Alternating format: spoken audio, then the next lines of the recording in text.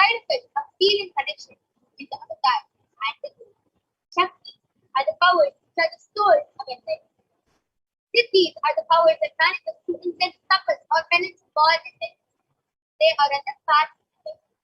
Siddhis are not permanent and they may divert you from enlightenment, whereas Shakti manifest through ordinary human beings in extraordinary ways, and they are permanent.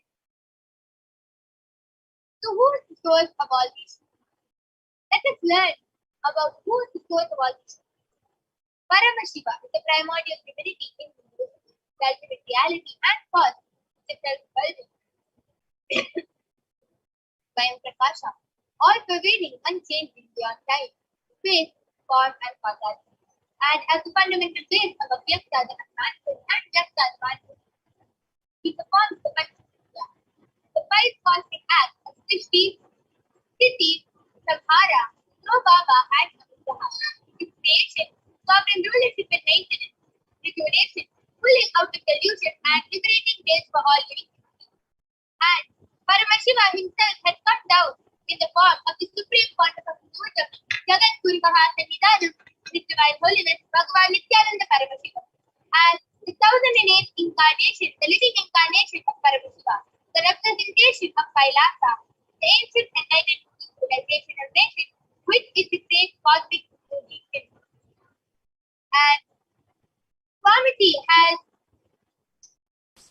been trained and taught to revive these extraordinary sciences from a very young age by the Guru Shishya Parampara, by the lineage of enlightened Gurus.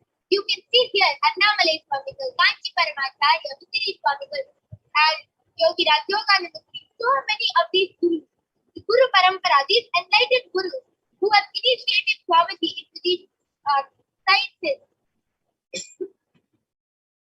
Yes, so he can revive these extraordinary sciences so we can enjoy them from the disciplines of Vedanta, Tantra, Sri Vidya, Yoga, Yogi powers, Mantra Shastra, Siddha Vidya, the science of Aushadha, Advaita, Bhakti Yoga, Paramashivoham, and Paramashivoham. So how do we awaken these divine Shaktis?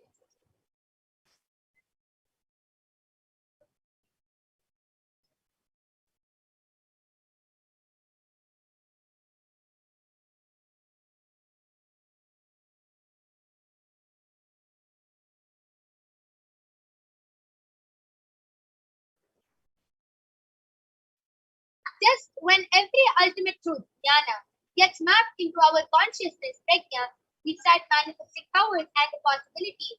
It becomes a possibility for every being, prajnana. And let us now watch a small video which explains about Diksha, the science, the power of initiation.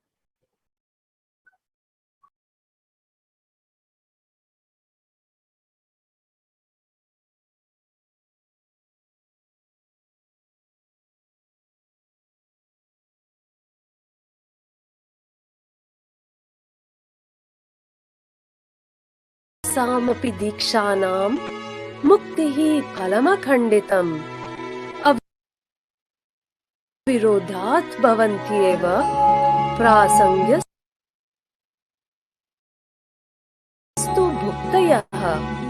The main benefit of all initiations is moksha, enlightenment. As a side effect, health, wealth, leadership and well-being happen. And in Rudrayamala Tantra, Shiva says, Devi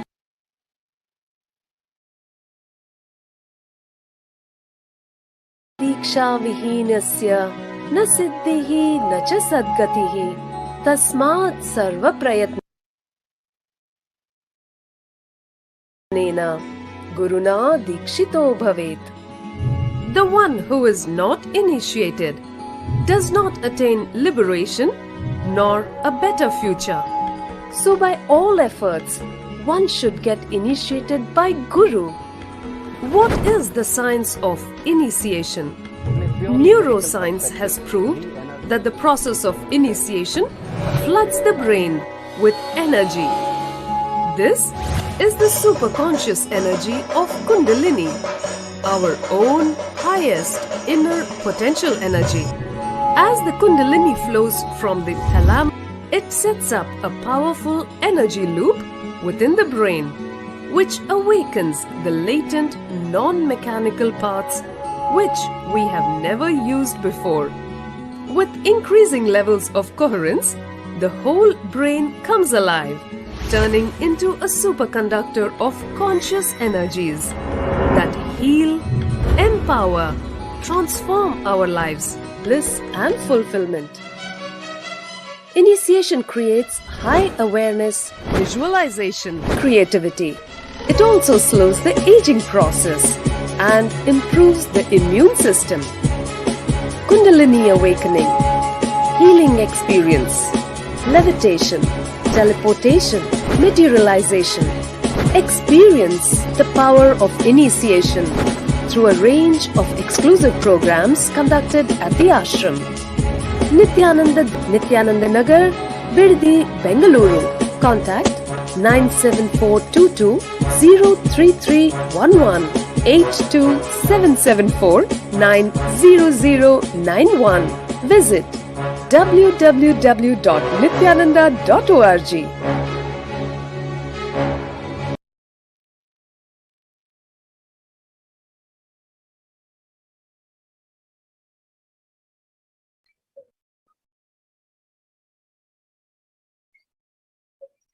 Yes. So let us now see how the science of power manifestation is authenticated through the four aspects of evidences or pramanas. First, it's the Shastra Pramana, which are the eternal unchangeable truths of those scriptures. The next is the Apta Pramana, the experiences and results of Aptas or the authorities of Hinduism, the Vedic rishis and scientists who have time tested and verified this science. Third is the Atma Pramana, which is the experience or the account of the Supreme Pontiff of Hinduism, this millennium's avatar's personal experience of power manifestation. And last is the Pratyaksha Pramana, or the empirical evidence from observation and scientific experimentation. And let us now see the Pramanas, the Shastra Pramana to the power of third eye reading, which comes from the Vijnana Bhairava Tantra, Sutra 34.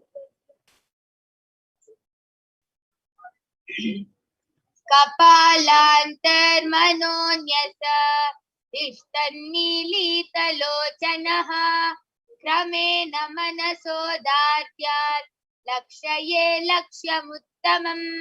The translation goes, by fixing the mind on the inner space within the crown center and sitting stably without any movement, having the eyes closed in succession, by that stability of the mind and inner space, through the power of the third eye, one directly sees the ultimate goal Lakshyam by having the vision beyond the sight that reveals any object or place, attaining space of oneness with the source Paramashiva. The next is the Apta Pramana, where Bhagavan Shri Krishna initiates Arjuna into the power of third eye. Bhagavan Krishna says to Arjuna in the 11th chapter and 8th verse, Natu mam shakyase drashtum anenaiva swachakshusha divyam dadami te chakshuhu pashya me yogamaishwaram. But you cannot see my cosmic form with these physical eyes of yours. Therefore I grant you the thy vision. Behold my cosmic opulence. In the Hindu Purana, Bhagavad Gita, Bhagavan Krishna initiates Arjuna into the power of third eye to behold his Vishwarupa Darshan. And the whole 11th chapter, the whole Vishwarupa Darshan is completely narrated by Arjuna as he sees Bhagavan Krishna through the third eye. And next is the Atma Pramana, where Swamiti shares beautifully in his own words his experience of the 360-degree vision. Broke. The first experience is that I was able to see everything around me, above me, the whole 360 degree, 10 direction, below me, everything. I realized not only I was able to see, I was able to feel, experience. I felt that the skin of the stone on rock on which I was sitting and the skin of this body equally. In both I exist equally. The setting sun, rising moon, the whole Arunachala hill, all the plants, bush, shrubs, trees, everything, everything just became so alive. The idea, something is inside,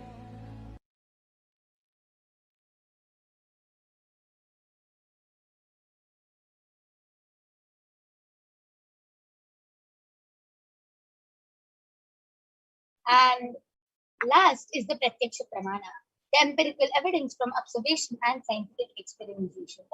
So the study measures compare the metabolic cell activity of the brain in the conscious and meditative states using the PET, the positron emission tomograph.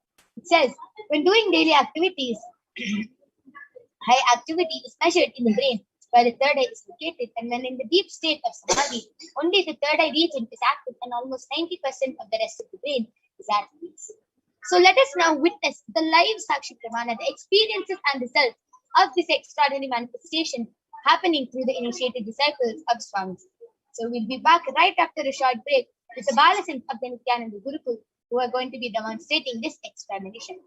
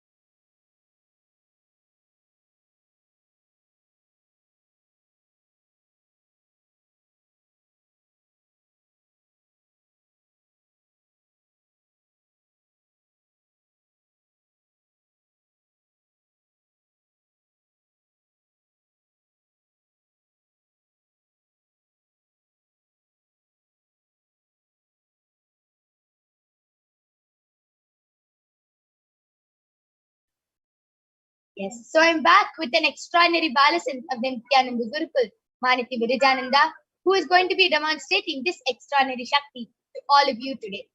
So, Ma Virija is going to be placing a medically certified eye bag on her eyes, and she will be reading with her eyes blindfolded. So, all of you can see I have a medically certified eye bag. In front is a complete opaque sheet, and behind is a thick sponge. You can see that there is no gap between the sponge and the opaque sheet, and there is no possible way of light entering through this eye bag. Even from any of the sides, there is no possible way of light entering through the eye bag. And this is the eye band I'm going to be placing on Kamarija's eyes. So you can see I'm opening the strap in front of all of you.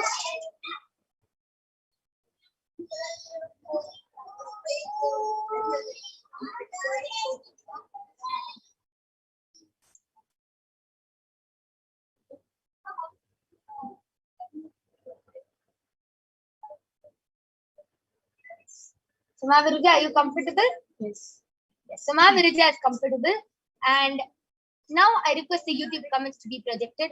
All of you can go ahead, post any comments you want on the Kailasa's HDH Nithyananda YouTube channel. And Ma Virija will be reading out your comments live.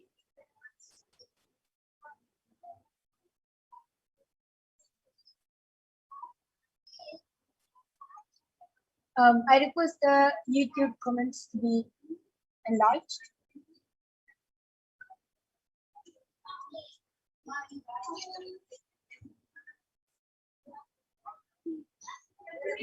Yes, that's so the latest comment in Kailasa's HDH Nithyananda YouTube channel is by Dolly Reddy, who posted Beloved Swami. And before that, Andrea Carl Mars posted, Nithyananda, yesterday found out my father has been diagnosed with skin cancer. Could you please scan him? An exclamation mark. And before that, my Andrea Carl has a question mark. And before that, my Andrea Carl has reposted the question. Yes. And Biotri Vajda's posted Nithyanandam and Namaskar Raji. And just now a comment was posted by Mahajandra Nithyananda's posted Nithyanandam, blessings dear, and request the comment section to scroll down. Nithyanandam dears, daughters, I will request a body scan from my sister in the next segment, Krishna Heart and the public color heart. Yes. Just for the body scanning to happen very smoothly, we request you to go for her consent whether she is fine, whether she has agreed for the body scanning, and we will proceed for the body scan.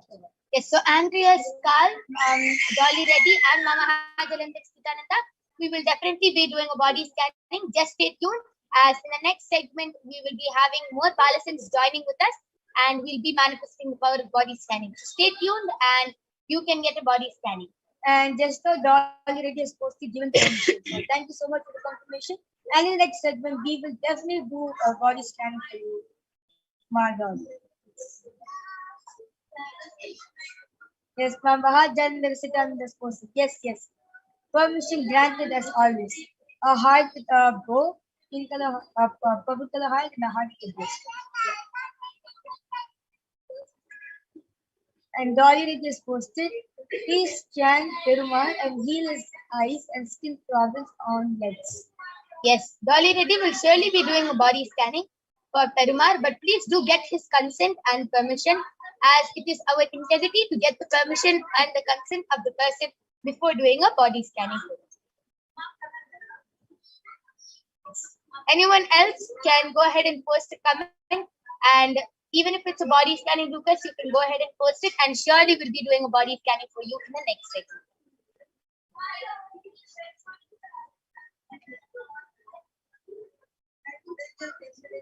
Okay. So now I'm removing the eyeband of Ma Virija. That was a beautiful, extraordinary demonstration of power of the right. All of you can see the eyeband is completely intact. There is no difference in the eyeband.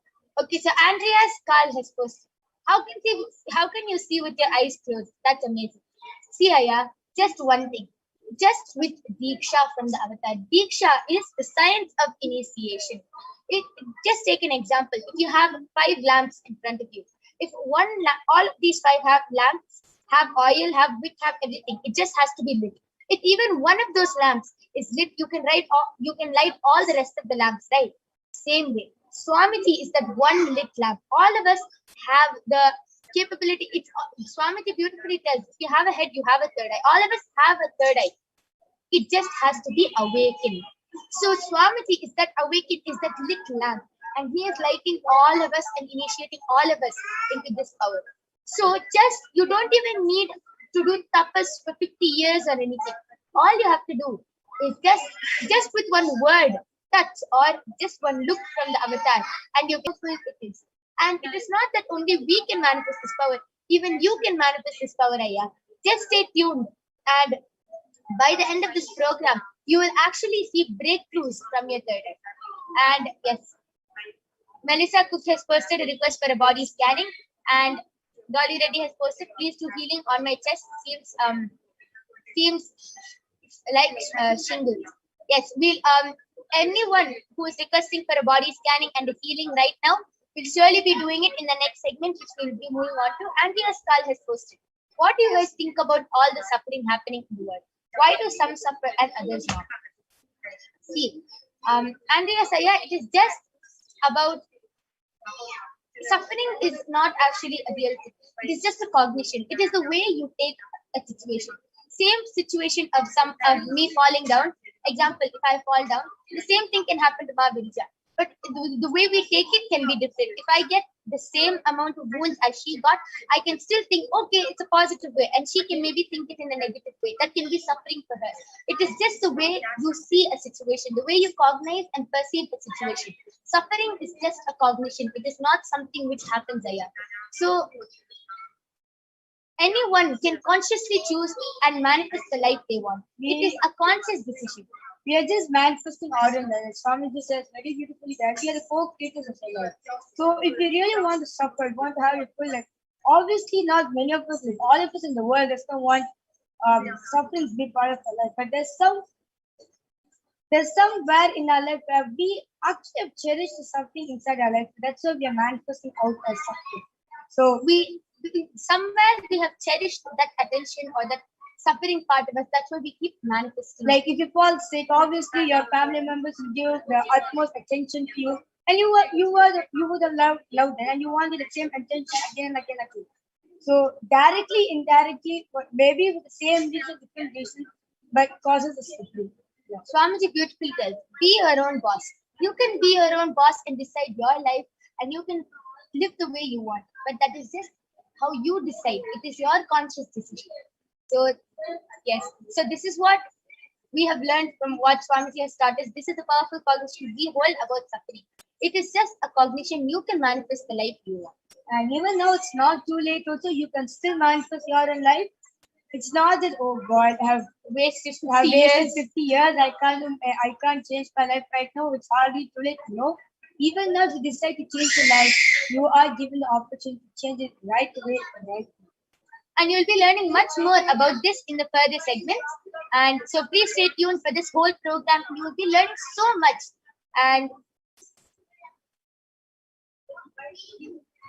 And now we'll be moving on to the next segment. Yes, Aya, all your just stay tuned, and all your questions will get answered automatically. Just stay tuned to all these segments, and all of your questions will be answered. We now have to move on to the next segment, which is the power of body scanning. Virija is 16 years old, and I am 14 years old. So we are now going to be moving on to the next segment, which is the power of body scanning. Let us see the pramanas now.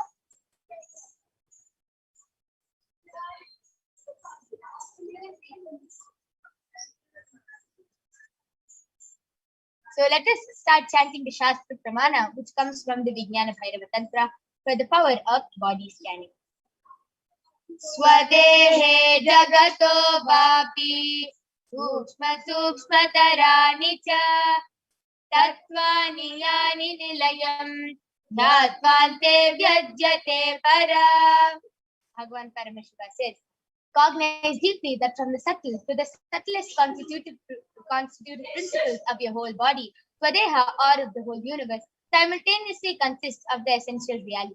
They are being absorbed in their source cause, Paramashiva, and by the experience of such restful awareness, one becomes complete from all the thoughts, and the ultimate universal divine power, Paradevi, Adi Shakti, is revealed, and the supreme power manifestation happens. The next is the Apta Pramana. So this Apta Pramana is the, as we said before, Apta Pramana is the reference of Vedic rishis, how they experience the science of power manifestation. So this Apta Pramana is taken from the very own life of a Siddha named Tereya, who was one of the prominent disciples of Augustine. One day, a man is suffering from severe headache and comes to Augustine for healing. And Augustine uses the power of body scanning and reveals to him that there's a small tip of clay, a type of frog, which is sitting in the person's brain. And Augustine immediately instructs his disciple Tereya to perform an open surgery and remove the frog. And after the surgery got completed successfully, the person got cured and healed of the headache, and thus the disciple gained a career. Next is the Atma Pramana, The experience of Swamiji's own life when he experienced and manifested this power of body scanning. So Swamiji has actually manifested two powers, the power of Sushada and the power of body scanning. On the 22nd of December, Swamiji shared, only when I had a multiple compound hand fracture, I was forced to go for surgery and therefore for medical checkups related to that. At that time, they detected heavy metal quantity in my different organs and it was revealed that I had been poisoned without our knowledge. I immediately used diagnostic methods instead of medical facilities to study the body condition due to the poison. Through the body scanning, I found out what imbalances and problems had happened and where the balance had to be done. I used allopathy as a second opinion just to verify my findings. All these great avatars, these incarnations of Hinduism, are born as awakened beings. Any incident which happens in their life is not an accident, it is a leela. It is a divine play which all these incarnations do. And last is the Sakshi Pramana. You can see it. The disciples of Swamiji, the initiated disciples and devotees of Swamiji, who have shared their experience of manifesting these powers. And now you are going to be witnessing the live Sakshi Pramana of this power being manifested in front of all of you guys. We will be back right after a short break with the Balasans and the Nithyananda Yogis who will be demonstrating this extraordinary Shakti to all of you. After a short break.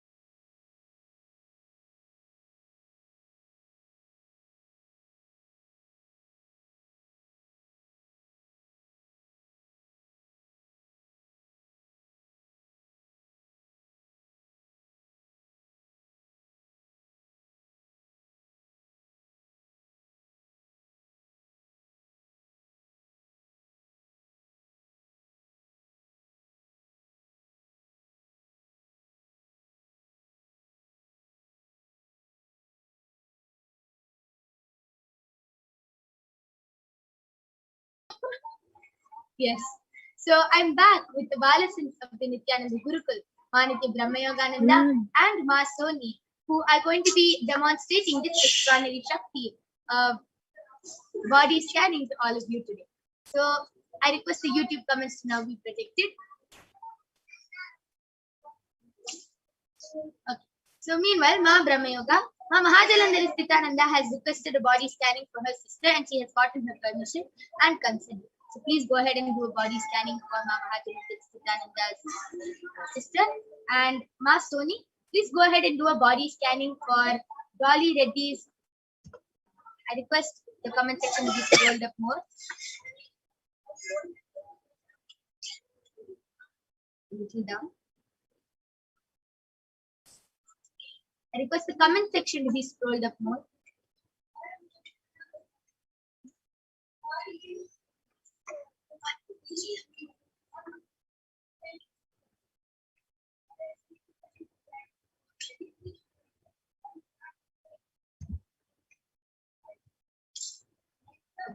So, Ma Mahajalandhara Sthitananda has shared. She fainted this morning and has been this way for a while now. Please share more. What is behind this and what does Paramashivoham permission grant? So, Ma Brahmayoga, please do body scanning for Ma Mahajalandhara Sthitananda's sister. And Dolly Reddy has requested for a body scanning for Suresh and for healing. And he has gotten permission. So, Ma Soni, please go ahead and do a body scanning for Suresh.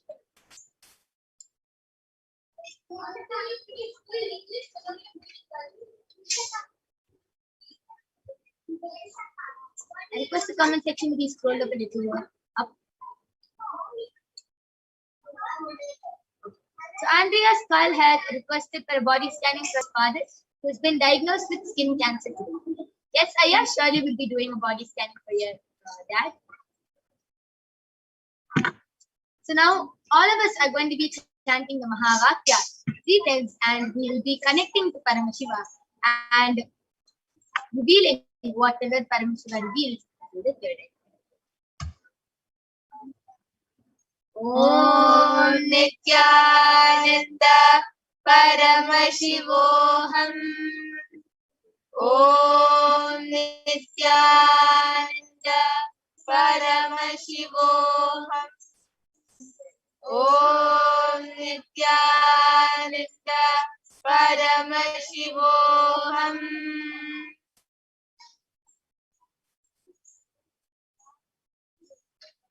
Yes. So, Andrea's skull, one thing Paramashiva reveals is that your dad feels less love. He feels like he hasn't had enough love from especially his mother, and he is holding an incompletion against him. And first thing your father should do is complete with that. He feels that he has not been loved enough and that he is not being cared about more. And that is why he has manifested this problem in his body. And it is also a lot of heat plus toxins. There are too much toxins in Aya's body, and that is even becoming more and more. The parasites are becoming more by more of self-hatred he is creating. He is just putting himself in victimhood, and that is creating more self-doubt and self-hatred, which is creating more and more toxins in his body. Yeah? So he should do lots of detoxing in his body, and immediate completion with himself and with his mother. This will really heal his problem. The problem will just disappear out of nowhere. This is what Paramashiva does. Yes, I did the body scanning for Ma Mahajalandhar Nithyananda's sister. So Ma Paramashiva revealed to me the reason as to why she fainted today morning was because first thing, she does not have enough of water in her body. She's really dehydrated. And second thing, she does not have enough of iron. So she should start drinking a lot of water, at least 3 liters of water a day. And she has to start eating a lot of dates and mint leaves. If she follows these 3 solutions, she'll be completely fine.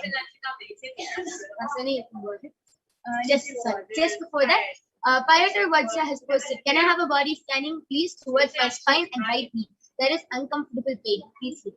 Brahmayana, you can do the body scanning for Pyotr Vajra. And I have understood that whatever problem you are having in your body, it's due to heat. That you make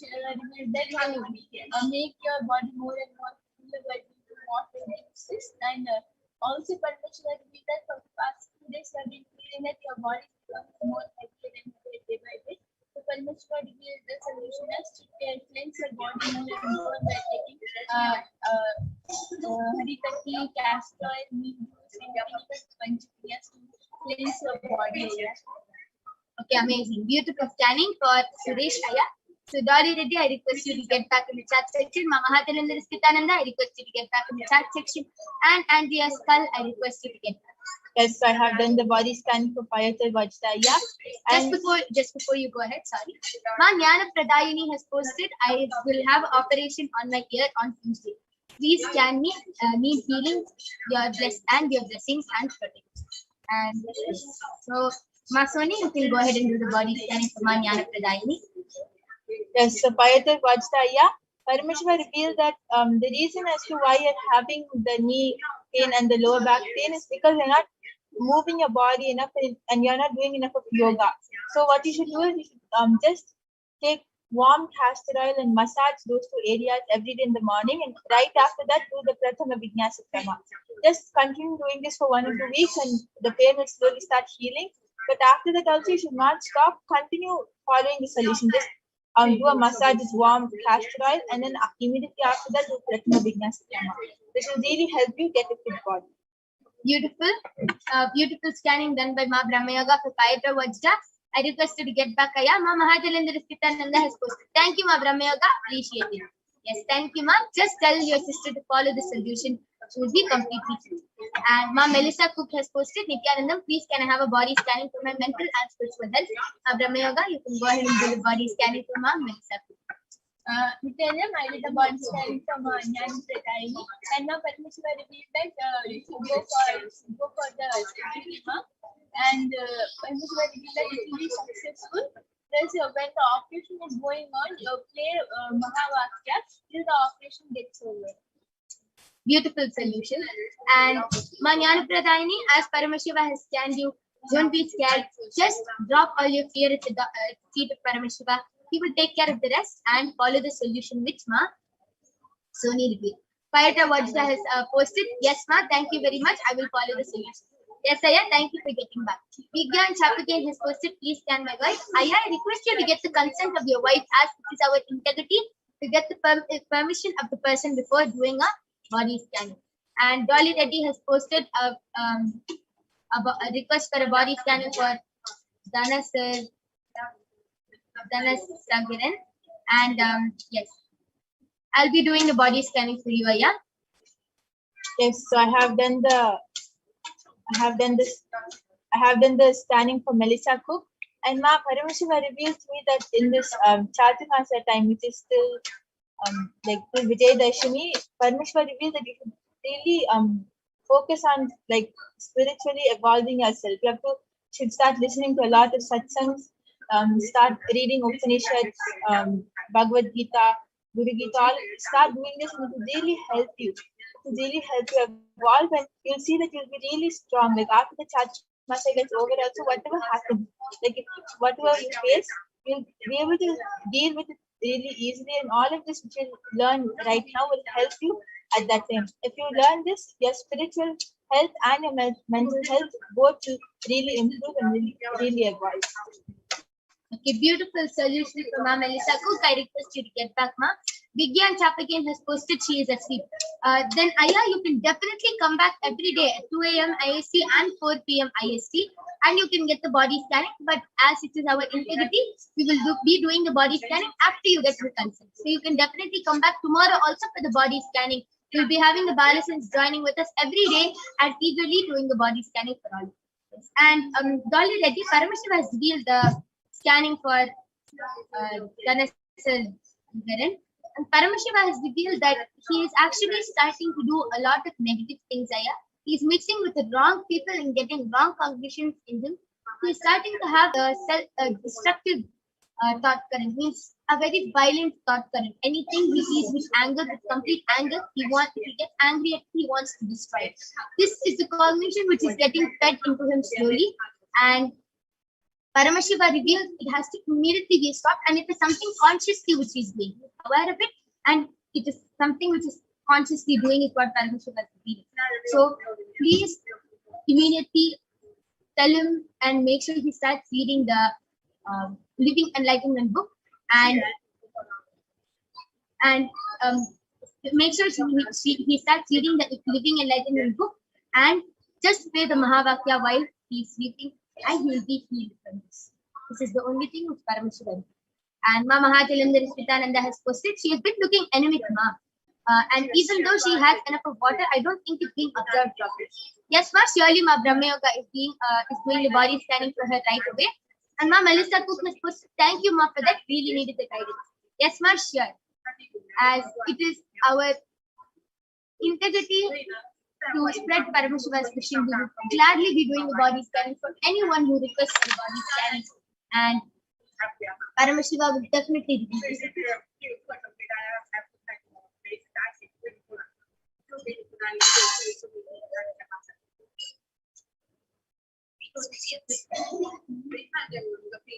Yes, Ma. So Ma Mahajalandhar Nithyananda Paramashiva revealed that the solution for her looking anemic and the water not being absorbed properly is she should start doing more yoga and she should start moving her body more. That time automatically the water will get absorbed and her automatically she'll not be like enough of blood will also be there in her body. Beautiful. Thank you, Ma Brahma Yoga, for doing the body scanning for her sister, Ma Mahajalandhar Nithyananda sister, and Dolly Reddy has gotten back telling. Thank you, Ma. And he has confirmed the name again. Yes, thank you, Aya. And yes, now it's time to conclude this power manifestation session. We thank all of you for joining us in this power manifestation session. Anyone who wants a body scanning can go ahead and come. You can call your friends, call your family members, call whoever you want for this body scanning, and you can come back every day, as the Balasins will be joining with us every day for this body scanning segment. And you can get a body scanning and not only be witnessing, you can get initiated. See, just with one look, touch, or word from the avatar, you can get initiated into these extraordinary Shaktis and powers. So, by the end of this program, just with one look from the avatar, just with one darshan from the avatar, you can start manifesting these extraordinary powers. It is not just something which you are seeing people manifest. We are demonstrating these powers for all of you to understand that it is a possibility for you, not just in comic books or movies or fairy tales. It is actually a possibility for people to manifest this power, and it is a possibility for you to manifest this power. So please stay tuned for the upcoming segments where you will be learning much more about this, and you will be learning so much about how you can manifest the life you want. And at the end, you will be having a power manifestation session. Mahajalandhara Nithyananda has posted, Great Ma, may Paramashiva bless you always. And Ma Jnana Pradayini has posted, thank you for scanning me, thank you for helping me, thank you for your love, thank you for scanning. Yes, Ma, surely it is just Paramashiva's grace that we are able to manifest this power, and we are all grateful to Paramashiva for giving us this extraordinary power. And with this, we'll be concluding this power manifestation session. We thank all of you for joining us. Please stay tuned for the upcoming segments. We will have Ma Madhura joining with us, and you will be learning about the divine feminine consciousness, Devi Parashakti, the divine cosmic mother. Thank you.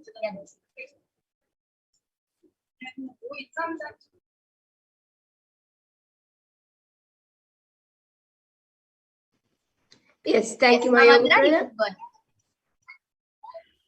And that was a great power demonstration that all of us just witnessed.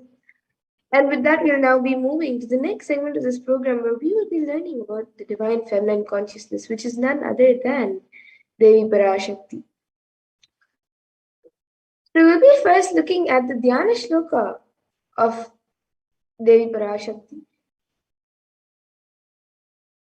which comes from the Lalita Sahasranama Dhyana Shloka. And I will be chanting it now. सिन्दूरारुणविग्रहां त्रिनयनामानिक्यमौली स्फुरते तारानायकशेखरां स्मितमुखीं मापीनवक्षोरुहां पाणिभ्यामलिपूर्णरत्नचषकं रक्तोत्पलं बिभ्रतीं सौम्यां रत्नगदस्थरक्तचरणां ध्यायेत् परामम्बिकाम्. And the translation for this verse is, the Divine Mother is to be meditated upon as shining in a vermilion-red body, with triple eyes, sporting a crown of rubies, studded with the crescent moon, a face all smiles, a splendid bust, one hand holding a jewel cup of mead and the other twirling a red lotus. And another verse that also comes from the Lalita Sahasranama Dhyana Shloka. अरुणां करुणां तरङ्गताक्षीं धृतपाशाङ्कुशपुष्पबाणचापाम् अनिमादिभिरावृतां मयूकैः रहमित्येव विभावये Bhavani. And the translation for this verse is, I meditate on the great Empress. She is red in color and her eyes are full of compassion. She holds the noose, the goad, the bow, and the flowery arrow in her hands. She is surrounded on all sides by powers such as anima of her rays, and she is the self within me. And Devi Parashakti is the ultimate pure feminine consciousness. Parashakti is the cosmic mother. It is her cosmic womb from which billions and billions of universes come out and go in, and the source where the Big Bang and black holes go on and on. And Parashakti is the source Shakti, the source energy, the source power, from which all of us came, in which all of us are in even now, and in which all of us are going to merge.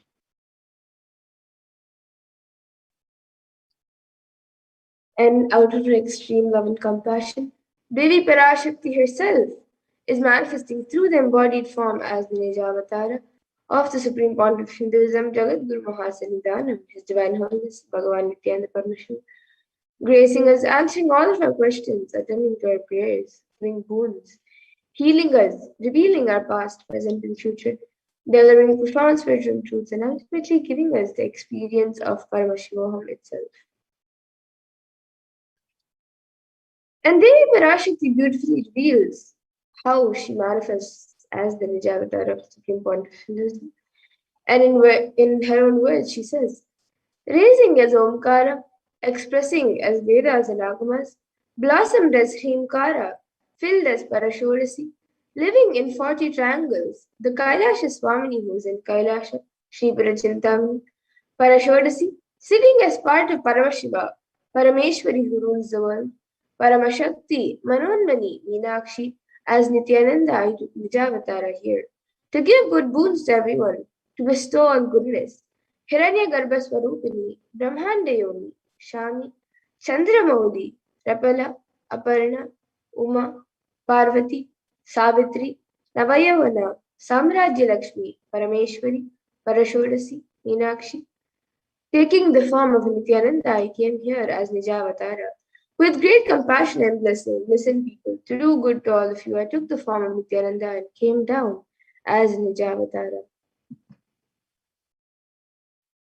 And again in the words of Devi Parashakti herself, raising in Omkara, blossoming as Shiva, manifesting a source of existence, powers of existence, expression of existence.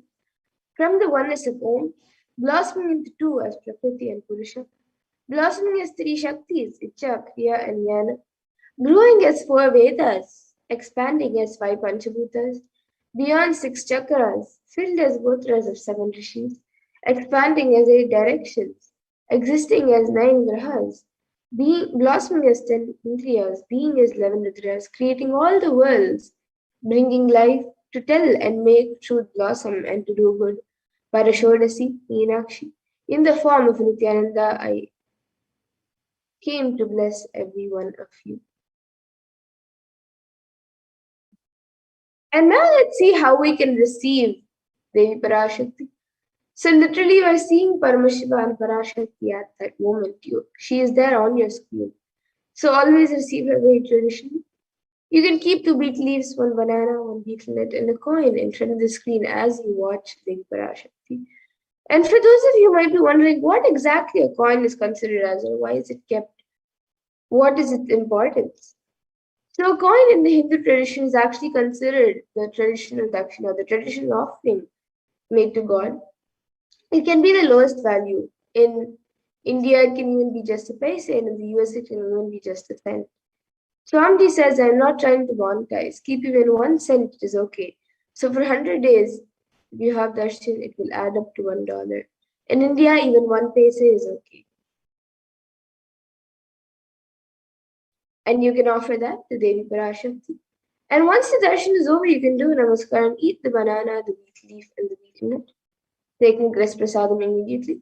And the coins that you collect, you can send it to the Los Angeles temple for the further procedures. And now some of you might be wondering, what does this beet leaf and beetle nut do to you? How will it benefit you, whether it's physically, emotionally, or mentally? How will it benefit you? So this beet leaf and beetle nut may look too small, but in a few days you will see how much it adds to your sentiment that really Devi Parashakti is there. You will not take the Devi darshan for granted. And rituals will break your monotonous unconscious mentality and lifestyle and remind you and raise you to the powerful combinations. It will break your unconscious behavior. And now all of you can see how you can set up your tambulam. You can arrange the beet leaf, the beetle nut, the banana, and the coin on a plate and keep it in front of the screen. As shown in the picture, there are a few more additional items, which if you would like, you can keep, and if you have, you can keep, which is some kumkum, some turmeric, some fresh flour, and a coconut, and some glass bangles. So if you would like, you can also keep these few additional items, but the 4 basic items that are kept as part of the tambulam is the beet leaf, beetle nut, the banana, and the coin. So you can arrange all the items in a plate, keep it in front of the screen as all of you get ready to receive Devi Parashakti. And with that, we come to a conclusion of this segment where we have learned who is Devi Parashakti and how we can receive Devi Parashakti when she comes for darshan. And we'll be moving to the next segment of this program where we will all be learning what Devi Parashakti has revealed in the Akashic reading for humanity for all of us on various problems that the world is facing right now during this pandemic. And we will also be seeing how important it is for us to understand, internalize, and follow what Devi Parashakti has revealed in the Akashic readings. So we'll be moving to the next segment of this program after a really short break. So all of you can stay tuned and we will be back.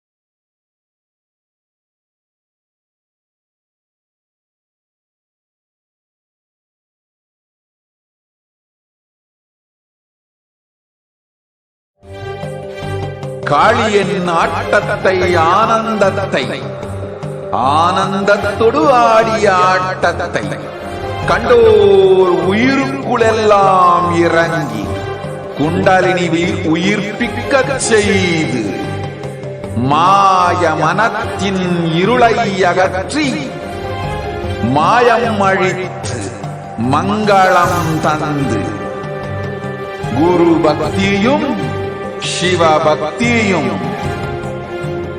Paramasiva பக்தியும் பரமசிவ சக்தியும் அளிக்கின்றேன். மனமாயை விடுத்து குரு பதத்தை பற்றுங்கள். நித்யானந்தமாய் நிஜாவதாரமாய் வந்துதித்த என்னை பற்றி வாழ்வில் எல்லா நலமும் பெற்றிடுங்கள். ஓம் ஓம் ஓம். யாதுமாகி நின்றாய் காளி, ஓம் காளி ஓம் சக்தி, ஓம் காளி ஓம் சக்தி, ஓம் சக்தி ஓம் சக்தி ஓம் சக்தி. ஓம் ஓம் ஓம் ஓம்.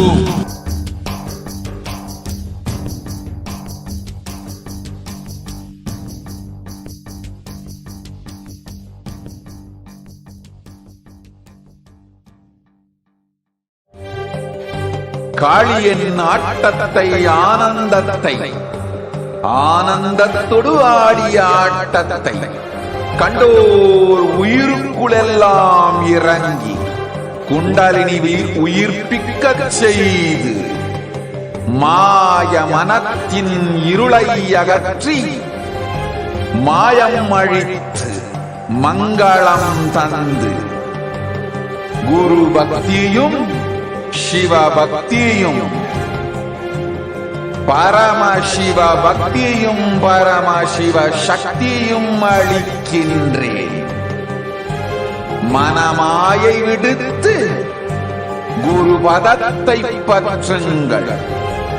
நித்யானந்தமாய் நிஜாவதாரமாய் வந்துதித்த என்னை பற்றி வாழ்வில் எல்லா நலமும் பெற்றிடுங்கள்.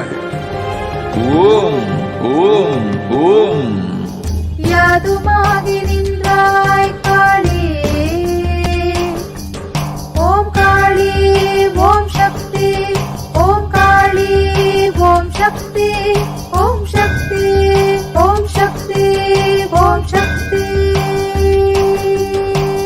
ஓம் ஓம் ஓம் ஓம்.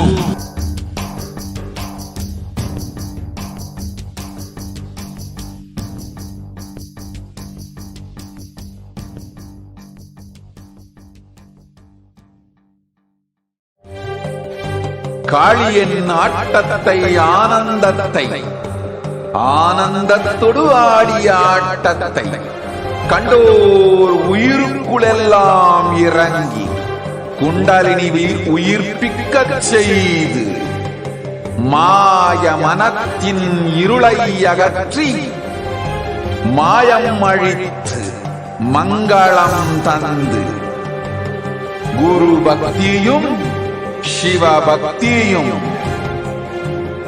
பரமசிவ பக்தியும் பரமசிவ சக்தியும் அளிக்கின்றேன். மனமாயை விடுத்து குரு பதத்தை பற்றுங்கள். நித்யானந்தமாய் நிஜாவதாரமாய் வந்துதித்த என்னை பற்றி வாழ்வில் எல்லா நலமும் பெற்றிடுங்கள். ஓம் ஓம் ஓம். யாதுமாகி நின்றாய் காளி, ஓம் காளி ஓம் சக்தி, ஓம் காளி ஓம் சக்தி, ஓம் சக்தி ஓம் சக்தி ஓம் சக்தி. ஓம் ஓம் ஓம் ஓம்.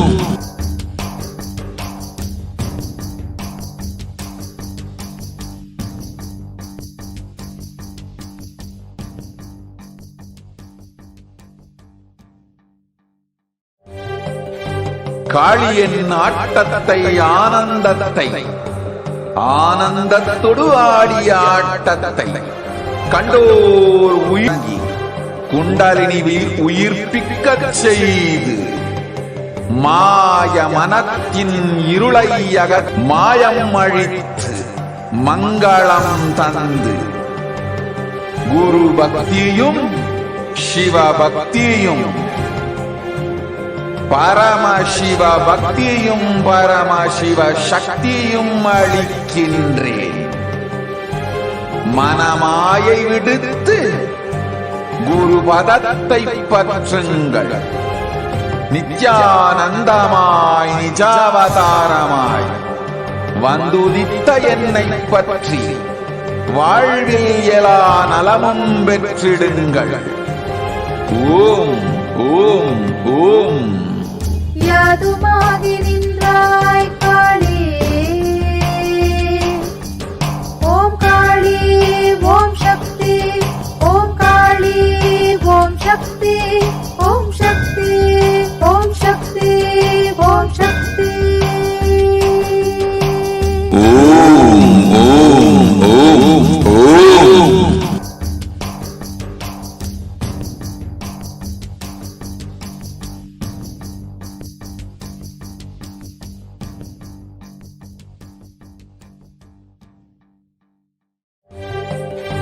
காளியின் ஆட்டத்தை ஆனந்தத்தை ஆனந்தத்தொடு ஆடிய ஆட்டத்தை கண்டோர் உயிருக்குளெல்லாம் இறங்கி குண்டலினி உயிர்ப்பிக்கச் செய்து மாய மனத்தின் இருளை அகற்றி மாயம் அழித்து மங்களம் தந்து குரு பக்தியும் சிவ பக்தியும் பரமசிவ பக்தியும் பரமசிவ சக்தியும் அளிக்கின்றேன். மனமாயை விடுத்து குரு பதத்தை பற்றுங்கள். நித்யானந்தமாய் நிஜாவதாரமாய் வந்துதித்த என்னை பற்றி வாழ்வில் எல்லா நலமும் பெற்றிடுங்கள். ஓம் ஓம் ஓம். யாதுமாகி நின்றாய் காளி, ஓம் காளி ஓம் சக்தி, ஓம் காளி ஓம் சக்தி, ஓம் சக்தி ஓம் சக்தி ஓம் சக்தி. ஓம் ஓம் ஓம் ஓம்.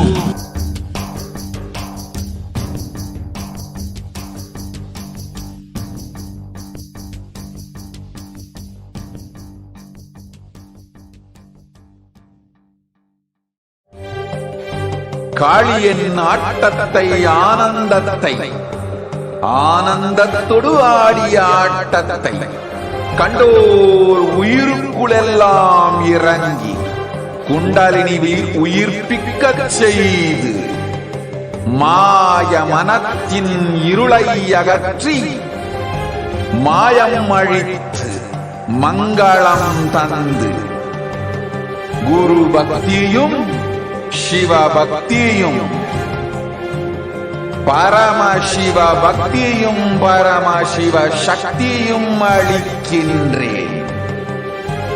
மனமாயை விடுத்து குரு பதத்தை பற்றுங்கள். நித்யானந்தமாய் நிஜாவதாரமாய் வந்துதித்த என்னை பற்றி வாழ்வில் எல்லா நலமும் பெற்றிடுங்கள். ஓம் ஓம் ஓம். யாதுமாகி நின்றாய் காளி, ஓம் காளி ஓம் சக்தி, ஓம் காளி ஓம் சக்தி, ஓம் சக்தி ஓம் சக்தி ஓம் சக்தி. ஓம் ஓம் ஓம் ஓம்.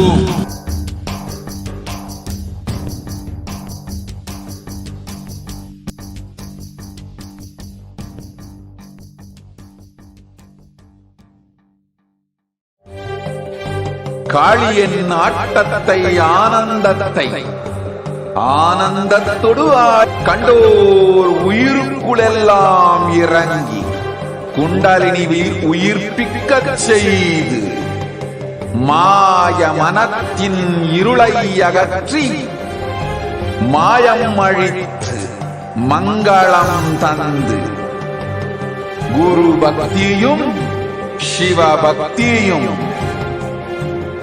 பரமசிவ பக்தியும் பரமசிவ சக்தியும் அளிக்கின்றேன். மனமாயை விடுத்து குரு பதத்தை பற்றுங்கள். நித்யானந்தமாய் நிஜாவதாரமாய் வந்துதித்த என்னை பற்றி வாழ்வில் எல்லா நலமும் பெற்றிடுங்கள். ஓம் ஓம் ஓம். யாதுமாகி நின்றாய் காளி, ஓம் காளி ஓம் சக்தி, ஓம் காளி ஓம் சக்தி, ஓம் சக்தி ஓம் சக்தி ஓம் சக்தி. ஓம் ஓம் ஓம் ஓம்.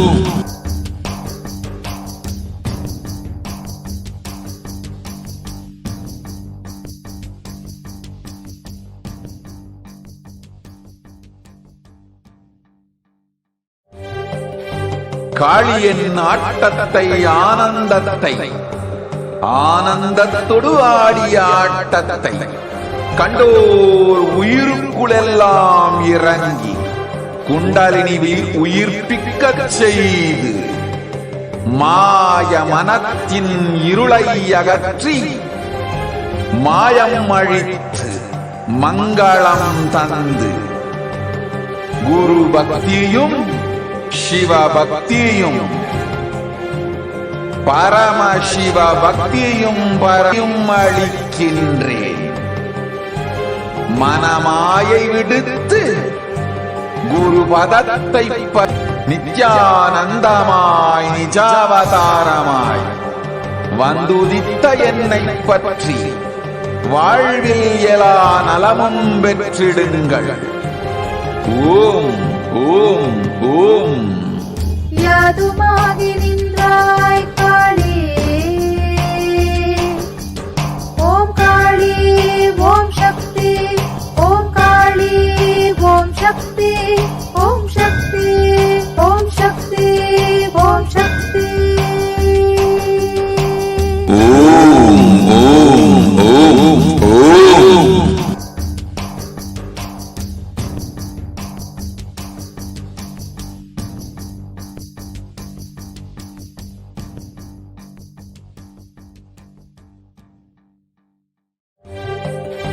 காளியின் ஆட்டத்தை ஆனந்தத்தை ஆனந்தத்தொடு ஆடிய ஆட்டத்தை கண்டோர் உயிருக்குளெல்லாம் இறங்கி குண்டலினி உயிர்ப்பிக்கச் செய்து மாய மனத்தின் இருளை அகற்றி மாயம் அழித்து.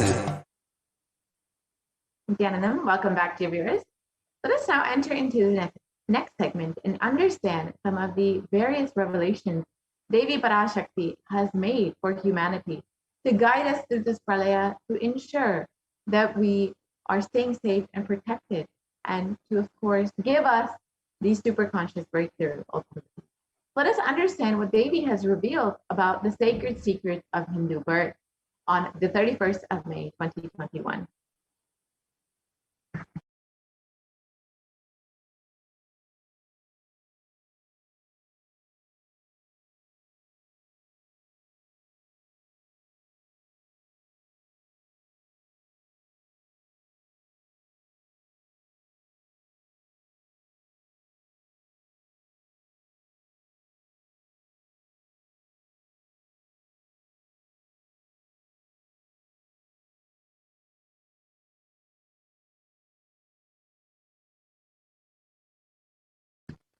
Sorry, I don't think the audio is being shared. We could request the volunteer to share the audio.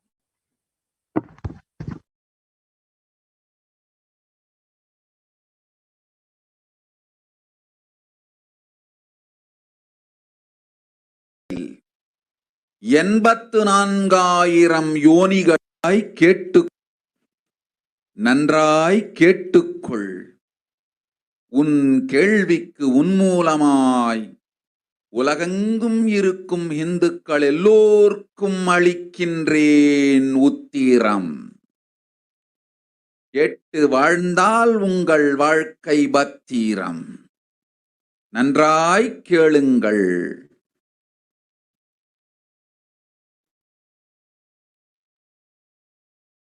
பிறப்பின் ரகசியத்தை பிறப்பிலா பெருமை உடைய பரமேஸ்வரி சொல்லுகின்றேன் கேளுங்கள். அண்டஜம், யோனிஜம், ஜலஜம், பீஜம் எனும் 4 விதமான பிறவிகளில் 84,000 யோனிகளில் பிறக்கும் பிறப்புகளிலேயே பெருமை வாய்ந்ததும் உத்தமமானதும் மனித பிறவி. அந்த மனித பிறவியிலும் பலமுறை பிறந்து உழன்று அரசியல், பொருளாதாரம், சுகபோகம், தர்மம், காமம் எனும் ஆசைகள், துக்கங்கள், அச்சங்கள் அனைத்திலும் அழன்று உழன்று இனி வேண்டாம் இப்பிறவி, வேண்டுவது மோட்சமே என்று முடிவெடுத்தோர்க்கு மட்டுமே ஹிந்து மத யோனிஜம், ஹிந்து பெற்றோர்க்கு பிறந்திடும் சனாதன ஹிந்து தர்ம யோனிஜம். மனித பிறவி உத்தமம், சனாதன ஹிந்து தர்ம மனித பிறவி உத்தமோத்தமம். இந்த உத்தமோத்தம பிறவி எடுத்த எல்லோருக்கும் ஜீவன் முக்த விஞ்ஞானத்தையும் சனாதன தர்மத்தையும் காக்கின்ற கடமையும் உண்டு. அதனால் வருகின்ற நன்மையெல்லாம் அனுபவிக்கும் உரிமையும் உண்டு. இந்த கடமையை செய்வோம் என்று சத்தியம் செய்ததனால்தான் அந்த உரிமை அளிக்கப்பட்டது. பூமிக்கு வந்தபின் மனம் மயங்கி மதிமயங்கி சனாதன தர்மம் காக்க மறந்ததனால் மாயை அவர்கள் உயிரை பறிக்கின்றாள். நன்றாய் புரிந்து கொள்ளுங்கள். உயிரை கொடுத்தாலும் தர்மத்தை காப்போம் என்று உறுதி எடுத்தவர்க்கே சயோனிஜம் அளிக்கின்றேன் யான். உடல் பெற்ற பிறகு ஊழிப்பெறல் ஆசை அச்சங்களை உதறவிடாது உதறியும் விடாது சனாதன ஹிந்து தர்மம் காக்க மறந்தோரை உயிர் வாழத் தகுதியில்லாதவர் பட்டியலில் உடனடியாய் மாயை சேர்க்கின்றாள். அதனால் ராட்சசர்களும் அசுரர்களும் தானாகவே இவர்கள் உயிரை எடுக்கின்றார். நன்றாய் புரிந்து கொள்ளுங்கள். உயிரை கொடுத்தாலும் தர்மம் காப்போம் என்று நிற்பவர்க்கு நிலைத்திடும் வீரஸ்வர்க்கமும் கைலாச பதவியும் எக்காரணம் கொண்டும் தர்மம் காக்க மறந்த உத்தமோத்தம ஜனனமான சனாதன ஹிந்து ஜனனம் பெற்ற மக்களுக்கு இல்லை வேறு கதி. சனாதன ஹிந்து தர்ம மனித ஜனனம் உத்தமோத்தம மனித ஜனனம். உங்கள் உரிமை உலகில் அதிகம், உங்களுக்கு கடமையும் உலகில் பெரிது. தர்மம் காத்தாலே கடமை, தர்மம் காக்காதார்க்கு உயிர் வாழும் உரிமை இல்லை.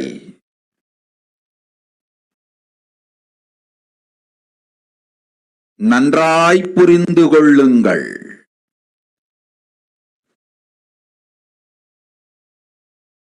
உத்தமோத்தம பிறவியான சனாதன ஹிந்து தர்ம பிறவி எடுத்த எல்லோரும் புரிந்து கொள்ளுங்கள். உங்கள் வாழ்வின் முதற்கடமை தர்மம் காத்தல். தர்மம் காக்க தர்மம் உங்களை காக்கும். சனாதன ஹிந்து தர்மம் காக்க மறந்திட்டால் வாழும் உரிமையை நீங்கள் இழந்து விடுகின்றீர்கள். அதற்கு மேல் வாழ்ந்தென்ன அழிந்தென்ன? பூமிக்கு பாரம் குறையட்டும் என்று அசுரர்களும் ராட்சதர்களும் உங்களை உண்டு தீர்க்கின்றார்கள்.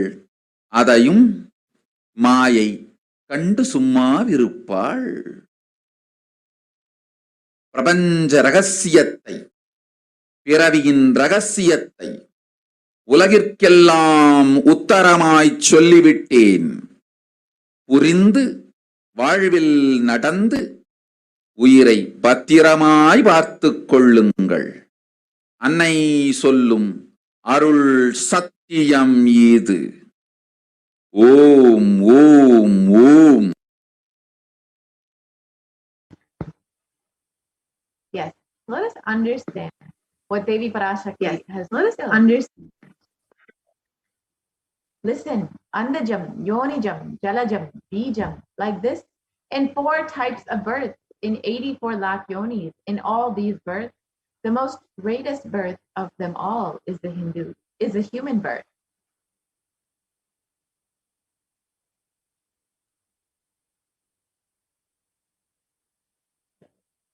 Even in that human birth, many times, after getting burnt and toiled in politics, in finance, in luxuries, in dharma, artha, kama.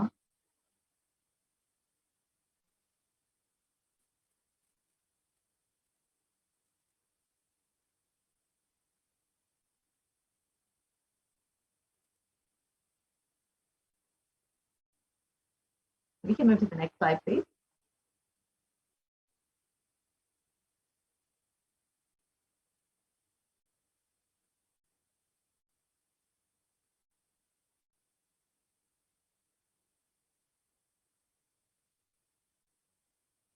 We can move to the next slide, please. And those who decide of, sorry, you can go back to the previous slide.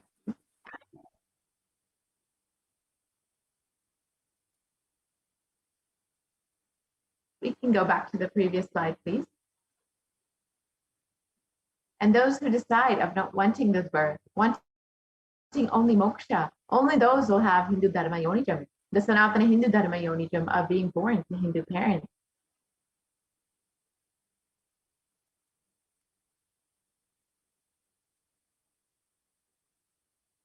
Human birth is Uttamam, the best.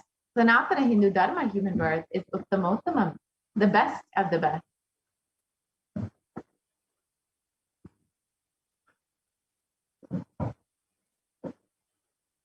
Everyone who took this Uttamottama birth has the responsibility of protecting the sign of living enlightenment and Sanatana Dharma.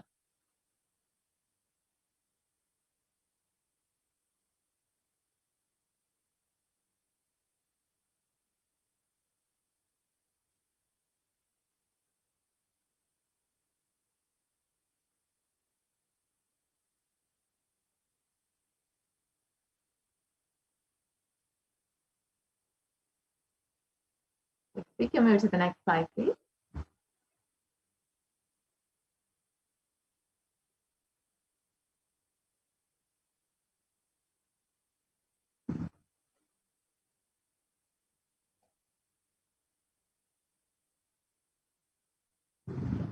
So, as we wait for the slide, let us understand how we can ask our questions to Devi Parashakti during the live Akashic reading.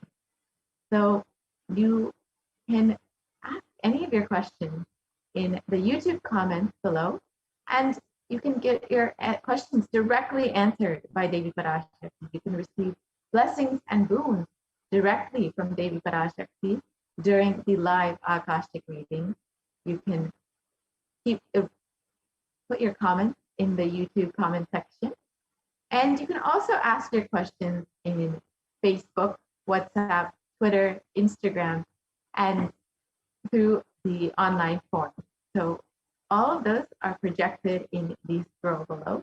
So you can ensure that all of your questions, all of your prayers are being answered by the Cosmic Mother herself, manifesting through the Supreme Concept of Hinduism.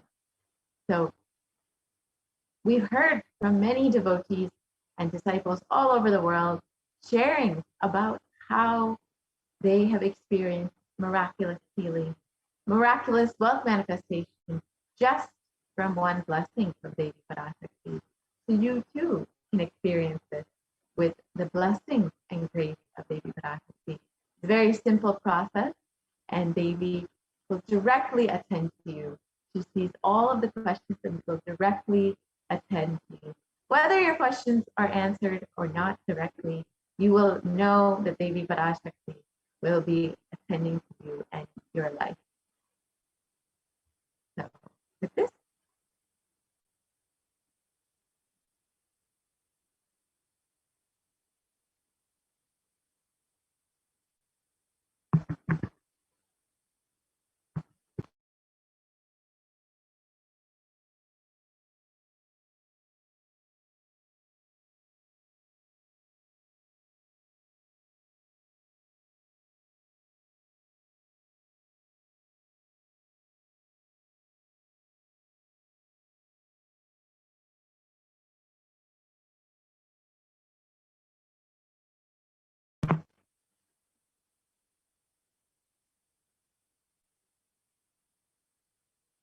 sorry for the technical glitch. We'll be right back with those slides.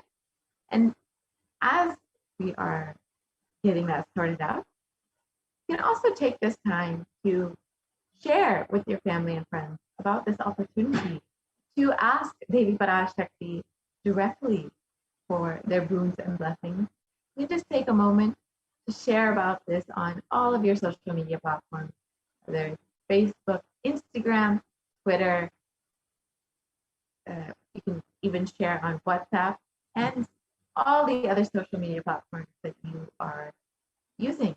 You can take a moment and share all of the beautiful opportunities that you are having by getting your questions directly answered and blessed by Devi Parashakti.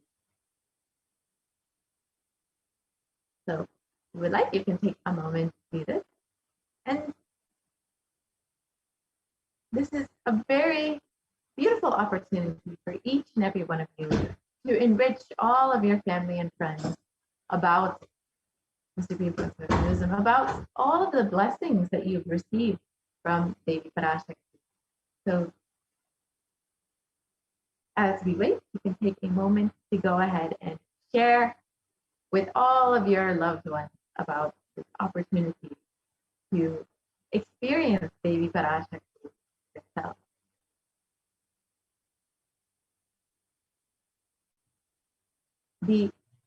The translation of Devi's revelation continue on. The first responsibility of your life is protecting Dharma. If you protect Dharma, Dharma will protect you. If you forget to protect Sanatana Hindu Dharma, you lose the right of living. After that, what bothers whether you live or get destroyed? Asuras and Rakshasas will eat.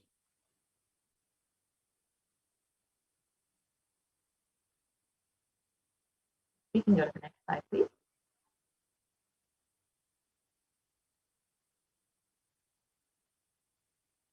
We can continue to the next slide, please.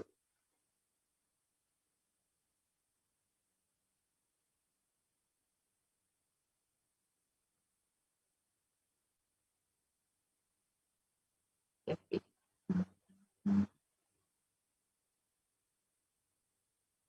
So after that, what bothers whether you live or get destroyed? Asuras and Rakshasas will eat you so that the burden on earth is reduced. Seeing that Maya, she will keep quiet.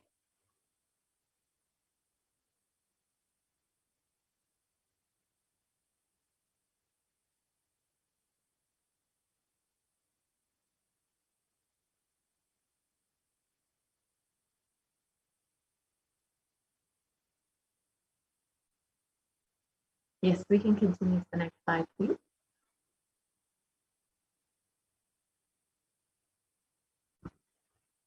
Let us understand what is the responsibility for Hindus and what Devi has revealed about the Hindu Yonijam, how Hindus should be responsible. It is the Hindu nations that were ecosystems where more and more enlightened beings that could be produced so that the enlightened civilization could be kept alive and its great gifts shared with the world. Let us look at some of the references of Hindu nations from our scriptures.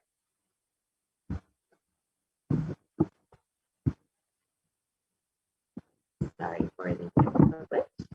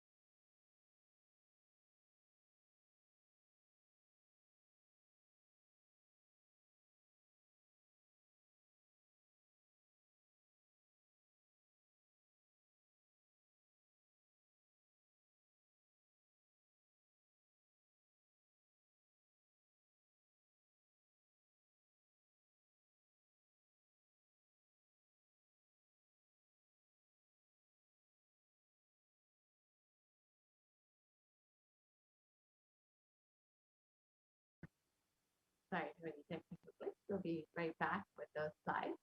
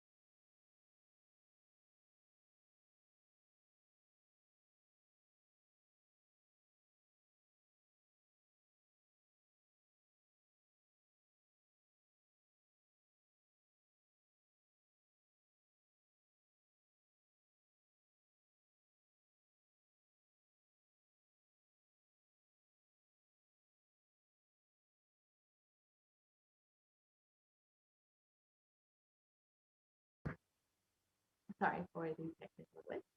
So we'll be getting right back with the slides and understanding the responsibility of Hindu birth. Devi has revealed that if you have the Hindu yonigam, the blessing of being born to Hindu parents, it was a conscious decision that you have taken in your previous life to be born.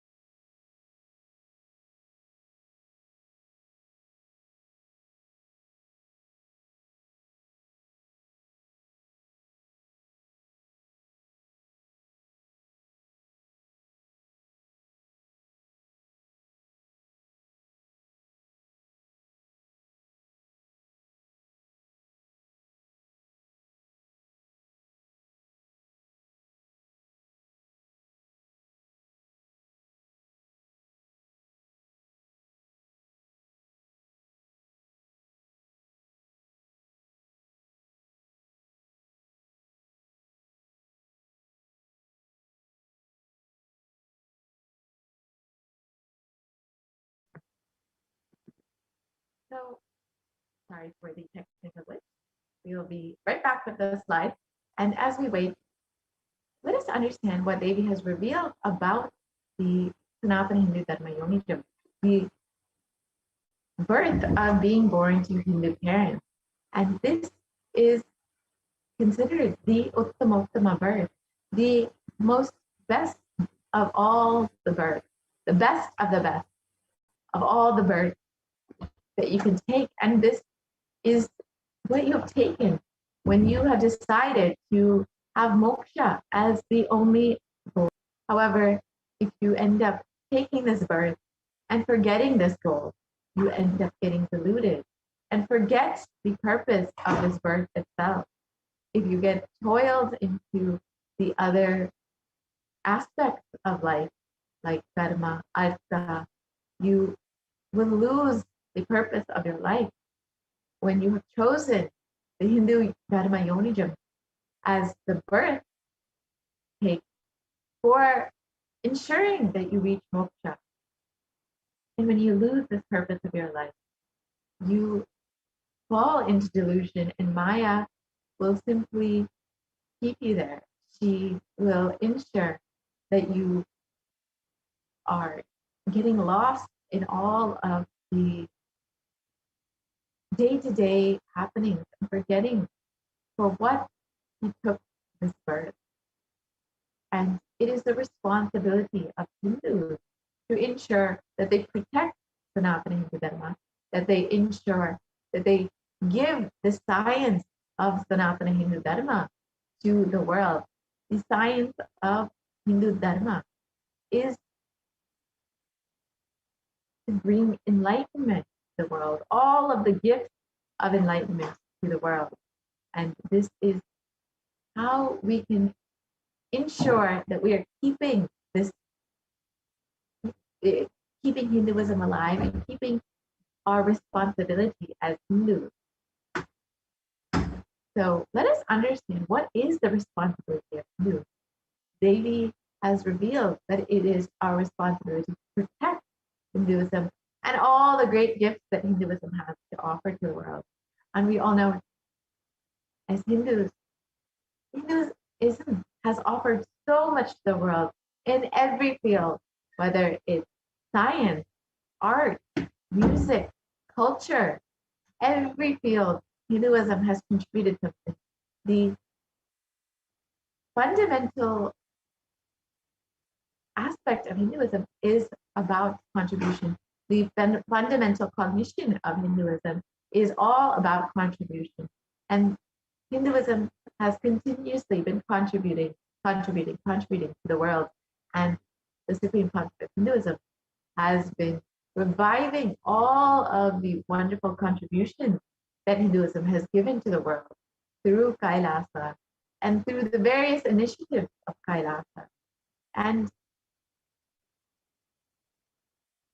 we have the opportunity to be a part of this by signing up to be an e-Kailashi at kailasa.org. So if you would like to avail all of the benefits of being a Hindu and of practicing Hinduism, all of the benefits that Hinduism has given to the world, you can sign up to become an e-Kailashi at kailasa.org and understand that Hindus and Hinduism has faced tremendous persecution and attack, and this destruction of Hinduism has gone through various phases, which we will be understanding very soon. But after facing so much of destruction and so much of attack, only the Supreme Pontiff of Hinduism is able to revive what all Hinduism and our sacred scriptures have contributed to the world through the various initiatives and programs the Supreme Pontiff of Hinduism is providing. He has made Hinduism accessible to everyone and for Hindus themselves to understand and experience. Hinduism has given so much to the world in various ways through the various fields in engineering, in astrology, astronomy, in understanding how the cosmos works, understanding how the macrocosm and the microcosm work, understanding the science of completion. All of this has come from Hinduism, and it has contributed so much to the world. And we as Hindus have a responsibility to protect what all Hinduism has contributed to the world. And we also have the blessing of receiving all of the benefits of Hinduism. So if you would like to learn more about that, you can visit kailasa.org and understand what all Hinduism has contributed and what the Supreme Pontiff of Hinduism is providing in order to share all of the gifts of Hinduism with the world.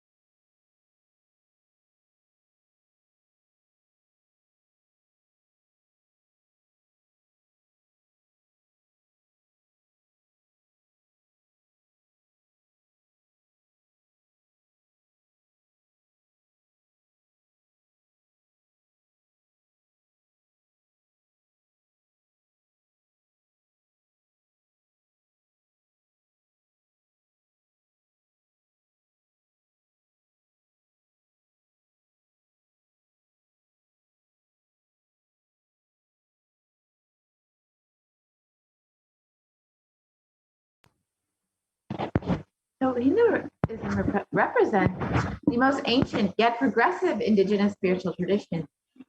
It is an open framework model of civilization that stands for global peace, vegetarianism, nonviolence, yoga, worship of nature, temple-based living, manifesting spiritual powers, and the inherent divinity of every being.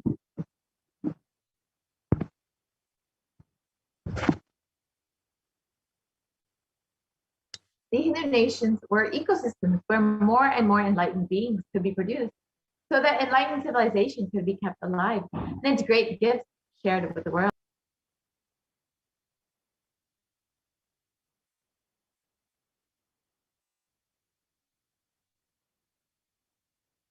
So let us look at some of the references of Hindu nations from our scripture.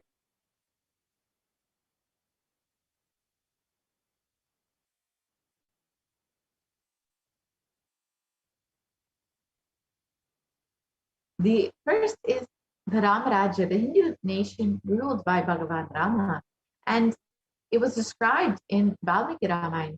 There were no widows to lament, nor there were any danger. You can go back to the previous slide, please.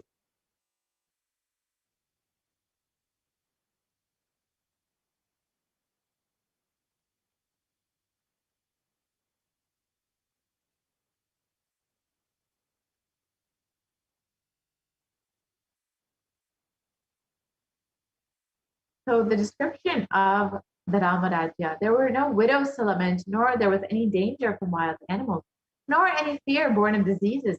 The world was bereft of thieves and robberies. No one felt worthless, nor did old people perform obsequies concerning youngsters. Every creature felt pleased, everyone was intent on virtue, turning their eyes towards Rama alone. Creatures did not kill one another.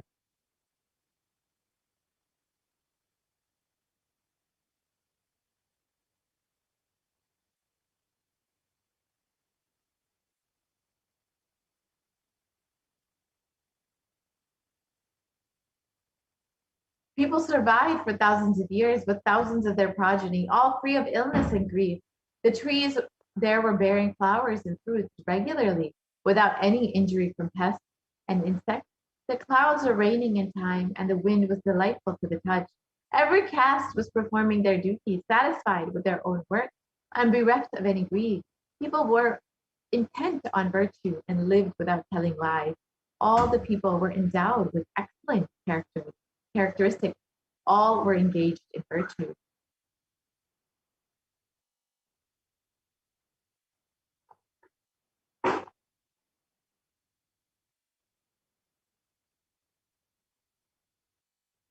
The Devas granted rains to fulfill all wants. The world became free.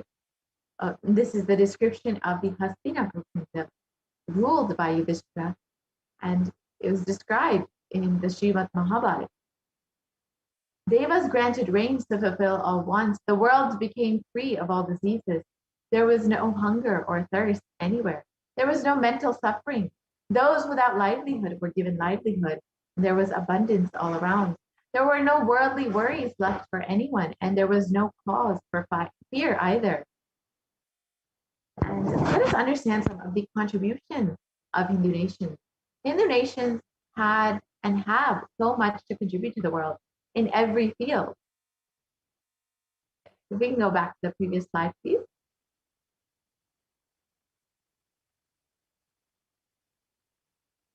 In every field, including enlightenment, health, medicine, art, science, technology, aviation, dance and music, clothes and jewelry, social systems, judicial systems, political systems, legal systems.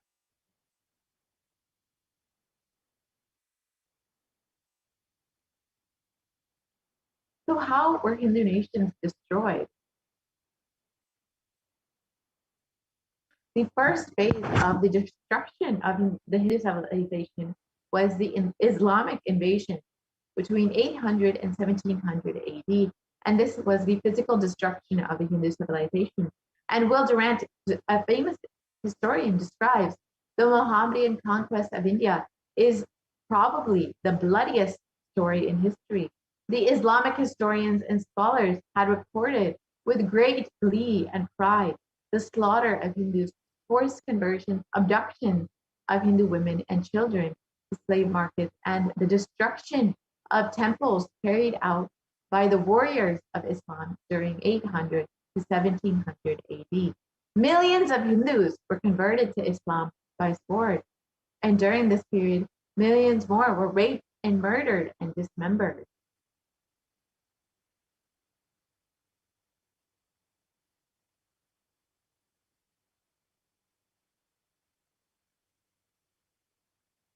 And Hindus, it was the Islamic law prescribed for Hindus conveyed by Khilji to his legal advisor has stated that Hindus are like mud. If silver is demanded from them, they must with greatest humility offer gold.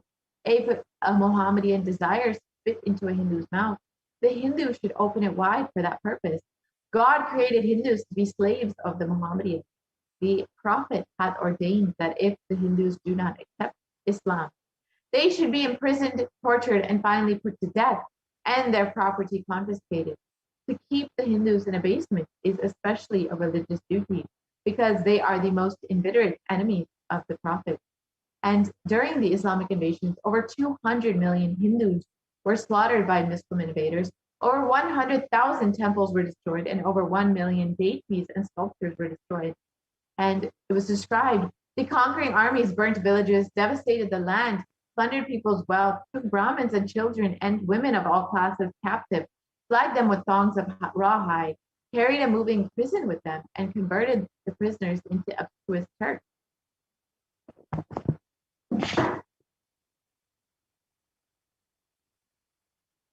And the next phase of the destruction of the Hindu civilization was the British occupation between 1700 and 1947 AD. And this was the economic and psychological destruction of the Hindu civilization.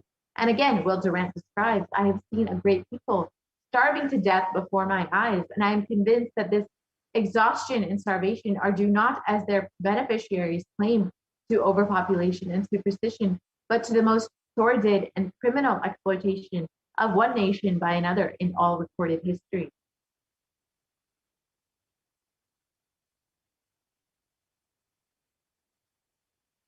And the second phase saw the British Empire use all the possible means to destroy the Hindu civil and cultural institutions in order to delegitimize and demoralize the indigenous peoples of India so that they would become slaves in their own homeland. And they had various ways of doing this through various laws and rules. Let's take a minute for the next slide, please.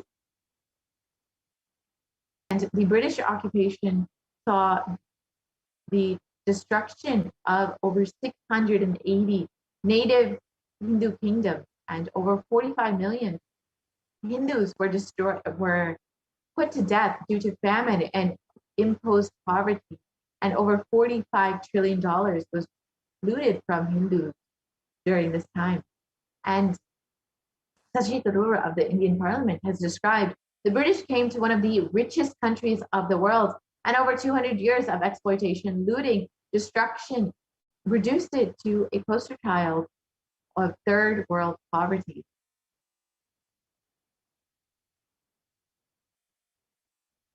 And the third phase of the destruction of the Hindu civilization was the secularized India, which was after in 1947 and current day.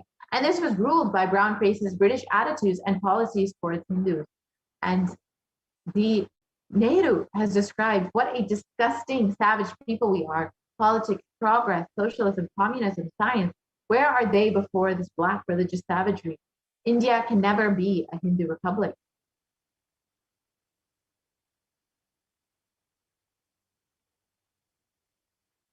And if the first law minister and principal architect of the Indian Constitution has described, if Hindu Raj does become a fact, it will no doubt be the greatest calamity for this country. No matter what the Hindus say, Hinduism is a menace to liberty. It is incompatible with democracy. Hindu Raj must be prevented at any cost.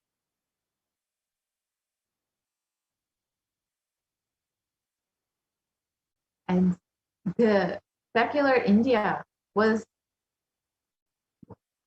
unfortunately ruled by an Indian legal system that was extremely anti-Hindu. The modern Indian legal system, academia, and media all systematically undermine, suppress, and delegitimize the Hindu institutions and culture. And they've done this through various methods, including laws and constitutional laws that were against Hindus and Hindu institutions. We can move to the next slide, please.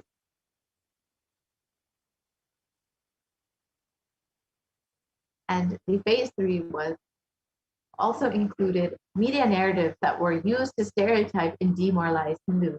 And this was seen all across Bollywood and other mainstream media, where they made Hindus as seen as complete jokers and corrupt, dishonest, and sex fiends. And this is, even till this day, how Hindus are projected.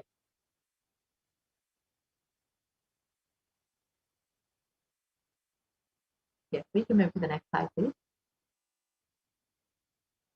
So let us understand why we need the revival of Hindu nations, and what is the revival of Hindu nations.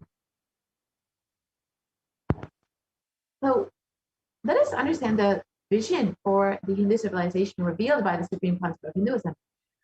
The Supreme Concept of Hinduism revealed during the time of the Mahabharata, we Hindus had 56 deshas, 200 states, 1,700 samsthanas, and 10,000 sampradayas. In all 56, we Hindus are persecuted. Now we have lost all of the 56. The last to fall was Nepal. I am the collective voice of all the persecuted Hindus. I will revive and rebuild a Hindu nation, built on the Vedagamic principles, on a refuge, as a refuge for all practicing and aspiring Hindus, as a safe haven for all the persecuted Hindus.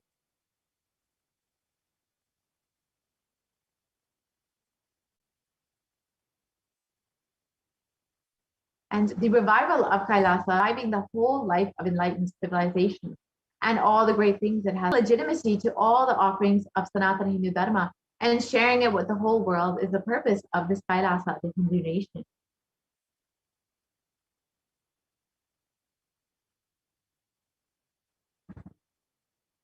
And Kailasa is the revival of the cosmic constitution. Kailasa is the model nation of how enlightened civilization should be living. And Hindus being one of the most persecuted civilizations, Hinduism is on the brink of extinction, such that the next generation may know about Hinduism only from textbooks.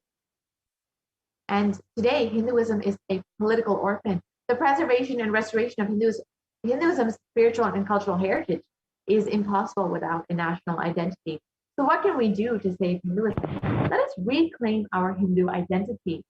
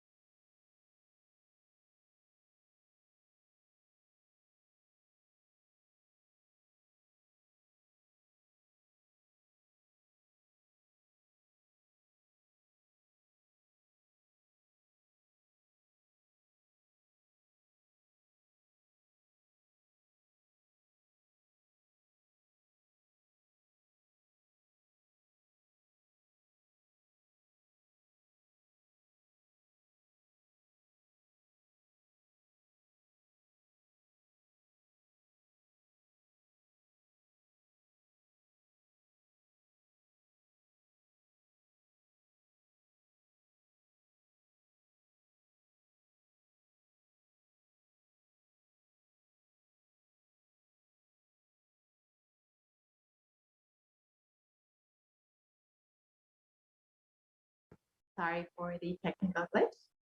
So let us understand in the words of the Supreme Concept of Hinduism himself why Kailasa, the Hindu nation, is needed for humanity. Let us watch that video now.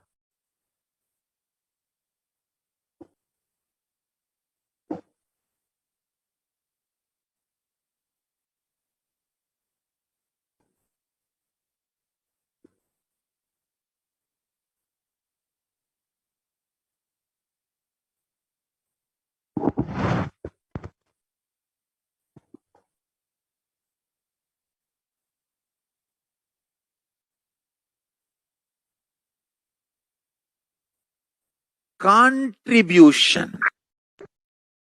Hinduism, Veda Agamas have great things to contribute to the world. Like the great power manifestation science, the ancient culture and arts, the ancient lifestyle truths, the ancient medical practices and medicinal knowledge, the ancient indigenous cultural heritage and jewelry, perfume, dance, music, in every level, Hinduism has so much to contribute. Veda Agamic traditions have so much to contribute. To share all this with the world, to contribute to the world.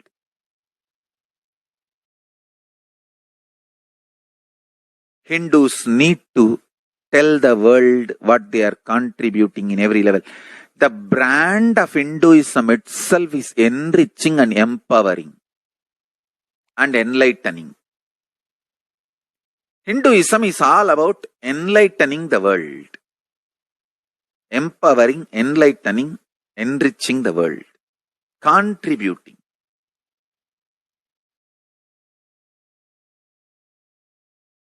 That is our spiritual life. That is our spiritual strength. That is our spiritual core principle. O humanity, I request you with folded hands, some one corner of the world, if you just give me few hundred acres, I will keep this whole science alive. Leave it for the whole humanity freely. Fortunately, Paramashiva has given me the power to decode all this Hindu medicinal system, Hindu judiciary system, Hindu social law and order system, Hindu power manifestation system, Hindu mental sciences system, Hindu yogic sciences, the sciences of Hindu biology, Hindu physics, Hindu psychology, Hindu physiology, Hindu chemistry, all this Paramashiva has given me the power to decode. Whatever the remaining scriptures are available with the humanity, Paramashiva has blessed me, and I have collected, not only I have collected and organized, I can decode. This whole science can be kept alive in any one corner of the world. Just few hundred acres are given for me to live peacefully and exist peacefully. I can store this whole thing alive and contribute it to humanity. Humanity better and better and better. I can make the planet Earth so much better place to live. I am here to contribute. and I will continue to contribute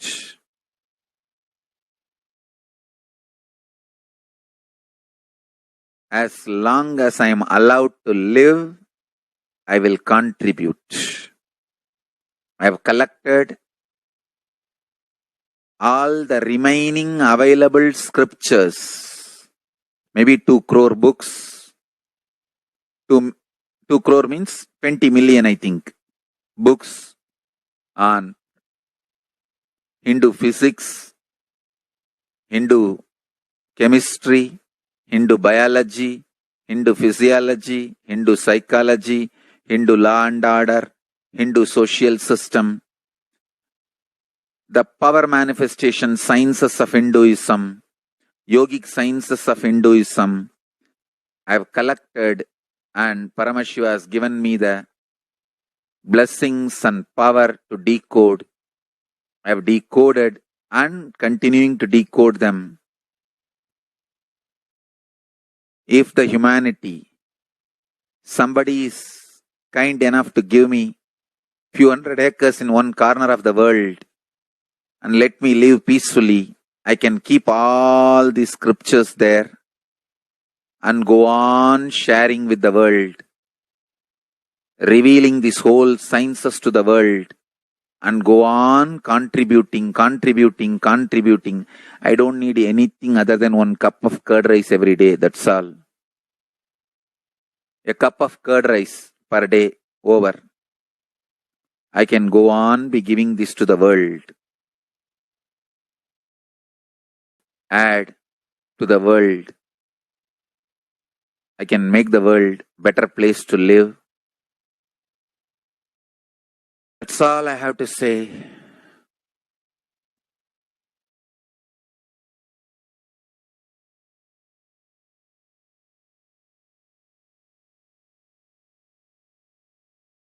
Thousands of medicines are described detail in ancient Siddha and Ayurvedic scriptures. Paramashiva has given me the power to decode them, read them, and properly translate and map them to the modern day human language. And I am ready to work 20 hours a day.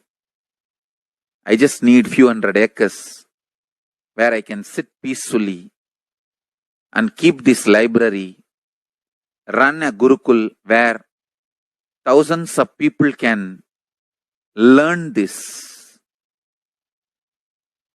and share it with the world. Understand?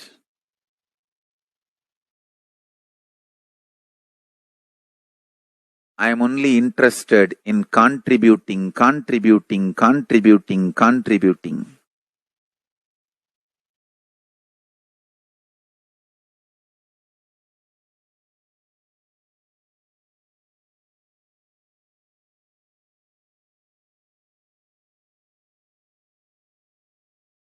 If we can decode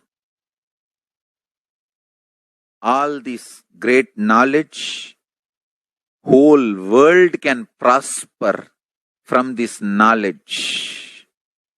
Whole world can enjoy from this knowledge. If I prosper, I will only create a university. I will not create anything else. If the Hindus prosper, they will only create education institutions. Because Hinduism is all about giving, contributing. If I prosper, I'll create university, that's all. Kailasa is all about university, to decode the ancient sciences and share with the world.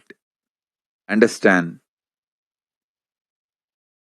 Every day I am sitting and going on decoding, writing notes on my books and on my books. Whether it is making human beings manifest powers, and I have also now started downloading and decoding the science of making animals manifest powers. Whether making people manifest powers or healing,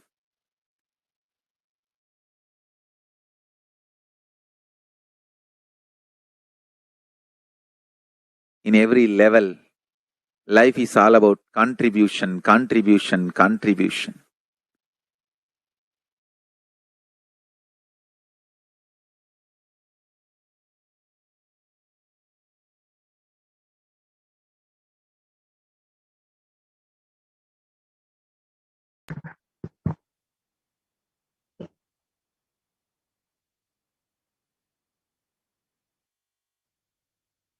So now that we've understood what is the need for a Hindu nation and how the Supreme Concept of Hinduism is reviving the Hindu nation, let us now enter into the next segment where we will understand the various ways we can connect with Devi Parashakti through the offering made to Devi. So the offerings are an opportunity for us to open up our being, to receive all of the love and energy and blessings of Devi Parashakti. So please stay tuned for this next segment. We will understand how we can connect with Devi much more deeply and how we can receive her blessings much more deeply. Let us enter into this segment now. Yes, we can move to the next slide, please. We can continue on.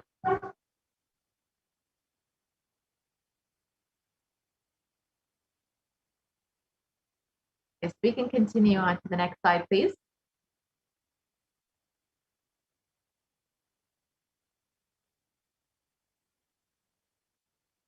We can continue.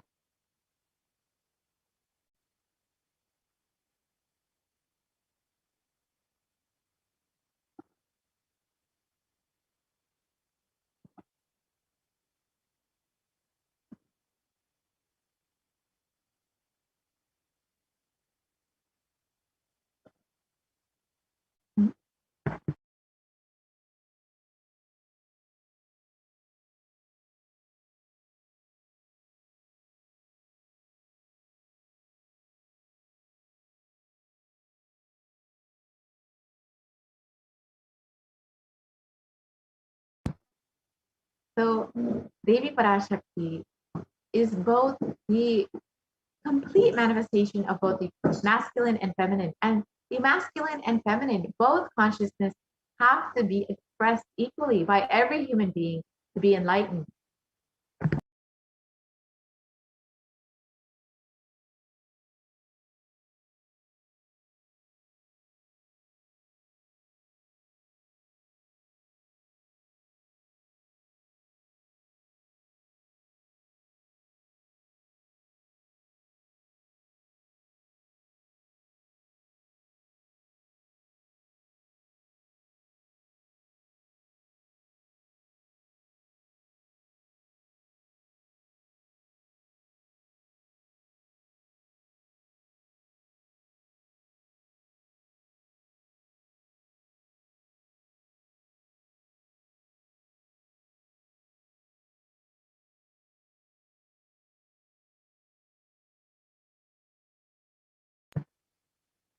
So every human being must express both masculine and feminine consciousness. And until enlightenment, only the masculine dimension expresses more than the feminine dimension, irrespective of male or female physical body. And during the Bhav's meditation, every human being has to complete with these 5 dimensions to achieve enlightenment. With the Pitrus, the ancestors, the Gurudevatas, the family deities, then the parents, the nature, and the Guru.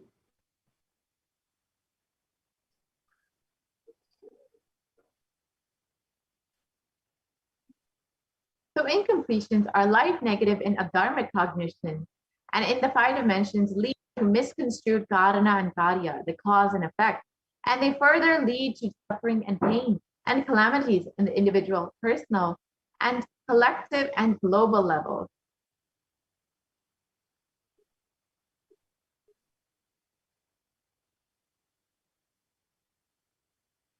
And being sensitive is being aware and gratitude to life. Everything from the air we breathe, the place you sit, the energy to feel that you exist, and the energy to celebrate existence.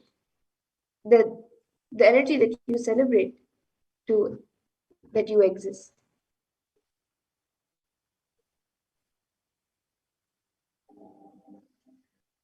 And there are 43 energies which constitute our human body. When all 43 are integrated to Dharma, one becomes enlightened. Dharma is the cosmic motherly completion and sensitivity from the level of the Panchabhutas. And this is the core principle of the cosmos.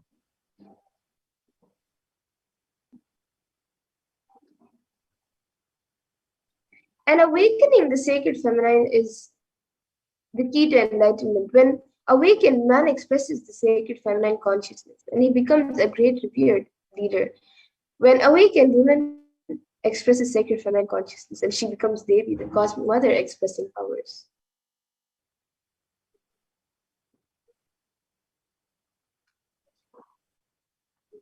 So the key to awaken the sacred feminine consciousness is conscious sovereignty. And the Supreme Pontiff of Hinduism has spoken greatly on this over the past several months.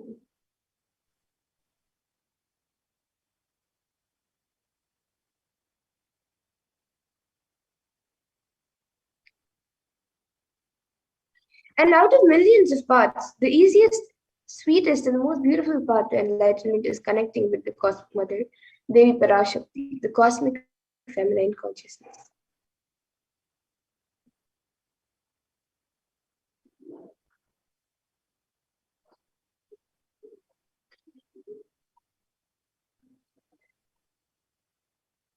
Devi Parashakti is the one who expresses as Guru all the gods and all the manifestations in the universe.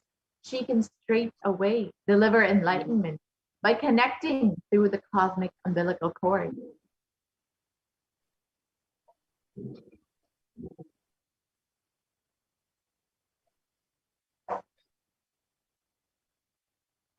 And offerings is not to benefit the divine, but to close our gap with the divine consciousness. And when we achieve completion with the Divine Mother, her infinite powers with her sweet grace starts nourishing all our dimensions through the cosmic umbilical cord.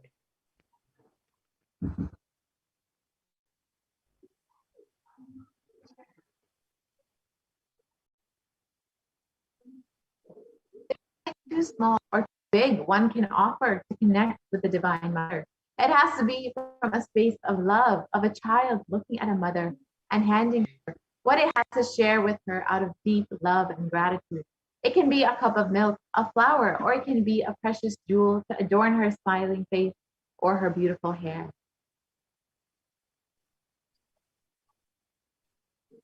And the Vedic rishis have clearly stated the techniques to connect with the sacred feminine consciousness, to awaken the same qualities in us. One can connect with Paramashiva through oneness. But the Divine Cosmic Mother, it is only by worshipping her feet with devotion.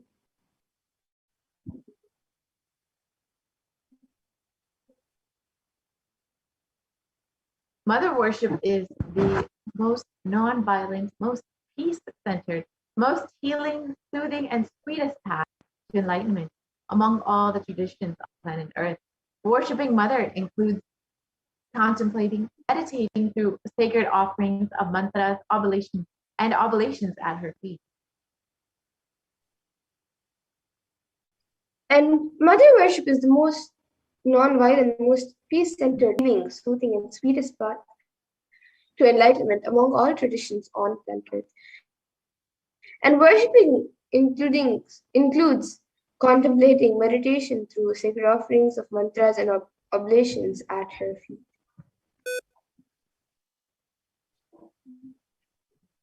So why should we worship the Cosmic Mother? Why the Divine Feminine? Because she is the ultimate and she is the most sweetest, most easy path to achieve enlightenment.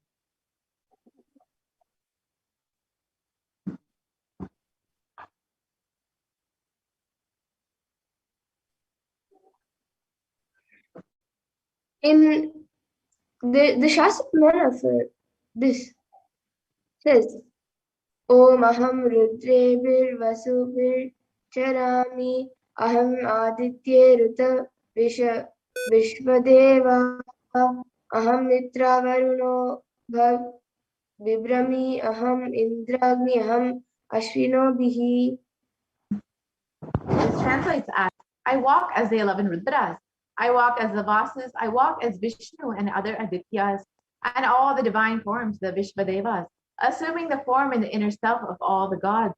Hold aloft Mitra and Varuna, even as Indra and Agni I do, and in the Ashwini twins too. And this verse actually comes from the Rig Veda. So the Ekadash Rudras, Maharudra, Ashta Vasas, Dwadasha Adityas, Vishvadevata, all of them are my retinue. I move around with my various forms with them as my retinue. I protect all of them, including Mitra, Varuna, Indra, Agni, and Ashwini Devatas. And Devi declares herself in this verse as the inner self of all the gods, the divine energies, and she is all pervading and all permeating.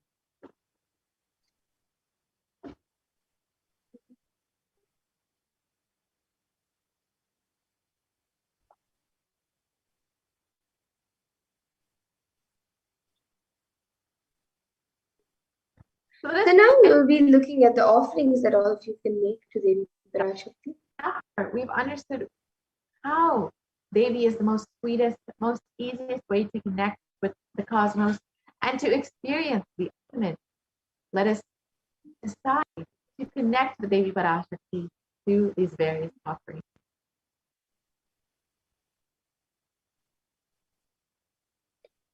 So the first offering that all of you can make to Devi Parashakti is the e-hundi, which you can offer any amount that you would like. And the Shastra Pramana for this offering says, Bhakti Priya, Bhakti Gamya, Bhakti Vashya Vayapaha, Shambhave Sharada Aruda. Yes, we can go to the previous slide. Yes. So if there is any fear in the minds of the devotee, Devi is sure to remove that fear. It is stated that Devi likes to be worshipped in autumn. And this means the autumn of our lives when our thoughts turn more and more inward. So if you would like to remove any fear from your life, you can make the e-hundi offering, which is just a general donation. The next offering is the Sankalpa offering, which is just $1.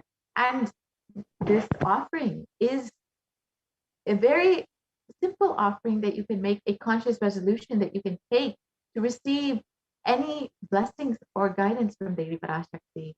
And the next offering is the Devi Sahasranama Svarnakasu, which is the blessing to manifest and awaken the multiple divine qualities, the Ananta Kalyana Gunas, the conscious attributes and powers of Devi Parashakti.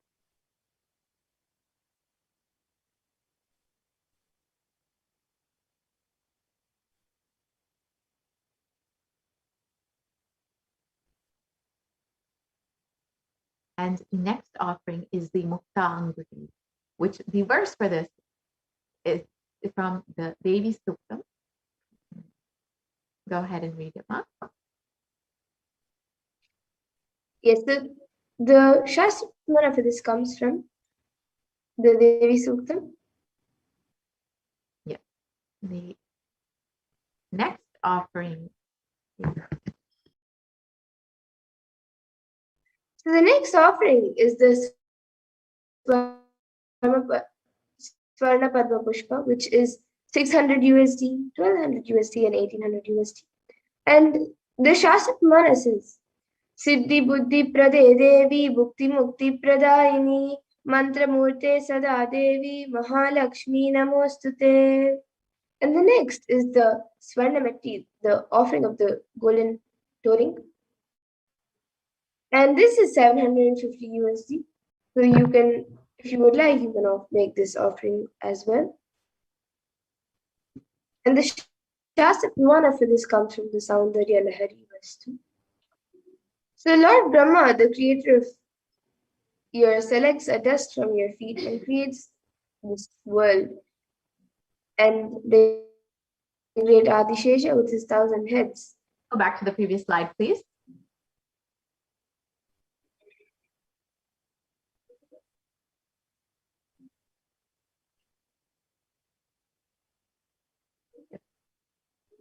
Okay. Go back to the previous slide, please.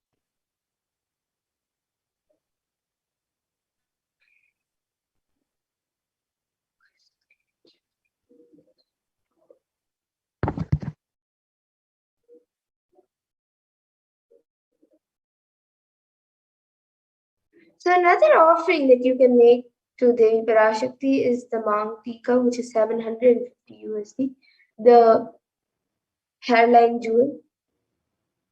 And then the Pratyaksha Pada Puja, which is 1,008 USD, which you can offer at the feet of Supreme Point of Hinduism.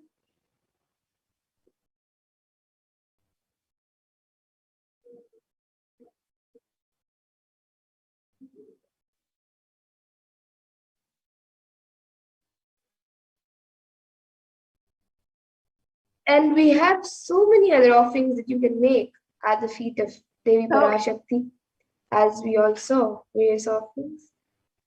So the offering of the Swarna Padma Pushpa is the offering of the golden lotus.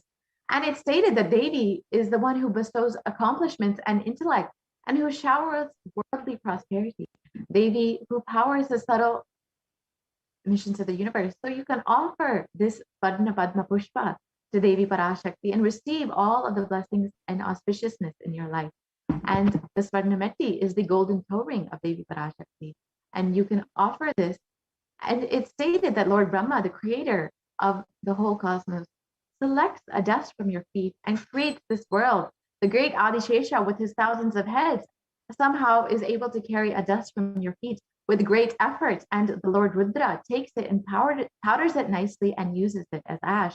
So when you offer this Varnameti, you receive the blessings for life of leadership qualities by offering worship to the divine lotus feet of Devi Parashakti, achieved by worshipping a tiny grain of dust from her feet. The Meti is the gold toe ring to worship by adorning the sacred feet of Devi Parashakti.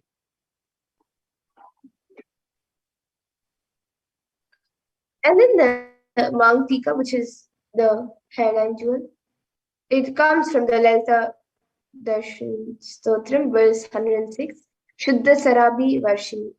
She who makes the nectar flow from the Sahasrara, crown center, to Agnya, the third eye flow center, and permeates through all our 72,000 nadis, energy centers, to give us the ultimate experience of the cosmos. And it gives us the blessings for a good lifestyle. And next offering is the most offering of the devotees, the Pratiksha Pada Puja. And Adi Shankaracharya has stated that my repute has all the directions through my powers, and all the things of this world are in my hands as rewards for my virtues. Yet if one's mind is not centered upon the lotus feet of the Guru, what then, what then, what then? And when we offer the Pratiksha Pada Puja, we are worshipping the lotus feet of the Guru, who has manifested Devi Parashakti, the Supreme Pontiff of Hinduism, your very own Guru, who is manifesting Devi Parashakti, the feminine consciousness, the one beyond the idea of male and female. So you will receive the most auspicious blessings in your life when you worship the lotus feet of the Supreme Pontiff of Hinduism, manifesting Devi Parashakti, and you will achieve the sweetest path to enlightenment. And then the next is the Vastra Seva, which is 1,008 USD. So Devi is the Guru, the divine, the feminine consciousness, one beyond idea of male and female. So offering Vastram, the clothes, to the Guru dimension of the Cosmic Mother, during the Pratyaksha Pada Puja, bestows one with the sweetest path to enlightenment with complete protection.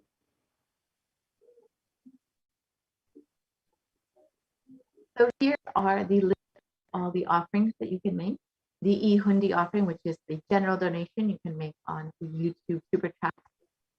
The Sankalpa offering, which is just $1, and the Devi Sahasranama Smaranakastu, for various amounts. The Mukta Anguti, which is also various amounts. The Swarna Padma Pushrameti, the Mantika, the Pratiksha Pada Puja, and the Vastra Seva.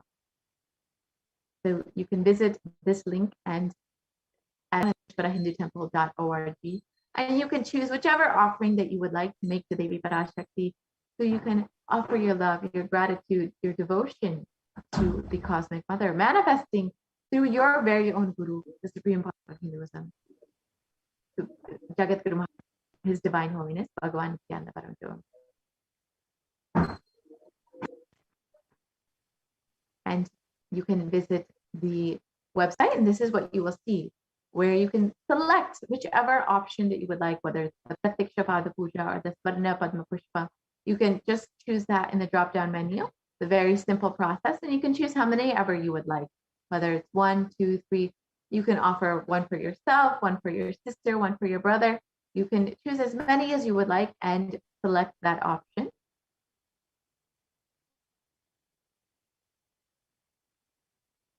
And here you can see all of the drop-down options. All of the options are listed there. It's a very simple click, and you can choose whatever you would like.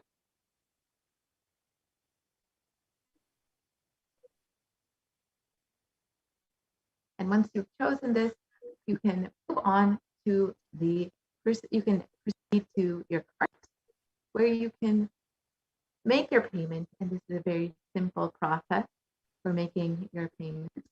You can go ahead and proceed to checkout, and you can, it's a very simple process of paying online. You can do this as you would for any other online payment. You can fill out all of your billing details and your credit card details. You can also pay through your debit card as well. And once you are done, it's a very simple process. You can just go ahead and hit the pay button. And once you've done that, you can include any other additional information that you need to include. And you can go ahead and place your order. And once this is done, you will have placed your order, and your seva will be offered to Devi Parashakti. And you can also fill out the Sankalpa 2021 form, where you can fill out all of the names that you want to be chanted during the offering to Devi Parashakti. So that's tiny.cc/Sankalpa offerings. You can also join to become a member of the Kailas plus HDH Nithyananda YouTube channel. You will be able to become an e-Kailashian and be able to avail all of the benefits of becoming a member. And you can become a bronze level member, a silver, gold, platinum, or premium member. And these all have various benefits, various exclusive content that you will be able to access through this membership. So you can choose whichever one fits you best, and you can become a member and continue to be in the constant space of Devi Parashakti. You also have the opportunity to ask your comments during the live Devi Parashakti Akashic readings. You can place all your prayer requests, boon requests, any questions that you have directly to Devi Parashakti in the comments during the live Devi Parashakti Akashic reading. You have this opportunity once you become a member. And it's a very simple process. You can just choose your credit card or your debit card, or you can add it to PayPal. And here again is the link to make any of your offerings. You can visit gateway.nithyanandeshwara.org/NHTL and NHTLA, and you can choose whichever you would like. You can navigate to the Parashakti Bhava Samadhi Darshan donations page, and you can choose whichever offering you would like and ensure that you are offering your love, your devotion to Devi Parashakti. So with this, we will be concluding this portion of the program. and entering into the next segment, where we will learn some of the various ways that the Supreme Pontiff of Hinduism is helping humanity through this pralaya. As we all know, the Supreme Pontiff of Hinduism, Devi Parashakti, have been continuously warning and guiding us that the only priority for this year is to keep ourselves alive. And the Supreme Pontiff of Hinduism, out of his deepest compassion, has opened up all of the Kailasas in India for the sake of the multi-layer quarantine. The Kailasa COVID care centers have been opened just for your protection, and anyone who is interested in protecting their life, saving themselves, has the opportunity to sign up and avail all of the benefits of quarantining in one of the Kailasas in India. And today we have Ma Daimai Swami here with us to share about all of the things that the Supreme Pontiff of Hinduism has made available at all of the Kailasas in India for the multi-layer quarantine and Kailasas COVID care. So stay tuned for this next segment. We'll be right back after a very short break.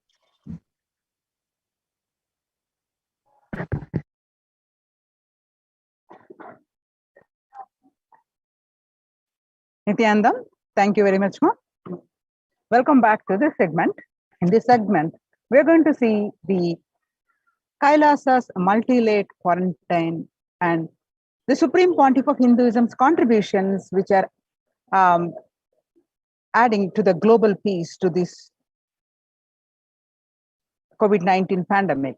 So let's start with the Sadguru Vandanam, with the blessings of the Supreme Pontiff of Hinduism, Jagat Guru Mahasannidhanam, His Divine Holiness Bhagwan Nithyananda Paramashivam's blessings.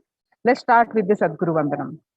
Nithyanandam Paramasugadam Kevalam Jnanamurtim Dvandvatitam Gagana Sadusham Tattvamasya Dilaksham Ekam Nityam Vimalamachalam Sarvadi Sakshibhutam Bhavatitam Trigunarahitam Sadgurum Tam Namami.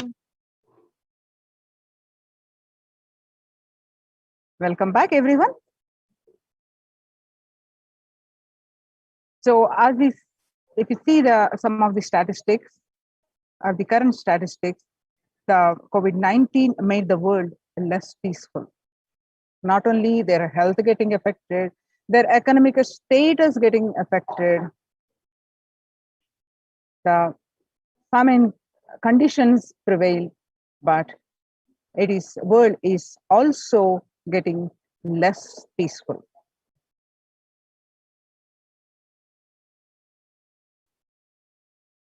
The prevalence of depression and anxiety remain high among the younger adults.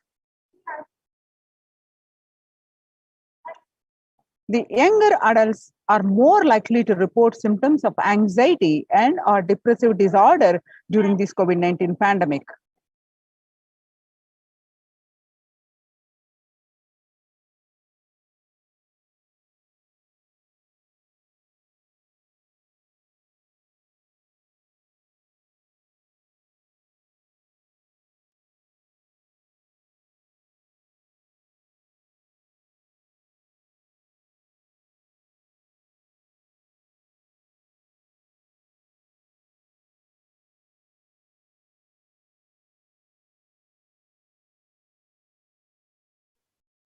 So the young adults are getting more affected about age 18 to 24, getting more affected about 56.2, and ages 25 to 49 about 48.9%, and about age 50 to 64, 39.1%, and ages 65 getting 29.3%.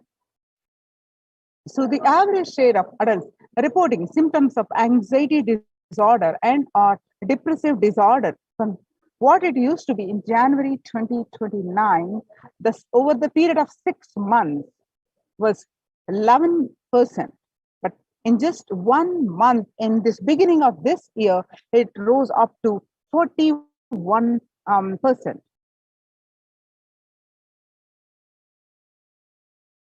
And you can see some more statistics confirming the same, that young adults are more affected the anxiety and a depressive disorder. And the COVID-19 is a significant stressor for most Americans. Nearly 8 in 10, which is about 78%, say the coronavirus pandemic is a significant source of stress in their life. And nearly 7 in 10, that is about 67%, say they have experienced increased stress over the course of the pandemic. And the statistics for the healthcare worker, the COVID-19 could exacerbate the doctor's existing mental health burden. More than 60,000 US healthcare workers have contracted COVID-19, over 300 have died. And of the health workers who treated patients during the China's COVID-19 outbreak, 50% showed signs of depression and 45% showed signs of anxiety. And the self-reported mental health among the pregnant women, new mothers, before the COVID-19 pandemic, the depression level, what it was, the 15%, now during this pandemic rose to 40%, 40.7%, according to the Helio report. And the anxiety level, what it was, 29%, now rose to 72%.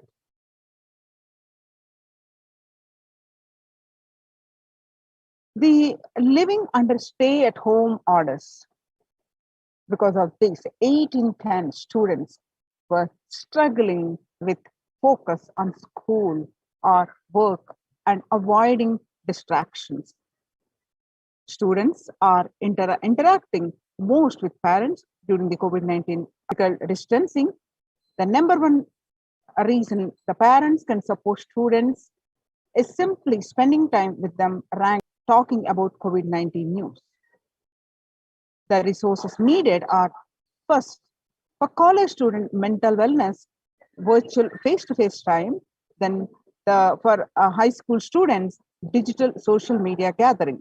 The 55% of all students who do not know where to go for help to go for their mental health.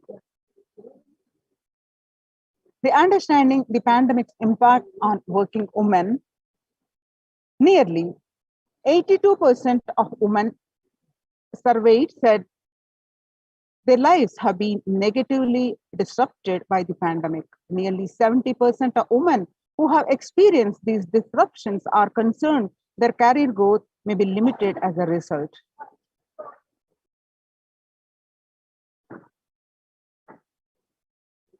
The World Health Fund, the global economy during the COVID-19 pandemic is expected to plunge most countries into recession in 2020, with per capita income contracting in the largest fraction of countries globally since 1870.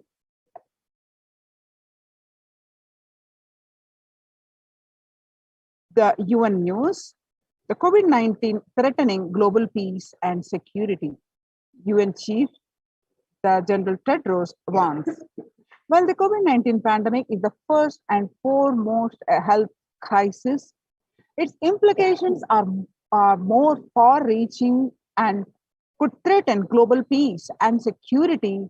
The UN Secretary General told members of the Security Council is closed video conference held on Thursday. But the pandemic also poses a significant threat to the maintenance of international peace and security, potentially leading to an increase in social unrest and violence that would greatly undermine our ability to fight the disease. He warned, later stating that the engagement will be critical to mitigate these implications. COVID-19 profoundly affecting peace across the globe, says the Secretary General in address to the Security Council. The COVID-19 pandemic is profoundly affecting peace and security across the globe. Secretary General Antonio Guterres told the Security Council in its 2nd July 2021 video conference debates, pressing the chamber to use its collective influence to protect the millions of people affected by conflict and already facing acute vulnerabilities. Addressing the 15-member organ on the impact of COVID-19 on international peace and security, Mr. Guterres said the health pandemic is fast becoming a protection crisis. Collective security and our shared well-being are under assault on many fronts. He emphasized the led by a relentless disease and abetted by global fragilities. A challenge to save lives today while buttressing the pillars of security for tomorrow.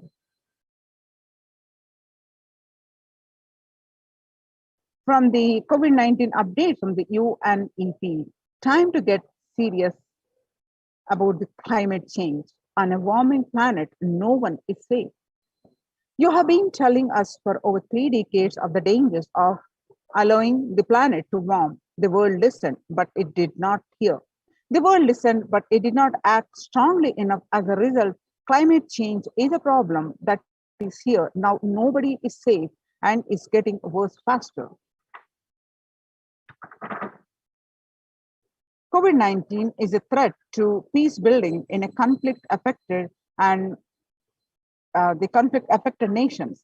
COVID-19 crisis has worsened already fragile situations.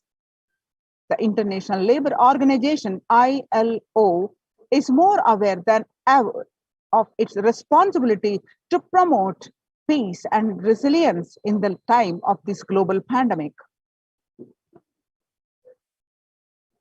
The breakthrough infections found in 25% health staff, a study, a little over 25% of healthcare workers were infected with coronavirus despite getting fully vaccinated. A recent study has revealed, giving an insight on the breakthrough infections due to the Delta variant. The study, jointly conducted by the Institute of Genomics and Integrative Biology, IGIB, and Max Hospitals in the Delhi NC. The vaccination breakthroughs were far more common during the Delhi than previously reported. A new COVID-19 variant, Mu, shows signs of vaccine resilience. All you need to know, a new coronavirus strain known as Mu, which was first identified in Colombia in January, has been designated a variant of interest by the World Health Organization. After being detected in Colombia, Mu, known scientifically as B.1.621, has been since reported in other South American countries and in Europe. The Mu variant has a constellation of mutations that indicate potential properties of immune escape, the Global Health Body said Tuesday in its weekly pandemic bulletin. New strain of COVID-19 detected in 6 countries, the breakfast, CNBC TV 18. The ongoing coronavirus pandemic is not over yet, and the new highly mutated COVID C.1.2 strain discovered in South Africa is testimony to how dangerously the virus can adapt to bypass vaccines when the world decides to reopen prematurely. The C.1.2 variant has been termed the world's most mutated variant since the beginning of the pandemic.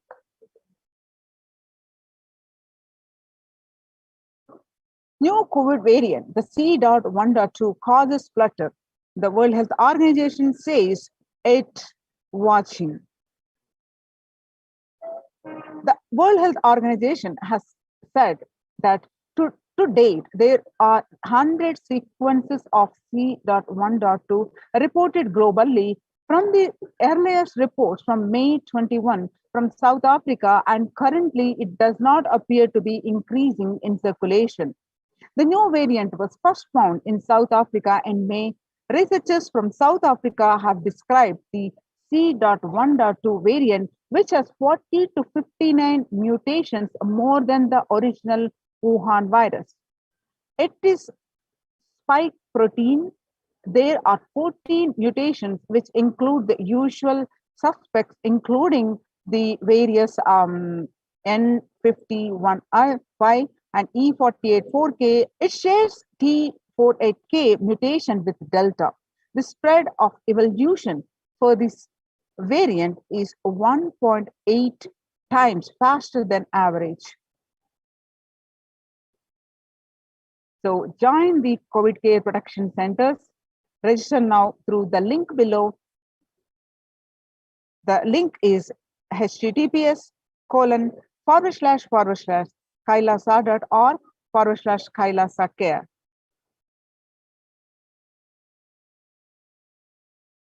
Now, making peace with the nature is possible.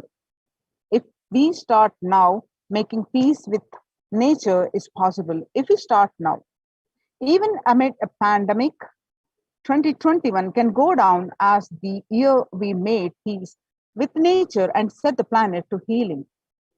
Our environmental, social, and economic challenges are interlinked. They must be tackled together. For example, we cannot achieve the sustainable development goals, including ending poverty by 2030, if climate change and the ecosystem collapse are undermining food and water supplies in the world's poorest countries. We have no choice but to transform our economies and societies by valuing nature and putting its health at the heart of all our decisions.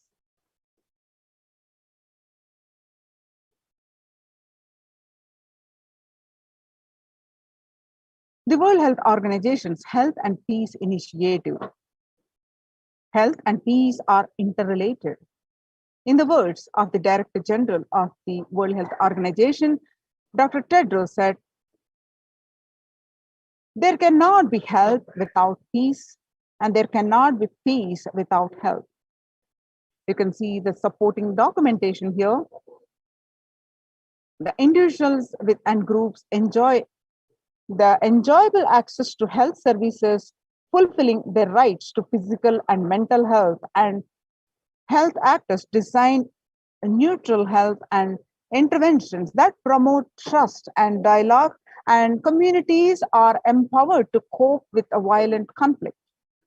Then health coverage is more universal. Grievances can be heard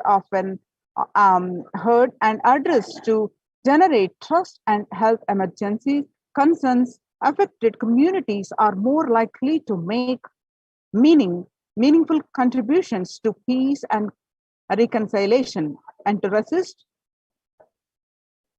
incitement to violence.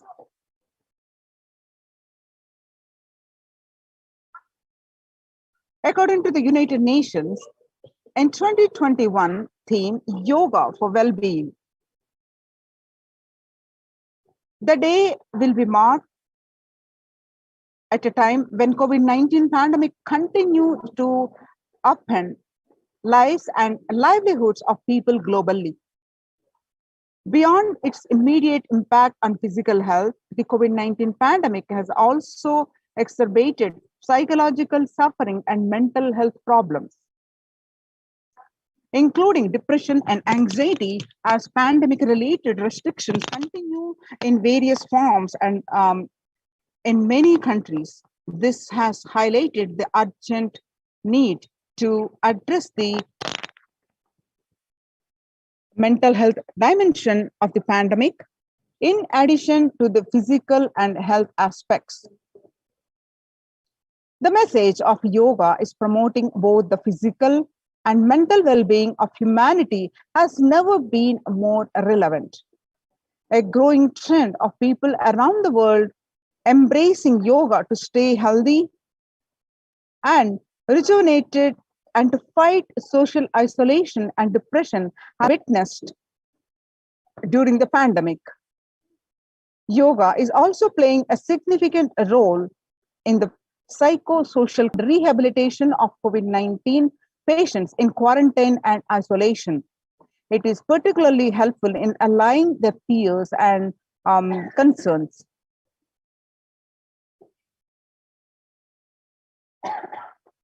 The United States Institute of Peace.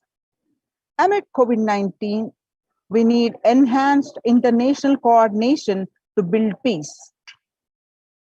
Tackling the pandemic and building resilience in fragile states requires concerted international action at local, national, and global levels. As the humanitarian and economic toll of COVID-19 pandemic continues to grow, so does the risk that this crisis will fuel the new conflicts around the world. Whilst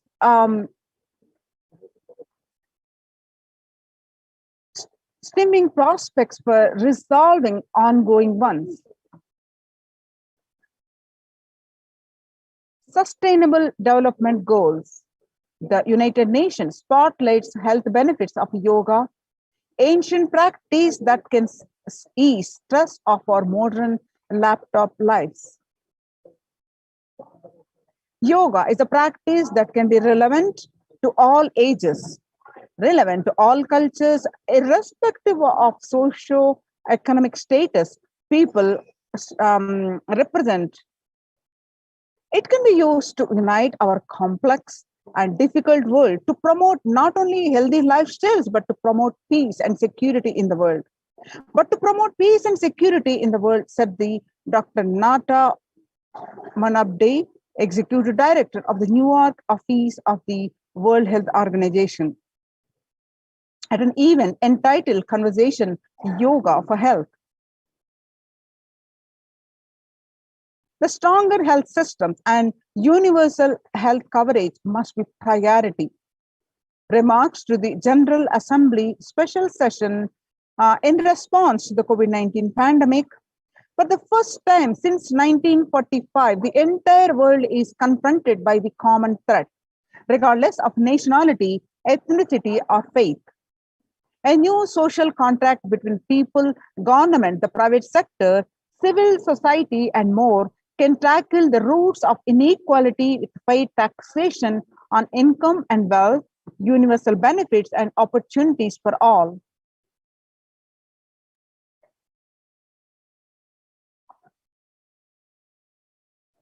The United Nations Environmental Program.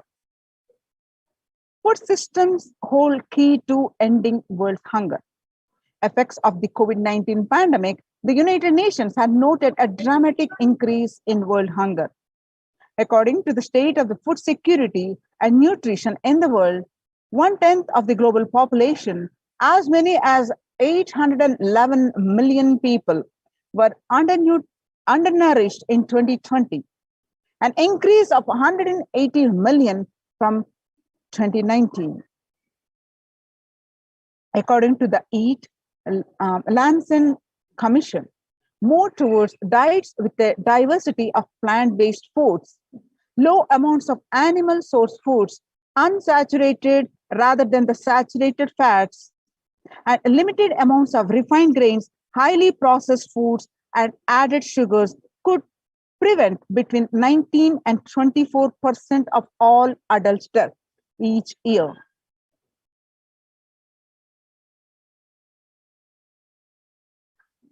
International peace and security. You can see the statistics of the conflict-induced displacement, various statistics. So our contemporary world is showing no signs of decline in the intensity of violent conflicts, crime, displacement, and prevalence of a continued state of tension in many regions of the world. According to the UN report, in the year 2019 alone, about 55% of 358 political conflicts worldwide involved the use of violence. Geographical tensions, which have been on the rise even before the COVID-19 pandemic, have had only prolonged violent conflicts, making it difficult for policymakers to solve their differences peacefully and amicably. The last decade witnessed the highest number of people internally displaced by conflict and violence.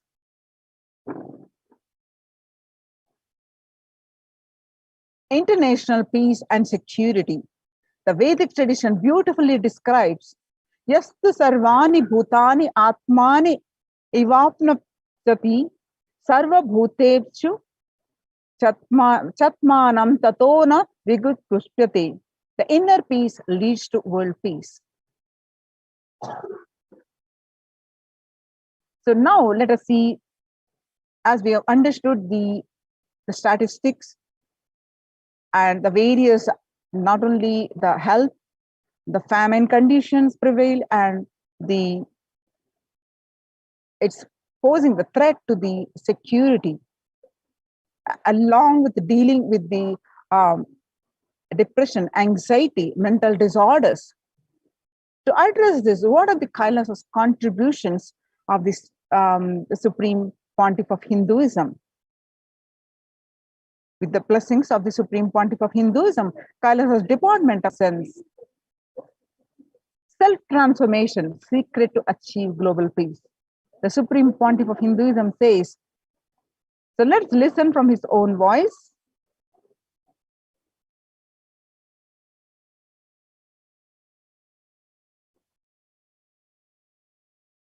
Social answer means I'll tell, oh, you should all work for global peace. You should all work for turning the world. You should work for revolution. You should work for all these, that things. You should vote only the party which says that it will stop the war and all these things. This is the social answer. Nonsense. If you want the honest answer, I tell you, simply transform yourself. You can't do anything.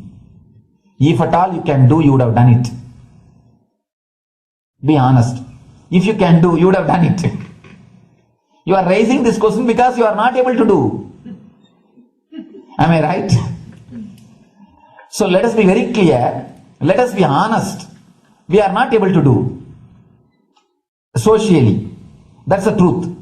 That's the reason you are sitting here and raising the question. I tell you, understand few important things.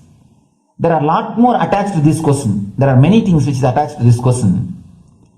We always feel the present is the world is totally spoiled. It is not going according to the rules or how it is supposed to be. It was wonderful once upon a time. In ancient time, things were going properly. Everything was well and great. And I tell you, 10,000 years ago, they found some writings on stone in Harappa Mohenjo-daro culture. Some stone writings have been discovered. The other day I read a beautiful book about that stone writings. That writings, it says, oh, nowadays the society is not as it should be. So much of war. There is no peace. In the early times, there was so much of peace. Society was really great. Things were as it should be. And it almost looks like a today newspaper editorial. 10,000 years ago, the same thing carved on a stone. Then understand, there was no such time as only good prevailed. It is just a fantasy. Hinduism, they call it Satya Yuga, the age of truth. There was a time only truth prevailed. And every religion, Christianity, they say the Garden of Adam and Eve. There was a time everything was wonderful. Every religion has got the fantasy. The past was great. There was golden past. Always the idea of golden past exists only in the past. The more you go back, again you say the past was great. And I tell you one thing, it is a wonderful way of postponing accepting the reality. Otherwise, I can be sure the world was same as it is today. Whether it is 5,000 years ago or 10,000 years ago. Maybe one thing, there was no CNN channel that time. So the news did not reach you so quickly. That's all. The news did not reach you so quickly. That may be the only difference. But otherwise, I can be sure the good and the bad was equal. Good and the bad was equal. The same amount of wars were there. All the other things were there. You read the Puranas, the mythological stories of India, you see enough of things, enough of dirty things. I think sometimes I find little more. And if you read completely the Puranas or the Hindu scriptures, there are a lot of things much worse than modern day. The criminal activities or bad things or negative things, whatever you say, all this stuff. And never think only present day is corrupted or violent. In the ancient days also, all these things were there. Only one thing was not there, the CNN news or the internet. So the news did not reach you. But otherwise I can tell you, enough the good and bad was there. It always will exist. It will exist. All you can do is, if you awaken yourself, if you reach the enlightenment state, you can go beyond it. And I tell you, enlightenment is the only service you can do to the society. Just become enlightened so that you will reduce the negativity. Now, as of now, you are also the part of negative group. Naturally, we will be a negative group. As long as we are unenlightened, we will be the part of collective negative consciousness. So if you become enlightened, at least you will reduce your weight. That's the only thing we can do. Nothing else can be done. So all I request you to do is just become enlightened. Realize that you are a lion. That's the only way to help yourself and the society. Otherwise, all revolutions, you see, all revolution again end up as one more tradition. In last 2000 years, 3000 wars have happened in the humanity. In 2000 years, 3000 wars. Human beings have not done anything except doing wars, except fighting. Everybody claims he wants to do revolution. He wants to spread peace. You see, every country claims their army is a defensive army. Then who is offending? Tell me. Every country says defensive army. Then who is offending? These are all just, games. The idea of peace is a pure game. Everybody wants to spread the peace according to them, not according to the other person. They want peace according to them. The other day I was in one interreligious gathering. One guy is preaching, let all of you convert to my religion so that we will not have fight. He wants peace the way in which he wanted, not the way in which. And there's a beautiful saying, the sword of Muhammad, it is written, peace alone should survive, something like that. He has written some statement about the peace on the sword. We all take sword to spread the peace. So no revolution is going to help, because in the last 2000 years 3000 revolutions have happened, but still world is same, I think much worse. So no revolution is going to help, only individual evolution is going to help. So be very clear. Instead of working in the outer world, start working in the inner world. That will help you and society. Now, we'll listen. Sri Kailasha is all about peace-based powerfulness.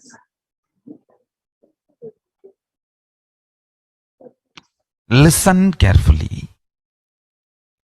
The space of Shanti,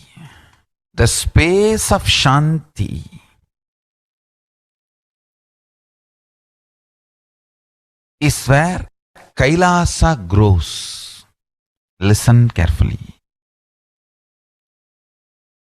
It is in the deep powerfulness of peace, or peace-centered powerfulness is the ground, breeding ground for Paramashivatva to manifest. Please understand. Like how pure mirror reflects everything, pure Shanti based Shakti, peace based powerfulness reflects Paramashiva. Paramashiva manifests in peace based powerfulness. Please understand. Neither violence nor powerlessness. Powerlessness is weakness. Violence is abusive. Peace-centered powerfulness. Powerfulness-centered peace. All the Upanishads starts with peace, completes with peace. Shanti mantra. Starts with Shanti mantra, gets completed with Shanti mantra.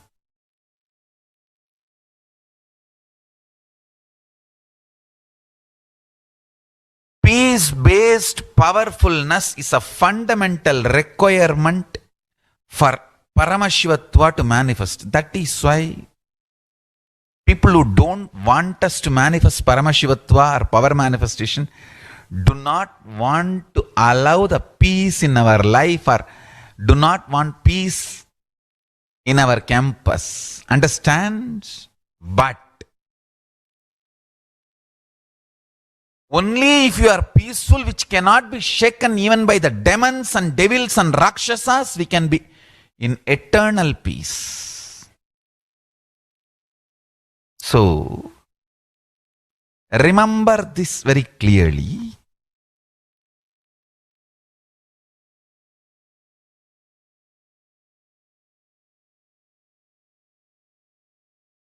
Peace alters the very DNA structure, genetic structure, the core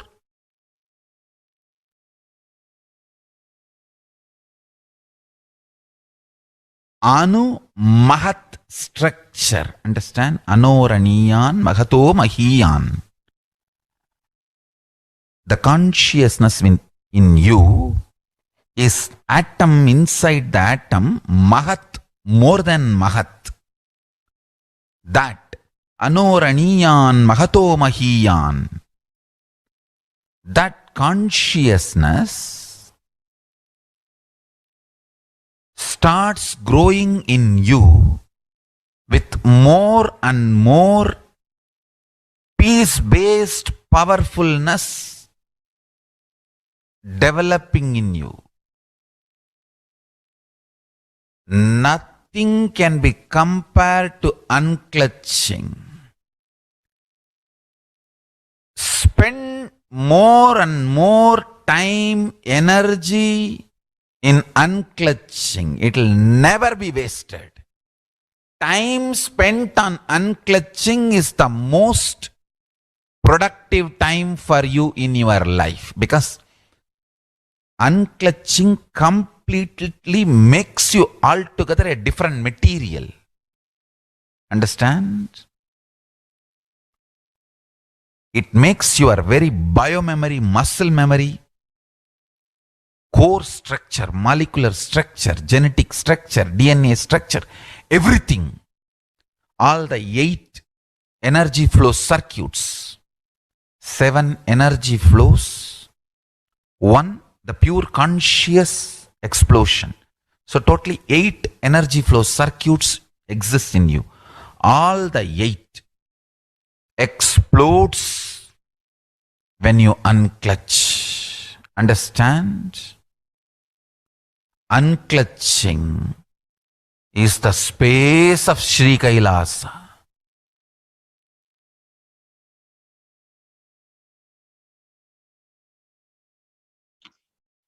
Listen. Now, next, every prayer in Hinduism ends with peace. Now, let us listen from some more Supreme Pontiff of Hinduism.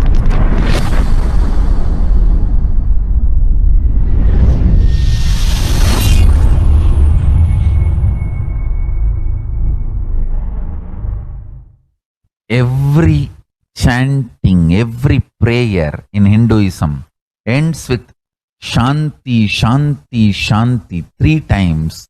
Means peace, peace, peace. Hinduism is the real religion. Loving peace, living peace. Individual level, social level, global level. Hinduism lost all its 56 nations, 200 states, 10,000 kingdoms, samsthanas, is not a loss to Hinduism, it is a loss to planet Earth, human beings. Wherever Hinduism is practiced, kept alive, the ideal of global peace is kept alive. Just do this one simple statistics. You yourself study. Google and study. Take the top 10 religions and list how many people they converted in last 200 years, how many people they killed. List for you. I can be 200% sure. You yourself will realize Hinduism is the most peace-loving and peace-living religion, neither conversion nor terrorism. Neither conversion nor terrorism.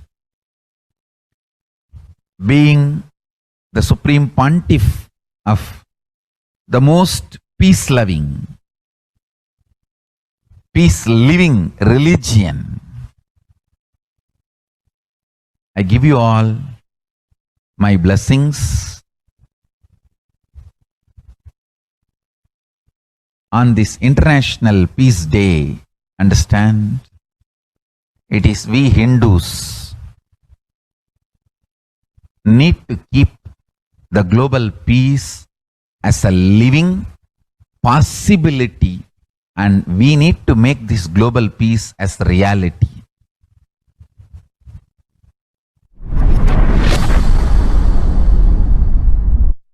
Now, Hindus have a responsibility to bring global peace.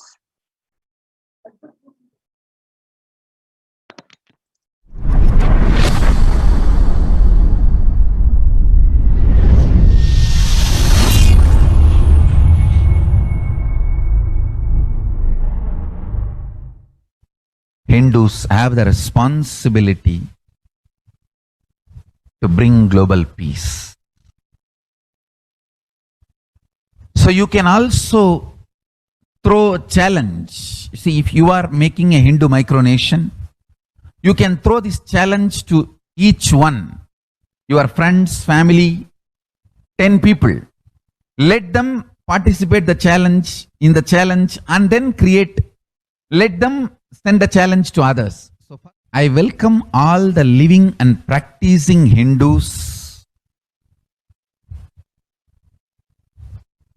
to become founding fathers of Kailasa micronation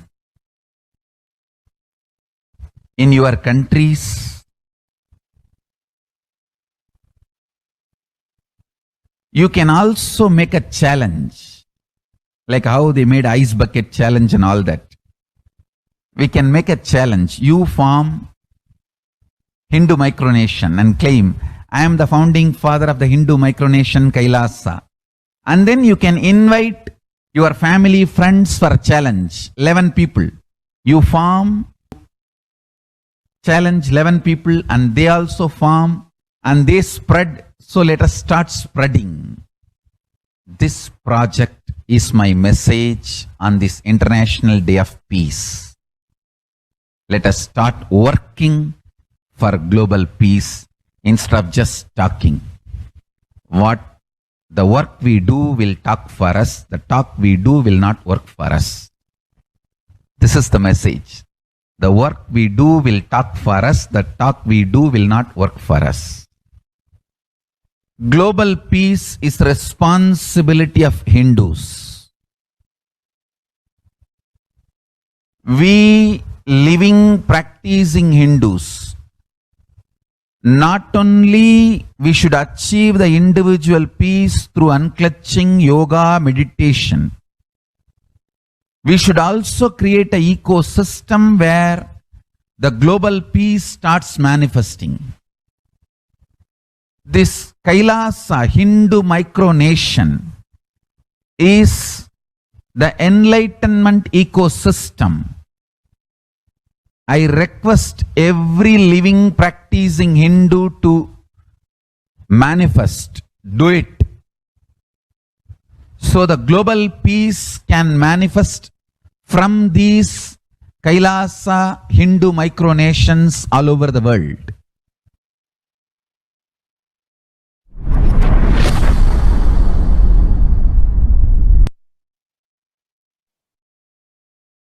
Kailasa's mission of global peace and superconsciousness breakthrough. The Supreme Pontiff of Hinduism is the founder and spiritual head of Kailasa, the revival of the ancient enlightened Hindu civilizational nation, which is being revived by the displaced Hindus from around the world. The sovereign order of Kailasa, led by the Supreme Pontiff of Hinduism, and Nithyananda order of monks, nuns, and Hindu diaspora are working for global peace and to give a super consciousness breakthrough to humanity. It is the Supreme Pontiff of Hinduism's mission to recreate a conscious world where the global issues at the climate, economic, social, health, and humanitarian levels cease to exist from their very root, turning the problems of poverty, hunger, violence, discrimination into powerful living through the experience of oneness. The Supreme Pontiff of Hinduism has been working from the very grassroots level to usher in an era of peace at all levels, individual, social, national, and global. His deep insights into the working of human mind, body, emotions have enabled him to powerfully and directly address various social and emotional problems facing humanity today. The life solutions based on the ancient Hindu tradition, the meditation, yoga techniques from the scriptures, and the cognitions rooted in the highest truth, the lifestyle based on living and radiating the higher values of life and powerful way of living and realizing one's ultimate potential form the foundation of the Supreme Pontiff of Hinduism's teachings, which by their inherent nature provide the foundation for peace on planet Earth. In a short period of public life, he has contributed to humanity in the areas of meditation, healing, health and wellness, yoga, medicine, education, lifestyle, and science and technology. The Supreme Pontiff of Hinduism has been working on creating and teaching people. First, the significance of peace and how to achieve it. Second, the working for higher consciousness, life and lifestyle. Third, the reducing collective negativity in thoughts, words, and actions. Fourth, living in oneness, peaceful coexistence with humanity and nature. Fifth, manifesting the superhuman powers for a better quality of life. More than 20 million people in 347 cities in 196 countries over 6 continents revere and follow the Supreme Pontiff of Hinduism. The Supreme Pontiff of Hinduism launched the Minutes for Peace initiative, which aimed to reduce crime globally by conducting mass meditations around the world in parallel. In 2014, just after 2 years of launching the program, it crossed over 1 billion minutes of meditation. Scientific studies have shown a reduced crime rate of the participation in the meditation and completion techniques.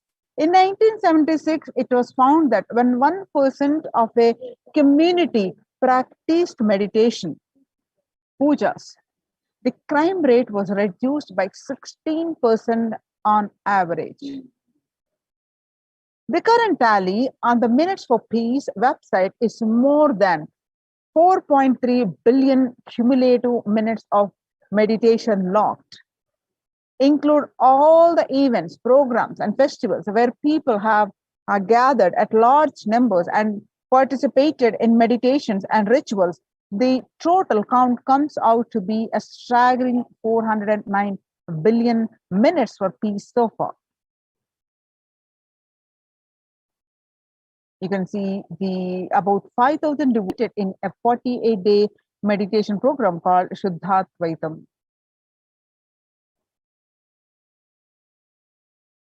The Supreme Pontiff of Hinduism has hosted the Kumbh Mela, the USA in Los Angeles since 2007.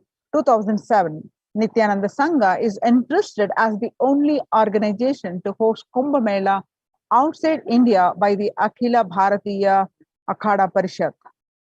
In September 2006, the Supreme Pontiff of Hinduism organized the first confluence for world peace to honor the memory of those who lost their lives saving others on September 11, 2001 at Irvine, California, USA. The second Confluence for Peace was held in Los Angeles in 2007 in collaboration with Vedanta Society, BAPS, ISKCON, Siddha Yoga, and other organizations. The Kumbh Mela festival spread fast to other countries, including Australia, Canada, etc. Kailasa's mission of global peace and superconsciousness breakthrough.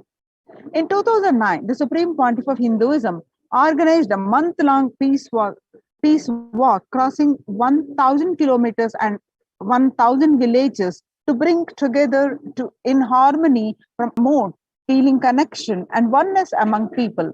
During the walk, the health camps were conducted in villages along its path. His Holiness has conducted the large-scale collective meditation on September 21st, International Peace Day, to raise the collective consciousness and awareness of peace. Kailasa's mission of global peace and superconsciousness breakthrough. Sannyas is our social responsibility. Let us have Hinduism and humanity. The Supreme Pontiff of Hinduism has revitalized the monastic tradition of sannyas by initiating hundreds of people into the Nithyananda monastic order. The all-renouncing monks contribute the best things to human civilization, living their life with cognition, life is for others. These monks and nuns act as a means of peace and empowerment for the human society distraught with violence, depression, and other forms of life negativity.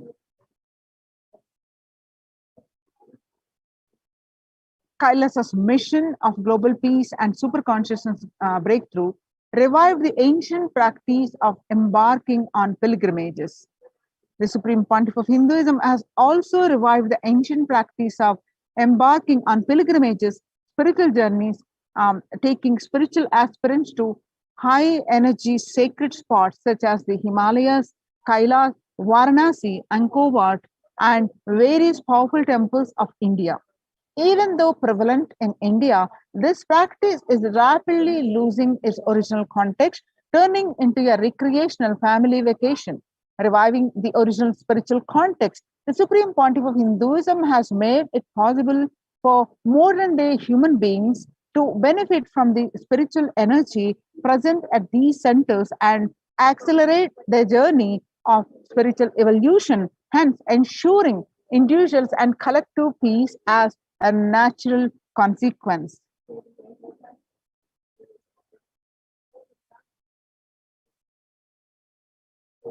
Now, let's listen the revelations to the world by the Devi Parashakti. On 12th May 2021, Devi Parashakti revealed that I came as Nija Avatar. I am blessing you, listen. People, listen. To do good to all of you, I have taken the form of Nithyananda and came down as Nija Avatar. People of India, listen. Carefully listen. Time after time, Bharatam is Jnana Bhumi, where the enlightened beings comes, and we cannot make the Jnana Bhumi as infertile.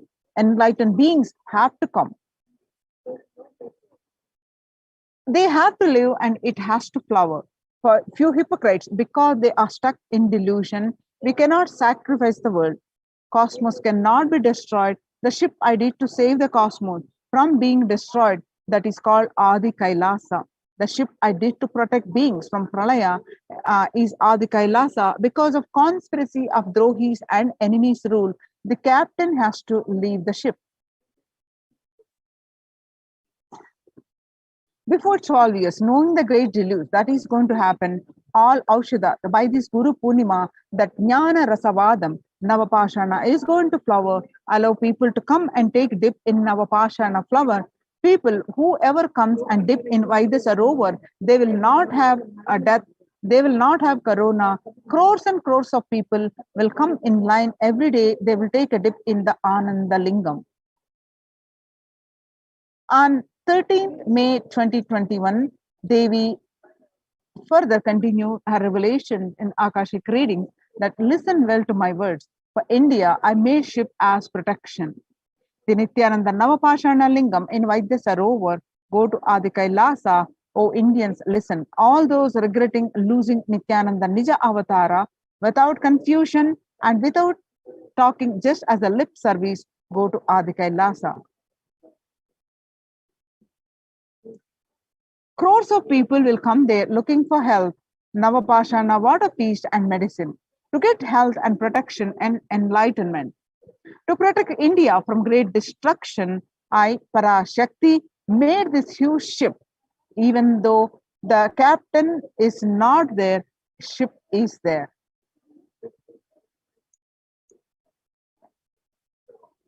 On 14th May 2021, Devi continued to reveal that whoever comes to Adi Kailasa and does the good work of saving people from deadly corona, I myself will do all of their life work. This is commitment Paramashakti is giving you all. Parameshwari, I will do what I say. And 19th May 2021, Devi continued to reveal that to save people from corona, I have set up a huge ship, Ananda Sarovar, Vaidya Sarovar and Ananda Lingam. I have made it in Adi Kailasa. Go there, take water every day, worship Ananda Lingam, water, turmeric, milk, and neem, rasam, showered on Navapashanam are medicines for us. The doors of Adi Kailasa will be open for all those who come and with trust. It will protect body and will give you conscious health. It will also give highest powers, dharma, artha, moksha, jnana, powers, kama, and the God beyond kama. Adi Kailasa life will give all the goodness. On 31st May 2021, Devi revealed the hell of Krimi Bhojanam mentioned by Vyasa in Garuda Puranam has opened and is directly falling on India as thunder. Running to Adi Kailasa, preventing it is the only way. I have opened Adi Kailasa for all of you. Run to Adi Kailasa. On 11th June 2021, Devi revealed that drop the foolish mind with business motive of bargaining and attain surrender and go to Adi Kailasa. Be in Adi Kailasa. I will do good to you. And 18th June 2021, Devi revealed that for saving your life, go to Adi Kailasa. Best life is there. Before corona takes your life away, go to Adi Kailasa and save your life. On 5th July 2021, Devi revealed that the soil of Adi Kailasa is the Sarva Roga Nivarani, that means cure for all diseases. For all the diseases in the world, Paramashakti, myself, taking the form of Nithyananda as Nija Avatara, walking there barefoot for many years, manifesting all powers, the very soil was converted into great medicine that solves all karmas. Taking the soil of Adi Kailasa and mixing it with water of Navapashana Linga of Vaidya Sarovar, and by applying it, all pains will vanish. Breaking the attachment to body, it will make you, and goodness is there, and I told the truth. Go to Adi Kailasa. So when the first world countries closed their borders during a massive global emergency, Kailasa has opened its doors to all without exception. The Kailasas free COVID care production centers open across India are the Kailasa Enbedadi, Bangalore, and Salem Adhinam in Tamil Nadu, Tiruvannamalai Adhinam in Tamil Nadu, Rajapalam Adhinam in Tamil Nadu, Puduvai Adhinam in Pondicherry, Pattanam Adhinam in Tamil Nadu, Srirangapadi Adhinam in Tamil Nadu, Sripuram Adhinam in Hyderabad, and Madurai Adhinam in Tamil Nadu, Avatipalem Erode, Tamil Nadu, and Huzur Adhinam in Tamil Nadu, Baroda Adhinam, Gujarat. Kailasa rushes to aid India as India finds itself on the verge of COVID-19 third wave. There are multiple free COVID care centers open across India and various social services offered during pandemic in Kailasa's de facto spiritual embassies across India. The spiritual services offered during the pandemic in Kailasa's de facto spiritual embassies across India and cosmic revelations on global pandemic. The free social services offered during the pandemic and de facto spiritual embassies across India, medical care, which includes the allopathy, Ayurvedic, and Siddha medicine, infrastructure to accommodate thousands, and accommodation for multi-layered quarantine, emergency ambulances, that ICU on wheels, personal protective medical equipment, and food security management through food banks and organic farming. Join the COVID care production centers. Register now through the link below https://kailasa.org/kailasa care.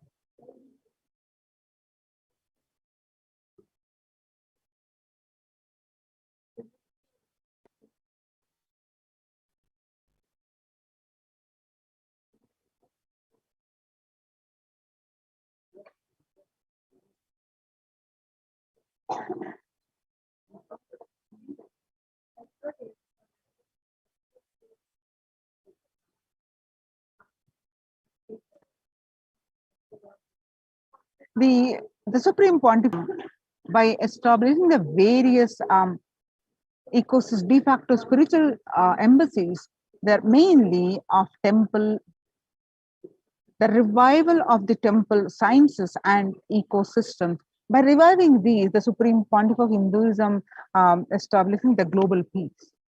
Let us understand the science of the temple sciences, the science behind the temple structures, establishing the temples and the ecosystems, how they're adding the global peace.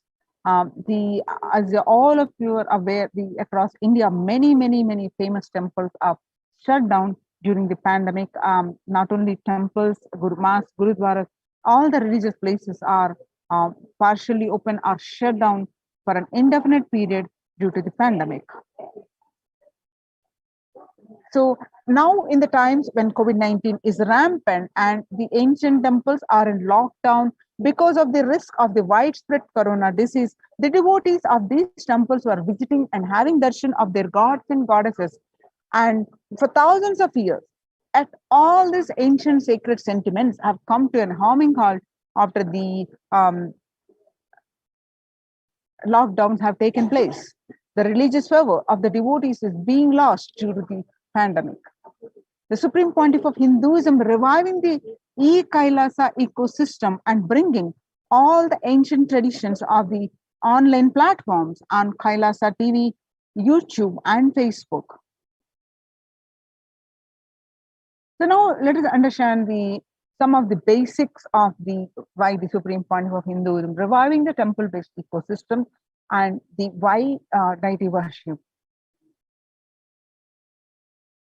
In his own words, that deities are not mere idols and they are embodiment of ideals.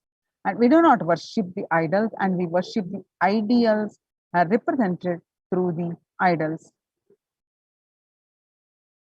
When the divine is present before him in a form that he can see, touch, or relate to, the transmutation becomes an easy and joyful process. And the second, the deities in a real kshetra are always carved in the form of ancient masters and enlightened beings. Even though no longer in the body, they can be invoked through the name or form they used while in the physical plane.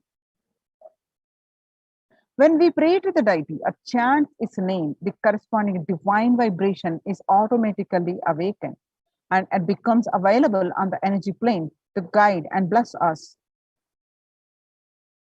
The Supreme Pontiff of Hinduism says, we mastered to the deities and expressing the divine through the deities. The whole science has been mastered in the Vedic tradition. The revival of temples will be the revival of the world peace and world bliss. Revival of temple culture, the deity worship, where people are made to look in. That is where the revival of Sanatana Dharma, Advaita Satya, is going to happen.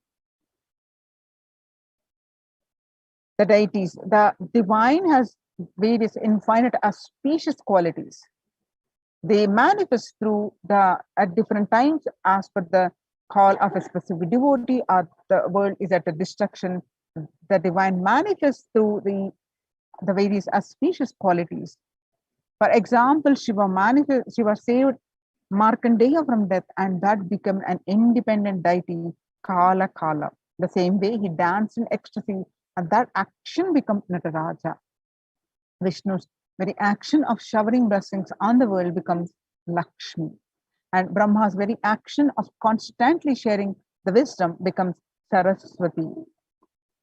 So each of the actions of the ultimate becomes independent intelligences and energy. When you connect with those independent intelligences, those deities, whatever you want immediately happens. Whatever result you want, worship with the rights, those divine energies who are the personification of those specific actions. Immediate results are achieved by connecting with those deities. In this world, this can be a powerful method through which you can achieve whatever you want in your life. Following the yoga and doing the meditation and doing the connecting with the divine, believing in the higher existence will reduce the anxiety and fears, and the personal transformation, the super consciousness breakthrough happens. And this is the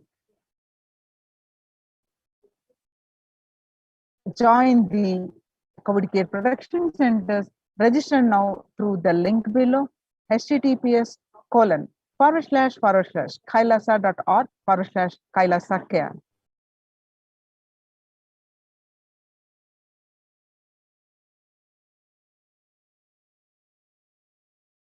The Kailasa's temple-based ecosystems are spread across the world, across the continents.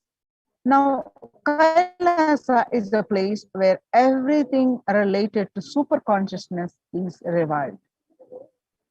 All the multiple arms called Sampradayas in Hinduism, the spiritual ecosystems created for enlightenment will be revived, and they are there forever serving the humanity.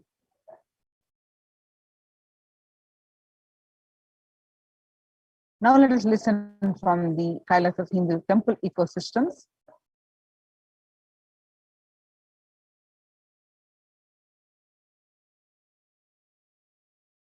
I am going to revive Hinduism by setting up a model community, enlightenment ecosystem. I'm going to create absolutely from the scratch newly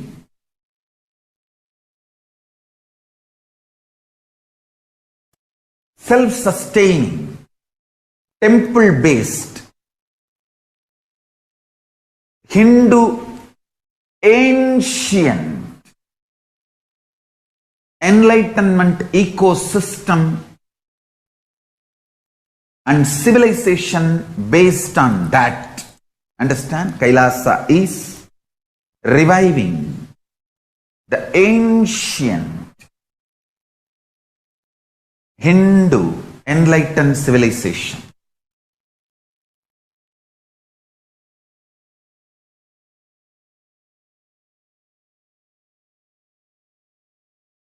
Paramashiva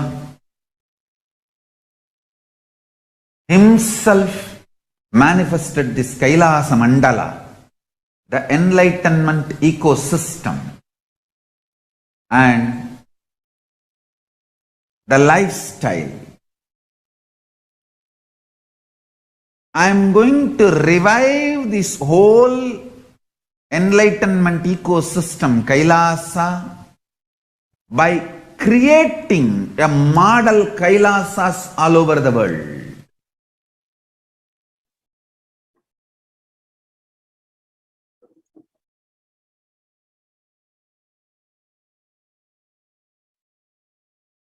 So, from 1994 to this day, the Supreme Pontiff of Hinduism has worked tirelessly in the revival of the temple ecosystems globally through Kailasa Department of Religion and Worship and Department of Human Services led by the Supreme Pontiff of Hinduism. This lifelong commitment to the mission and vision of bringing global harmony, sustainable living, and reproducible ecosystems have been proven in building active, contributing temple ecosystems around the world. Now you can see the various glimpses where the Supreme Pontiff of Hinduism tirelessly worked to establish the temple-based ecosystems, conducting the various workshops and reviving the festivals, reviving the serving the annadan, and leading by example the karaseva and serving the needy. The various ways the Supreme Pontiff of Hinduism worked tirelessly and established the Kailasas ecosystems around the world. And you can see some more glimpses now.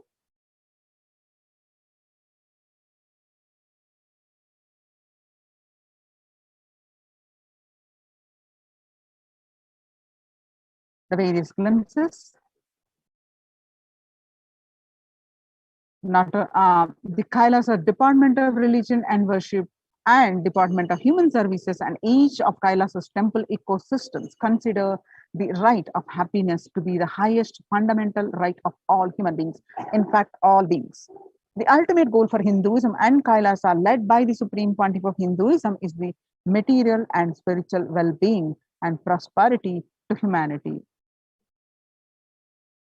Join the COVID Care Production Centers. Register now through the link below, https://kailasa.org/Kailasa care.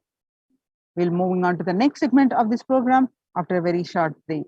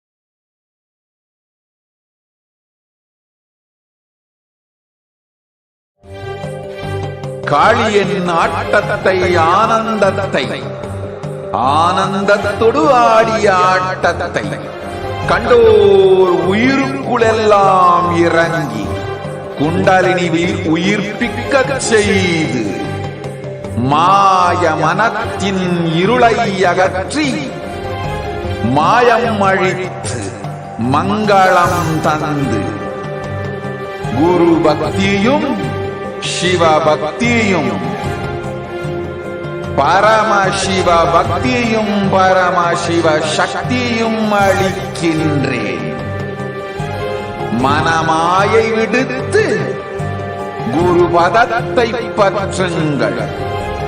நித்யானந்தமாய் நிஜாவதாரமாய் வந்துதித்த என்னை பற்றி வாழ்வில் எல்லா நலமும் பெற்றிடுங்கள். ஓம் ஓம் ஓம். யாதுமாகி நின்றாய் காளி, ஓம் காளி ஓம் சக்தி, ஓம் காளி ஓம் சக்தி, ஓம் சக்தி ஓம் சக்தி ஓம் சக்தி. ஓம் ஓம் ஓம் ஓம்.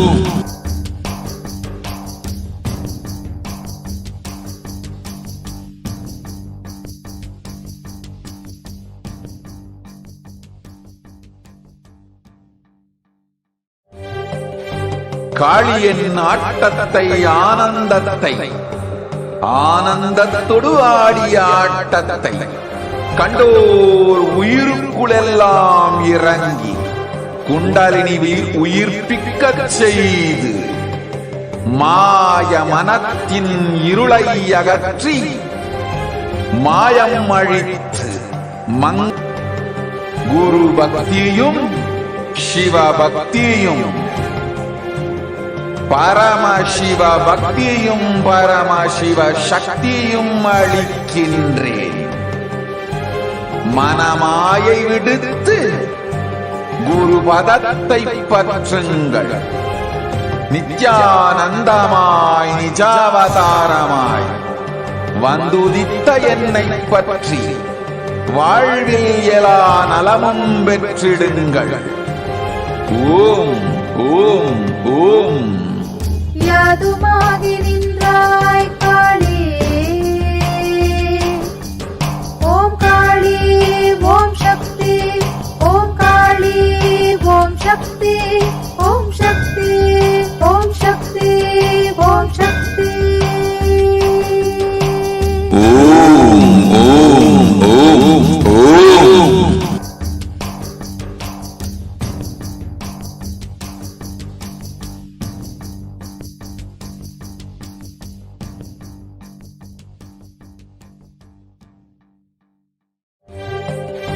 காளியின் ஆட்டத்தை ஆனந்தத்தை ஆனந்தத்தொடு ஆடிய ஆட்டத்தை கண்டோர் உயிருக்குளெல்லாம் இறங்கி குண்டலினிவில் உயிர்ப்பிக்கச் செய்து மாய மனத்தின் இருளை அகற்றி மாயம் அழித்து மங்களம் தந்து குரு பக்தியும் சிவ பக்தியும் பரமசிவ பக்தியும் பரமசிவ சக்தியும் அளிக்கின்றேன். மனமாயை விடுத்து குரு பதத்தை பற்றுங்கள். நித்யானந்தமாய் நிஜாவதாரமாய் வந்துதித்த என்னை பற்றி வாழ்வில் எல்லா நலமும் பெற்றிடுங்கள். ஓம் ஓம் ஓம். யாதுமாகி. Next we have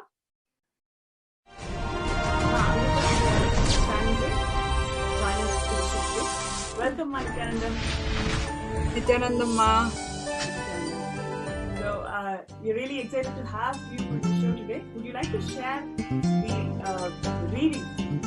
What was the blessings that you received from Devi Parashakti. Let us start Yes, Ma, today's Nithyanandam. satsang So, Devi in Bhagavad Parashakti Gita, called out my 4th name chapter, today, and Jnanakarma I had Sannyasa Yoga, asked Ma 32nd Devi verse. 4 boons. Like, I wanted to be like my Guru, you know, powerful and unshaken and centered, like how he is amidst of anything that is happening.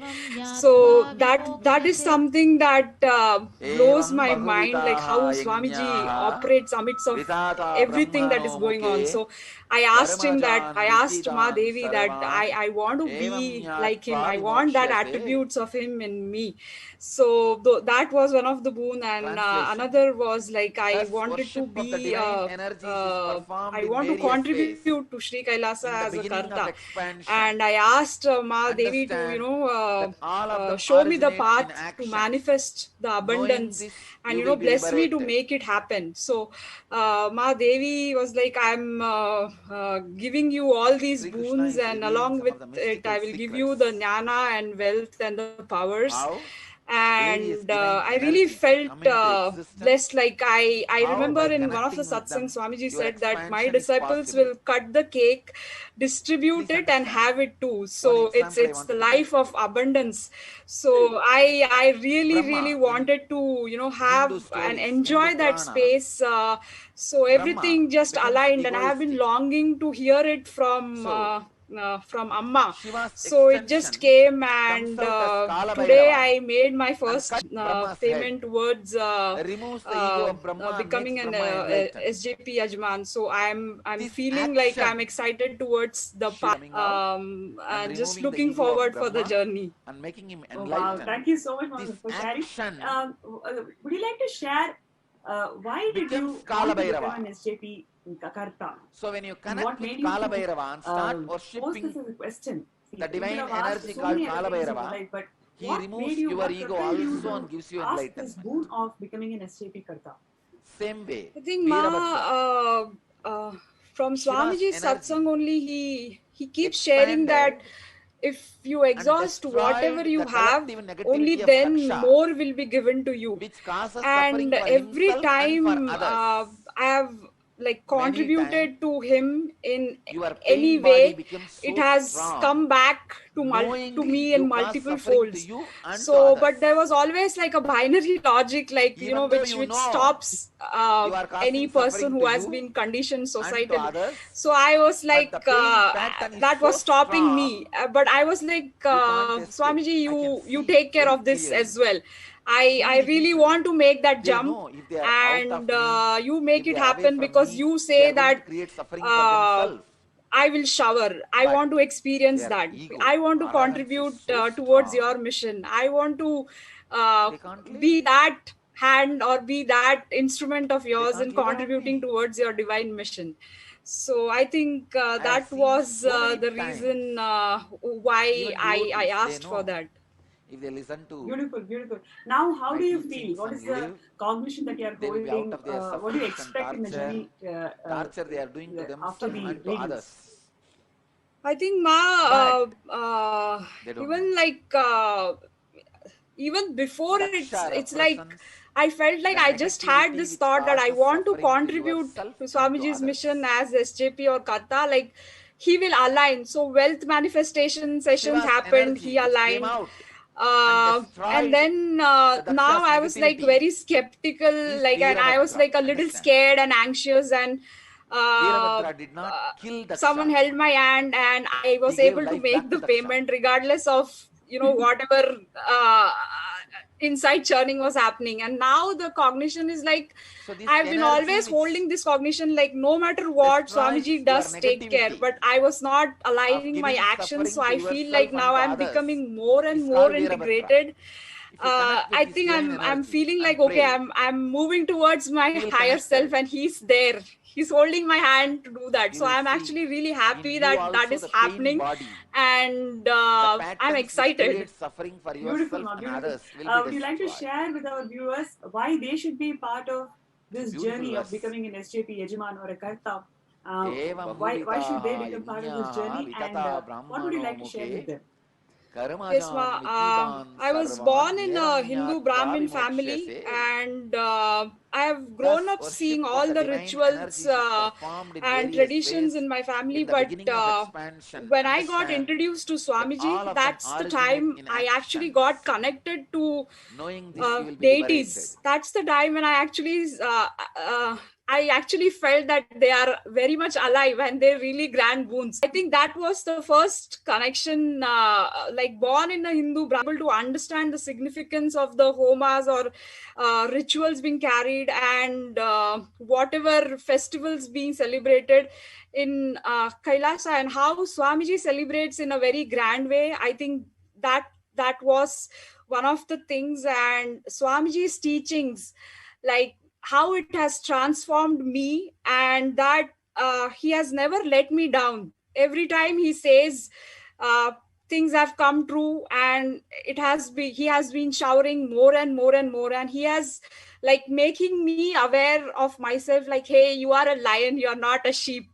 I think that's the second thing. And I think every youth is looking for abundance, whether it's in terms of money or blissful relationships or being an entrepreneur. So Swamiji's teachings and the Hindu way of living is the way.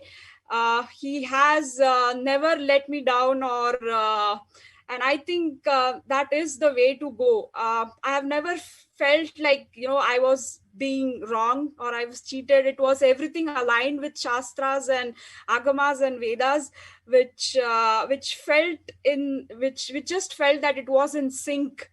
And there was no second thoughts, like whatever he says has been coming true. And I think just the Hindu way of living, like living in abundance, the way he's teaching in many different ways and how he is making himself available, I think no one should be missing out this opportunity. No youth should be missing out this opportunity of bringing abundance in their life when he's available and he's making himself available. Wow. Thank you so much, Ma. That was really inspiring, especially the authenticity with which Swamiji is reviving Kailasa and how it is benefiting the youth today, whether it is through rituals or through life solutions or through all the other branches of Hinduism, sharing it with the whole world. No human being should be missing any of this. So thank you so much for sharing. Thank you so much for coming to the show today. And we are looking forward to your journey of becoming the SJP Karta. Thank you so much. Thank you, Ma. Thank you, Nithyananda.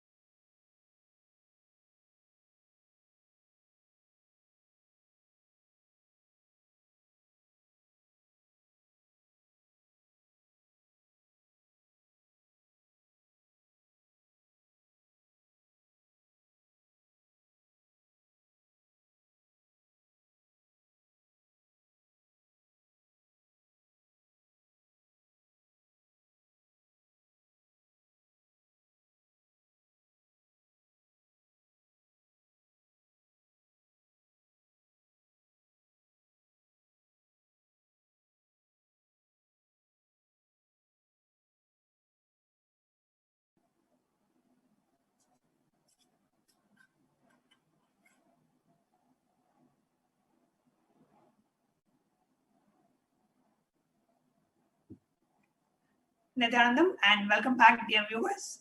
Joining us live today, we have Ma from Canada joining us live, who had an amazing blessing from Devi Parashakti today.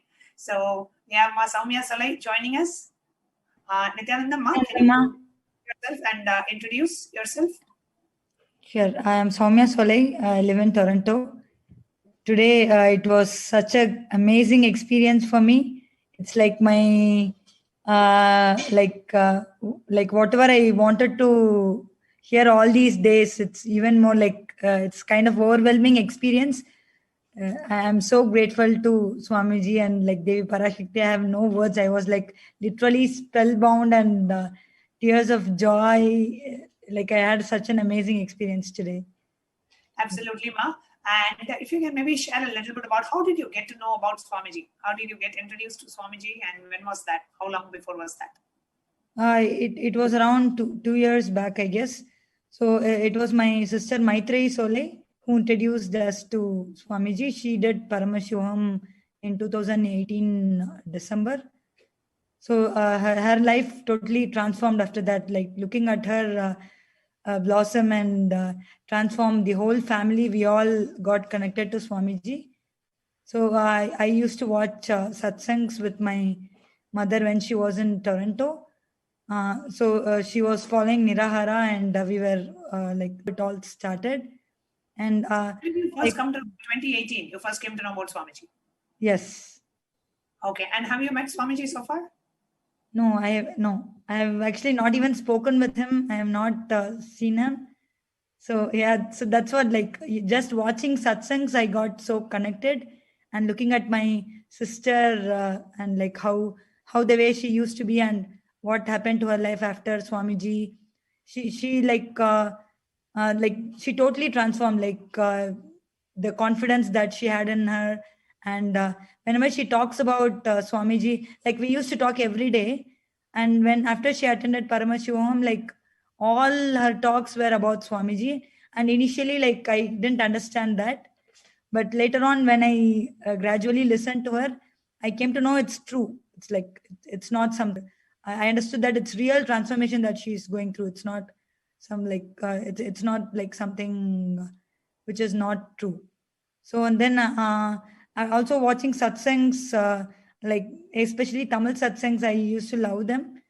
And I got connected to Swamiji. And then actually the major transformation happened when I went to Bidadi. It was last Shivaratri.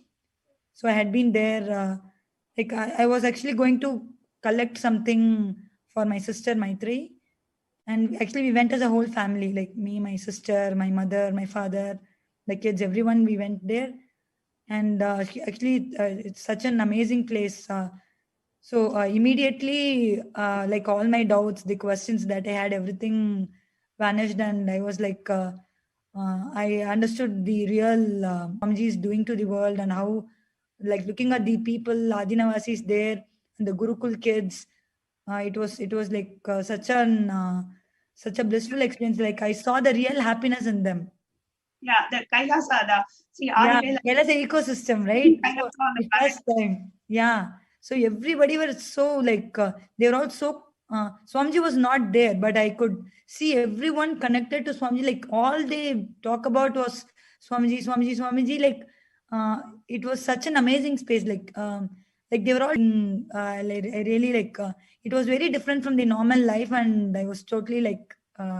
Very amazed at how right, how it was set up. Like definitely it can't be set up with someone who is following a normal life. I understood that it's only an something avatar. really special. Only an avatar can do it, right? So yeah, that's what I understood.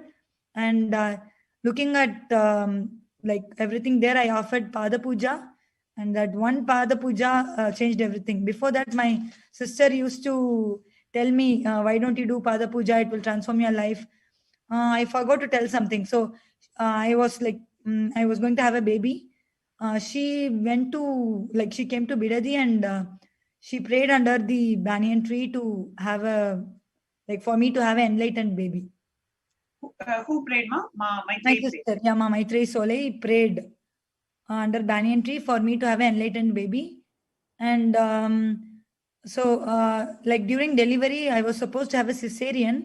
And at that time, she again like sent my picture, and like in just like within few seconds, the doctor was able to do something, and I got normal delivery. At that time, so she was telling me to offer like Pada Puja or some puja as gratitude, because like it was a blessing. And she was telling me that the baby's blessed, she's enlightened baby. At the time, I couldn't like I didn't know that it's for true. But after that, like looking at my like daughter, like at each step, it was as though she was I kind of felt that she's from a different space. Even now, like I don't know how she understands everything, but it's like she knows everything. That's what I kind of feel. And slowly it came to like for me, it was revealed that she's really like a divine child. Beautiful, Ma. And just a moment. And before we continue, just wanted to share.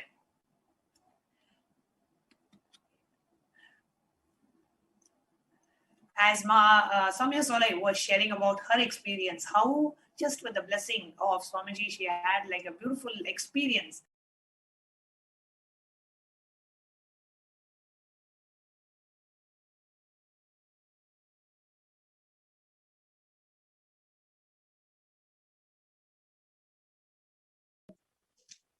So joining with us today, we have Ma Sarita Pasupaleti, who is joining with us to share her journey as a mother, as a woman, how she experienced Swamiji in her life and how Devi has showered her. Nithyanandam, Ma Sarita Pasupaleti. Nithyanandam, Ma. I think we can just wait for a moment till she's shown. Yes, so we're just going to have her projected.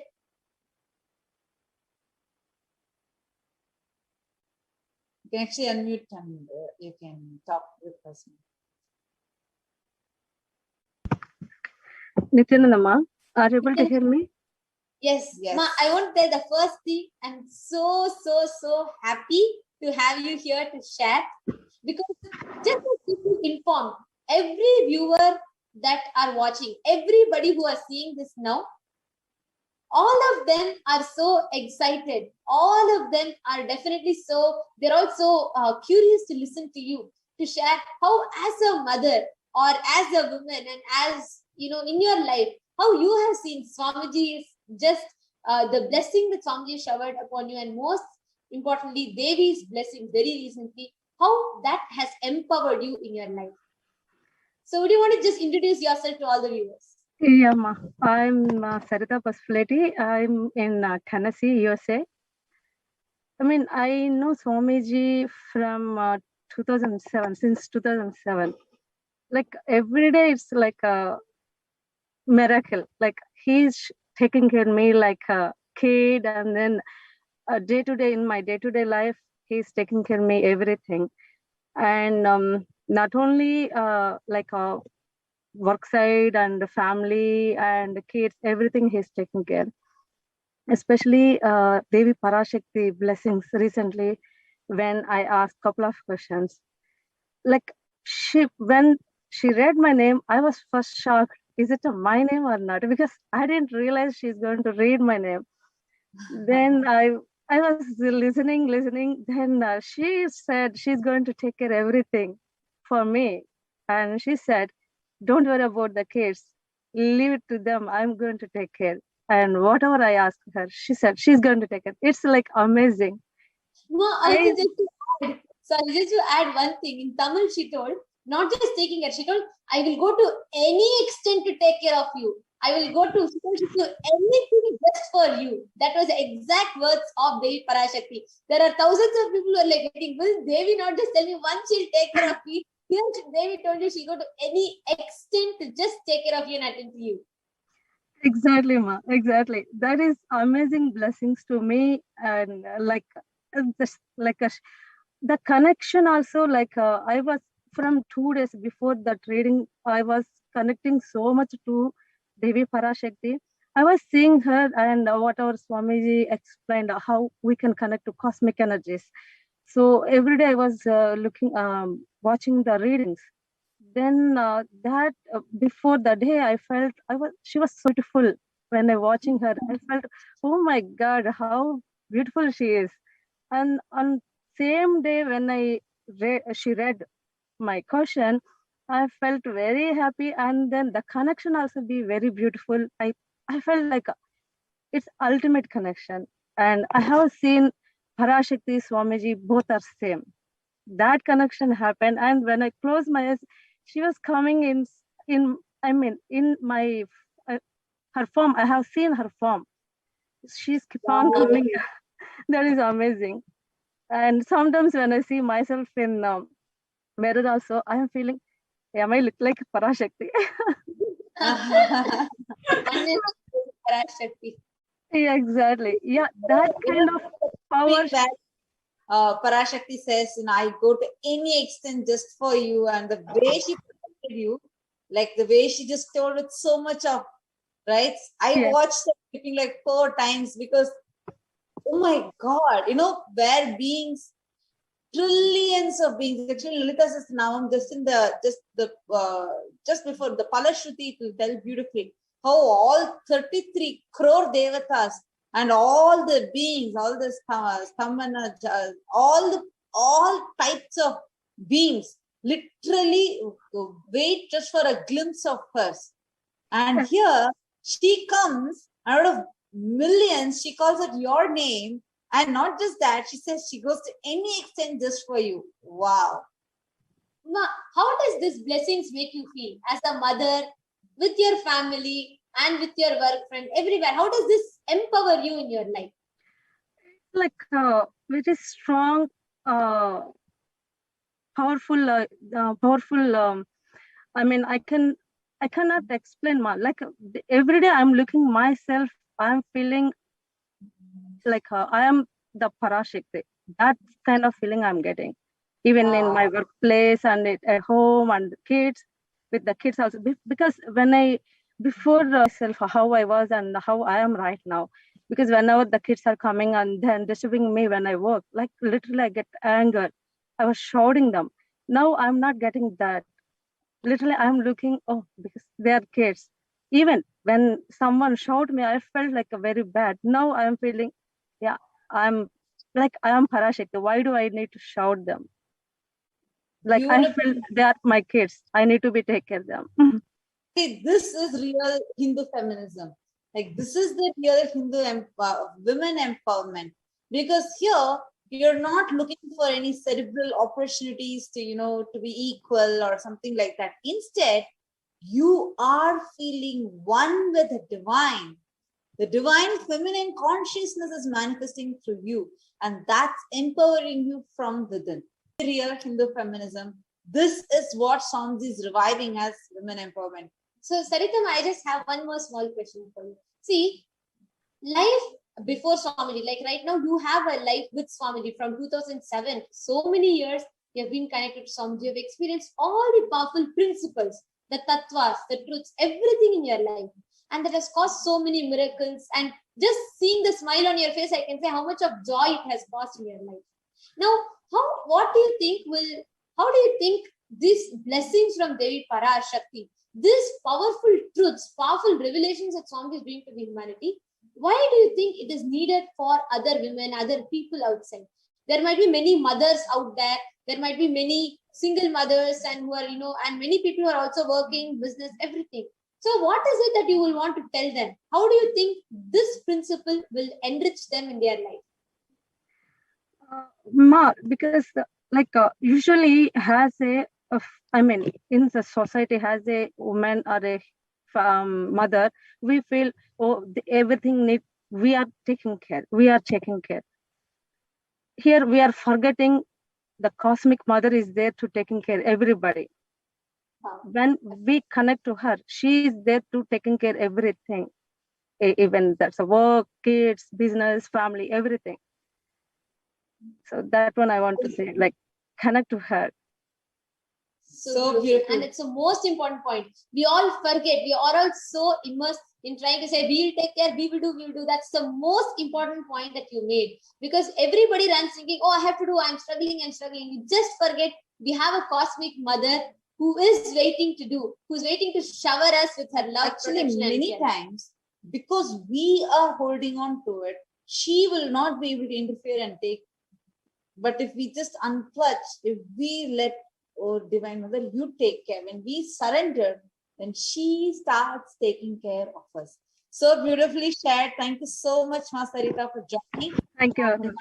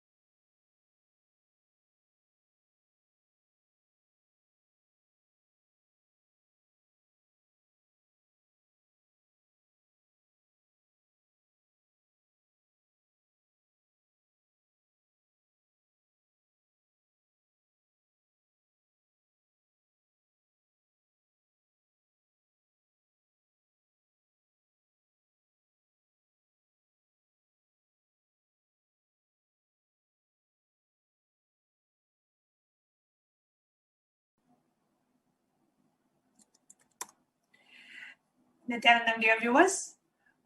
Today we have joining us Mashiba Elizabeth from Canada, who is here to share her miraculous experience of receiving Devi Parashakti Akashic readings. And we have Mashiba Elizabeth joining us live from Canada. Nithyanandam ma, thank you so much for joining us live today. You need to unmute yourself, ma. Nithyanandam ma. Nithyanandam ma, thank you so much for joining us live today. If you can kindly introduce yourself, please. Your name, where you're from, how did you get to know about Swamiji? My name is Shiva. I'm from Canada. I'm an accountant, and I was on my spiritual path from few years, and I came to know Swamiji through a YouTube video last year, June. And my journey started going on very, very quickly, developing. I joined Paramashivoham, and amazing things happening in my life constantly, every day, every moment, I would say, new things. Wow. So you just came to know about Swamiji less than a year back. And, I've been conducting sessions in Paramashivoham, and I've seen Mashiba join many, many Paramashivoham seasons. She has attended the Paramashivoham online retreat, which is available for all of us. And she has completely utilized that online retreat, especially during the COVID pandemic time when we're all quarantined. She has attended multiple seasons and really used to manifest extraordinary powers. And now she's here to share her experience. I think yesterday or day before, Mashiba had her Devi Parashakti Akashic readings. And what was your question that you asked to Devi Parashakti? When I joined Paramashivoham, right after 2-3 days or 4 days, I start having Satori experiences in my day-to-day life. So I was like every month or every other week, I was having different experiences, but they were not permanent. So it was a great fire in my heart to desire that experience to be permanent in my life. So yesterday night, when I was watching Devi Parashakti answering questions, I thought, okay, I'll ask Devi to please give me this experiences to be permanent. So I texted if you just say my experiences will be permanent and my enlightenment will be permanent in my life. I texted once, and then I felt like everything stopped. I texted again. Right after my second text, I heard my name, and I was like once shocked. Okay, something is happening. It was so much exciting moment. Like the whole thing was stopped, and I was just listening. And right while I was hearing, Maya Dhyama Swami was translating right away for me. She was excited for me as well. The blessing I got, it was amazing. I'm going to read out that answer you got, Mashiba. So what Devi Parashakti blessed Shiva? So Shiva wanted, she had experienced Satori. Satori means a glimpse of the state of enlightenment, right? You get a peek into that state, but it is not a permanent. You get a glimpse and then you come back. And that's Satori experience of enlightenment. And she had a glimpse of that state. So then she, that state is so like what Swamiji calls like Nitya Ananda, the eternally blissful. She was like, I really want to experience it. So she asked Devi that I want that experience to be permanent and that enlightenment to be permanent. And this is what Devi Parashakti blessed her. Devi Parashakti said, Shiva Elizabeth, you will permanently attain eternal bliss and enlightenment. You will have Jivan Mukti, living enlightenment. Always remember me and live chanting Om, Om, Om. And when you heard this answer, Shiva, what really happened in you? It's like everything calmed down, like great peace happened in my inner space. I was so much peaceful the whole night, in the morning. There was an excitement, but not jumping, but calm excitement. And I see that things start shifting right away after the blessing. And it's again, I'm not in the same situation I was before that blessing. I'm entirely in a new space right after. I also signed up for, decided to do that. And today I asked for the blessing for Devi Parashakti, if she can bless me so I can be SJP and still things start moving. So I had a client who was not paying me. He sent me the e-transfer. It was stuck payment. The payment came through. And right after a new client came and he paid me upfront right away. And another called and booked an appointment to show up next day. Yeah, that was amazing experiences. I have seen many breakthroughs in my business right after doing the Paramashivoham. Like my business grows a lot, and especially I myself grown a lot along with that business, handling, tackling things, my own capacity. These all have grown everything on a great extent, which I cannot even express. Yeah. Beautiful, Ma. So let me just recap on the sequence of events. So a couple of days back, Shivama had her Devi Parashakti Akashic reading, where Devi blessed her to that she will be having the permanent and eternal enlightenment and blessed her with the Jivan Mukti. And right after that, out of the gratitude for Devi Parashakti, Shiva decided to become a Sarvanyapita Yajman, where she wants to contribute to the revival of the enlightenment ecosystem Kailasa. And right after she made the decision and decided to make the first contribution, right next day, she had 3 financial breakthroughs. One, the client who was kind of delaying the payment immediately initiated the payment. Second, she got a new client who actually made an upfront payment. Third, she got another new client who booked an appointment for her the next day. So 3 breakthroughs in financial as soon as you decided that you want to contribute back. And Shivama, I want to ask this question. You just used the Supreme Pontiff for less than a year. And of course, you have had amazing experiences. What really made you make the decision to contribute back to Kailasa? What made you feel like, okay, I want to give back. I want to contribute to Kailasa. What shifted in you to make that decision? I am totally transformed, and like when you have something, you want other to have as well.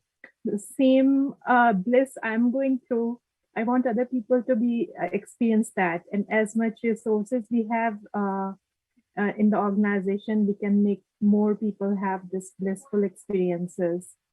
So I just want to share what I have. Other people can also have and be in these states. You have such a beautiful heart, Mashiva.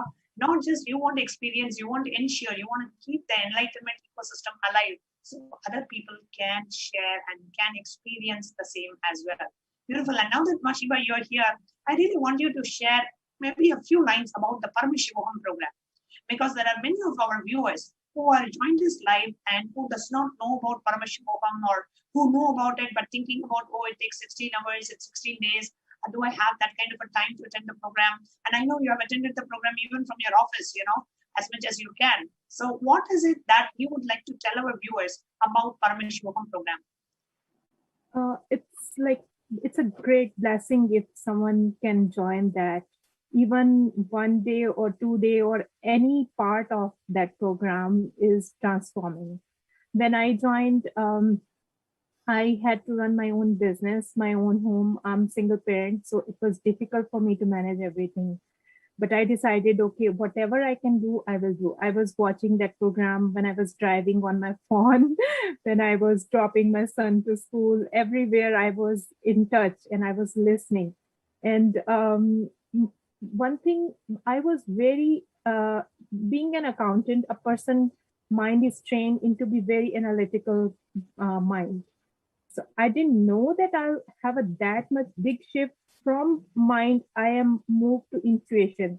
I'm taking more effectively with my intuition just because I was totally present in that program and I committed myself, whatever situation is, I'll do it. And especially the meditations and the completions, they transform a person. completely change. You're no more that person before you join. Your life changes a lot. And if you have to tell in one line, why should somebody who is watching this program live, why should they must attend Paramashivoham? What would you tell? How would you describe this program for a person who doesn't know about the program? So everything in our life we do, we want to attain a kind of happiness. We are looking for a happiness, but it doesn't come from the things we do, from the activities we do. It comes from our inside. And that inside only Paramashivoham can give you. So I kept on joining and again because something was shifting, something was moving inside me. So I wanted that space to be bigger and bigger and be in that place forever. So that is a permanent happiness, I'll say, if you want in your life. Yeah. Beautiful, Ma. Thank you so much for joining us, Ma Shiva. And for all our viewers, if you're watching and if you're listening to Ma Shiva sharing and you feel like, oh God, I want to experience that shift that Ma Shiva experienced in Paramashivoham, you can go to kailasa.org/Paramashivoham and register for the next season of the Paramashivoham program, which is starting in, it starts every full moon and every new moon. So the next full moon or new moon, the program will start and you can join. It's a completely online program. The program is Guru Dakshina based, means there is no specific fee for the program. Out of the space of gratitude, whatever you want to offer as Guru Dakshina, you can pay for the program. And so the program is only Guru Dakshina based. So you can register and join the program right from the comfort of your own house, kailasa.org/Paramashivoham. Thank you so much, Ma Shiva, for sharing your experience and coming live. Thank you so much.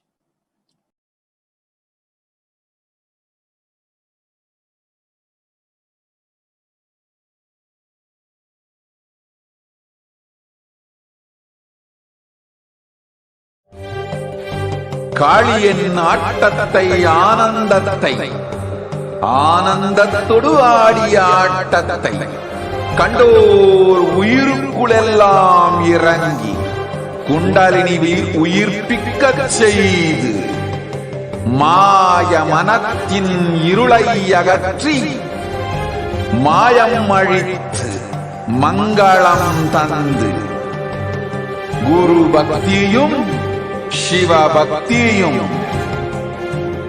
Paramasiva பக்தியும் பரமசிவ சக்தியும் அளிக்கின்றேன். மனமாயை விடுத்து குரு பதத்தை பற்றுங்கள். நித்யானந்தமாய் நிஜாவதாரமாய் வந்துதித்த என்னை பற்றி வாழ்வில் எலமும் பெற்றிடுங்கள். ஓம் ஓம் ஓம். யாதுமாகி நின்றாய் காளி, ஓம் காளி ஓம் சக்தி, ஓம் காளி ஓம் சக்தி, ஓம் சக்தி ஓம் சக்தி ஓம் சக்தி. ஓம் ஓம் ஓம் ஓம்.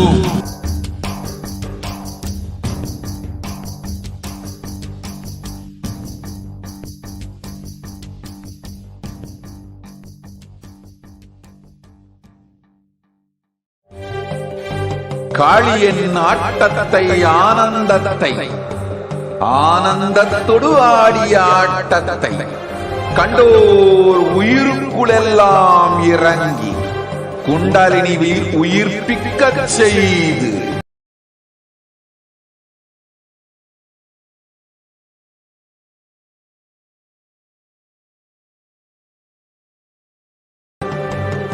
குரு பக்தியும் சிவ பக்தியும் பரமசிவ பக்தியும் பரமசிவ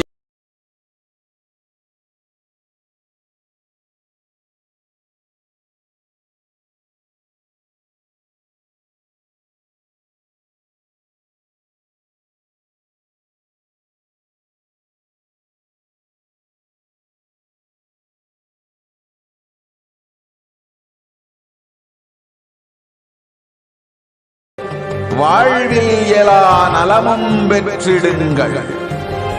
ஓம் ஓம் ஓம் யாதுமாகி நின்றாய் காளி ஓம் காளி ஓம் சக்தி ஓம் காளி ஓம் சக்தி ஓம் சக்தி ஓம் சக்தி ஓம் சக்தி ஓம் ஓம் ஓம் ஓம்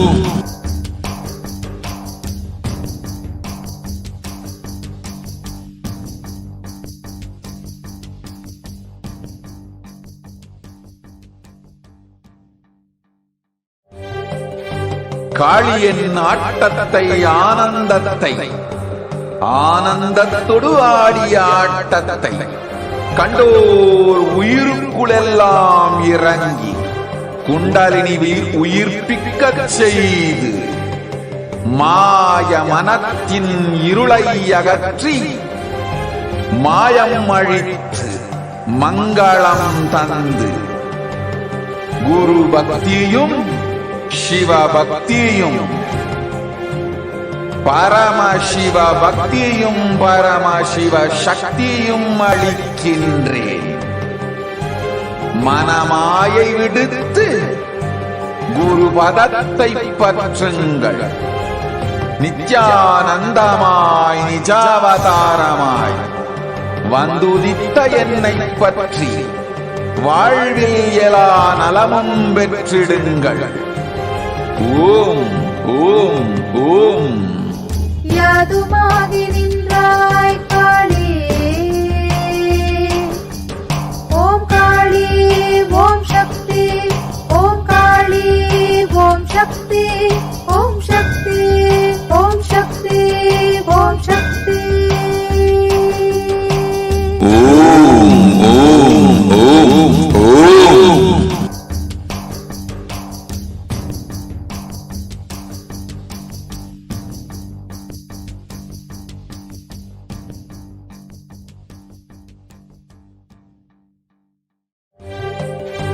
காளியின் ஆட்டத்தை ஆனந்தத்தை ஆனந்தத்தொடு ஆடிய ஆட்டத்தை கண்டோர் உயிருக்குளெல்லாம் இறங்கி குண்டலினி உயிர்ப்பிக்கச் செய்து மதின் இருளை அகற்றி மாயம் அழித்து மங்களம் தந்து குரு பக்தியும் சிவ பக்தியும் பரமசிவ பக்தியும் பரமசிவ சக்தியும் அளிக்கின்றேன். மனமாயை விடுத்து குரு பதத்தை பற்றுங்கள். நித்யானந்தமாய் நிஜாவதாரமாய் வந்துதித்த என்னை பற்றி வாழ்வில் எல்லா நலமும் பெற்றிடுங்கள். ஓம் ஓம் ஓம் யாதுமாகி நின்றாய் காளி ஓம் காளி ஓம் சக்தி ஓம் காளி ஓம் சக்தி ஓம் சக்தி ஓம் சக்தி ஓம் சக்தி ஓம் ஓம் ஓம் ஓம்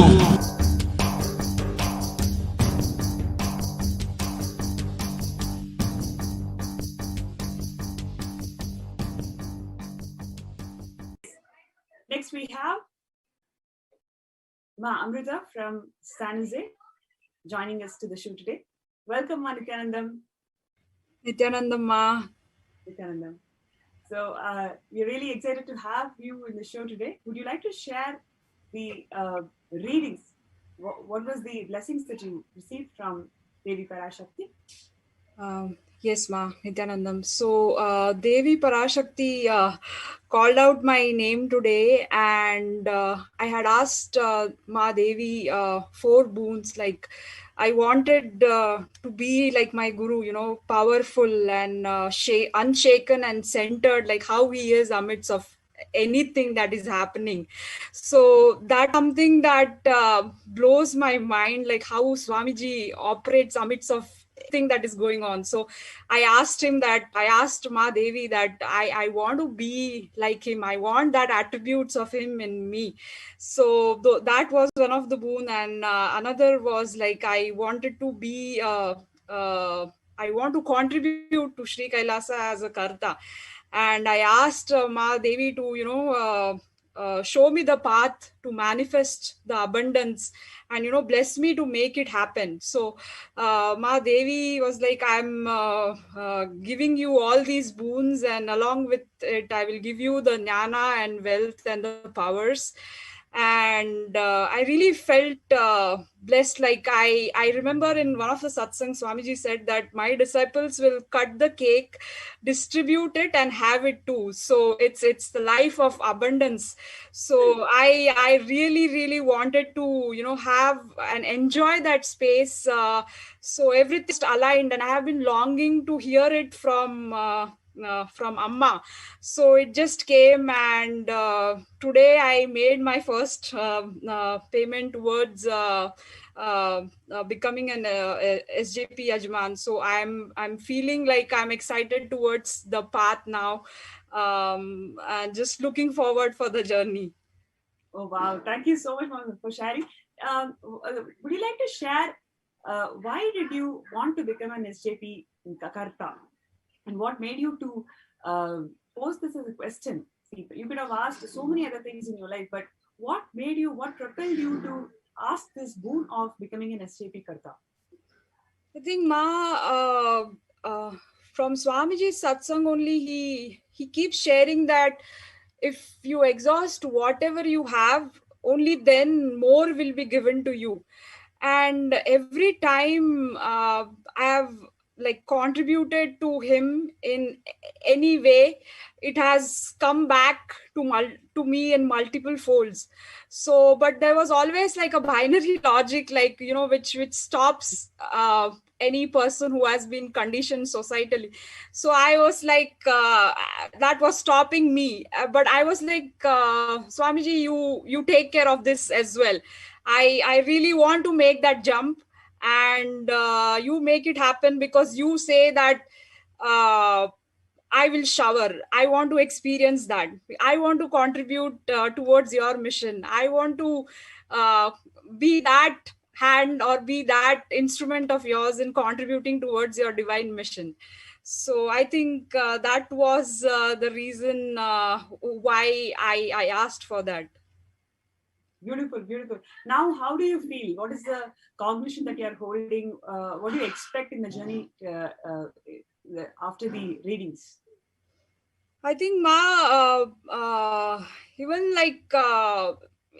even before, it's like I felt like I just had this thought that I want to contribute to Swamiji's mission as SJP or Karta. Like, he will align. So wealth manifestation sessions happened. He aligned.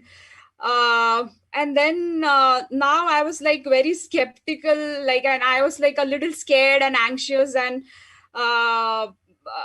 someone held my hand, and I was able to make the payment regardless of whatever inside churning was happening. And now the cognition is like, I've been always holding this cognition, like no matter what, Swamiji does take care, but I was not aligning my actions. So I feel like now I'm becoming more and more integrated. I think I'm feeling like, okay, I'm moving towards my higher self, and he's there. He's holding my hand to do that. So I'm actually really happy that is happening, and I'm excited. Beautiful, Ma, beautiful. Would you like to share with our viewers why they should be part of this journey of becoming an SJP Yajaman or a Karta? Why should they become part of this journey, and what would you like to share with them? Yes, Ma. I was born in a Hindu Brahmin family, and I have grown up seeing all the rituals and traditions in my family. But when I got introduced to Swamiji, that's the time I actually got connected to deities. That's the time when I actually I actually felt that they are very much alive and they're really grand boons. So I think that was the first connection, like born in a Hindu Brahmin family, but not being able to understand the significance of the homas or rituals being carried, and whatever festivals being celebrated in Kailasa, and how Swamiji celebrates in a very grand way. I think that was one of the things, and Swamiji's teaching, how it has transformed me, and that he has never let me down. Every time he says things have come true, and he has been showering more and more and more, and he has like making me aware of myself, like, hey, you are a lion, you're not a sheep. I think that's the second thing. And I think every youth is looking for abundance, whether it's in terms of money or blissful relationships or being an entrepreneur. So Swamiji's teachings and the Hindu way of living is the way. He has never let me down, or and I think that is the way to go. I have never felt like, I was being wrong or I was cheated. It was everything aligned with Shastras and Agamas and Vedas, which just felt that it was in sync. And there was no second thoughts, like whatever he says has been coming true. And I think just the Hindu way of living, like living in abundance, the way he's teaching in many different ways and how he is making himself available, I think no one should be missing out this opportunity. No youth should be missing out this opportunity of bringing abundance in their life when he's available and he's making himself available. Wow. Thank you so much, Ma. That was really inspiring, especially the authenticity with which Swamiji is reviving Kailasa and how it is benefiting the youth today, whether it is through rituals or through life solutions or through all the other branches of Hinduism, sharing it with the whole world. No human being should be missing any of this. So thank you so much for sharing. Thank you so much for coming to the show today. And we are looking forward to your journey of becoming the SJP Karta. Thank you so much. Thank you, Ma. Thank you, Nithyananda.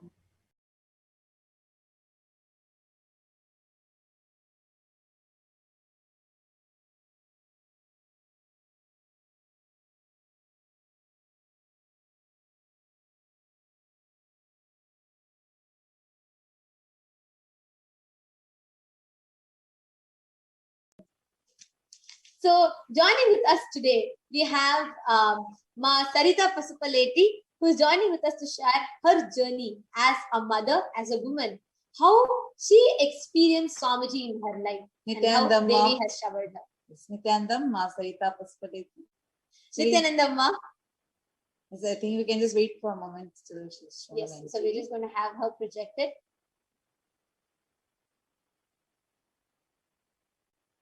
You can actually unmute and you can talk with us. Nithyananda, are you able to hear me? Yes, Ma, I want to tell the first thing, I'm so happy to have you here to share, because just to be informed, every viewer that are watching, everybody who are seeing this, all of them are so excited. All of them are definitely they're also curious to listen to you, to share how as a mother or as a woman and as, in your life, how you have seen Swamiji's just the blessing that Swamiji showered upon you, and most importantly, Devi's blessing very recently, how that has empowered you in your life. So would you want to just introduce yourself to all the viewers? Yeah, Ma. I'm Sarita Pasupaleti. I'm in Tennessee, USA. I mean, I know Swamiji from 2007, since 2007. Like every day, it's like a miracle. Like he's taking care of me like a kid, and then day to day in my day-to-day life, he's taking care of me everything. And not only like a work side and the family and the kids, everything he's taking care. Especially Devi Parashakti blessings recently, when I asked a couple of questions. Like when she read my name, I was first shocked. Is it my name or not? Because I didn't realize she's going to read my name. Then I was listening.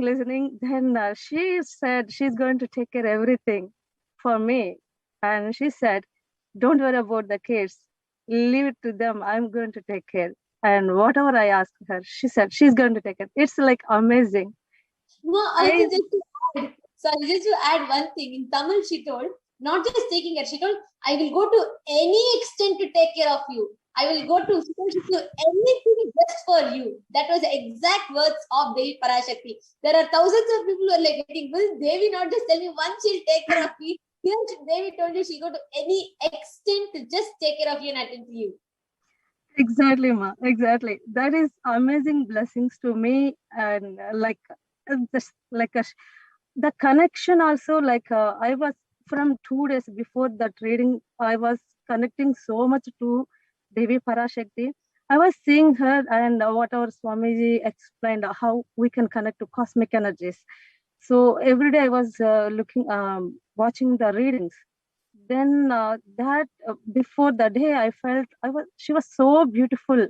When I watching her, I felt, oh my God, how beautiful she is. Same day when she read my question, I felt very happy, and then the connection also be very beautiful. I felt like it's ultimate connection, and I have seen Parashakti, Swamiji, both are same. That connection happened, and when I closed my eyes, she was coming in my her form. I have seen her form. She's keep on coming. That is amazing. And sometimes when I see myself in mirror also, I am feeling, am I look like Parashakti? Parashakti. Yeah, exactly. Yeah, that kind of power. Parashakti says, I go to any extent just for you, and the way she protected you, like the way she just told with so much of, right? I watched her speaking like 4 times because, oh my God, where beings, trillions of beings. Actually, Lalitha says now, just before the Parashakti, it will tell beautifully how all 33 crore devatas and all the beings, all the stamana, all types of beings literally wait just for a glimpse of hers. And here she comes out of millions, she calls it your name. And not just that, she says she goes to any extent just for you. Wow. Ma, how does this blessings make you feel as a mother, with your family and with your work friend, everywhere? How does this empower you in your life? Like very strong, powerful. I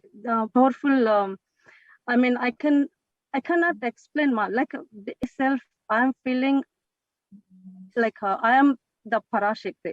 That kind of feeling I'm getting, even in my workplace and at home and kids, with the kids also. Because when I was looking myself how I was and how I am right now.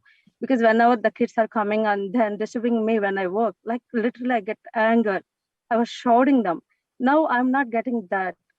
Literally I'm looking, because they are kids. Even when someone shouted me, I felt like a very bad. Now I'm feeling, I am Parashakti. Why do I need to shout them?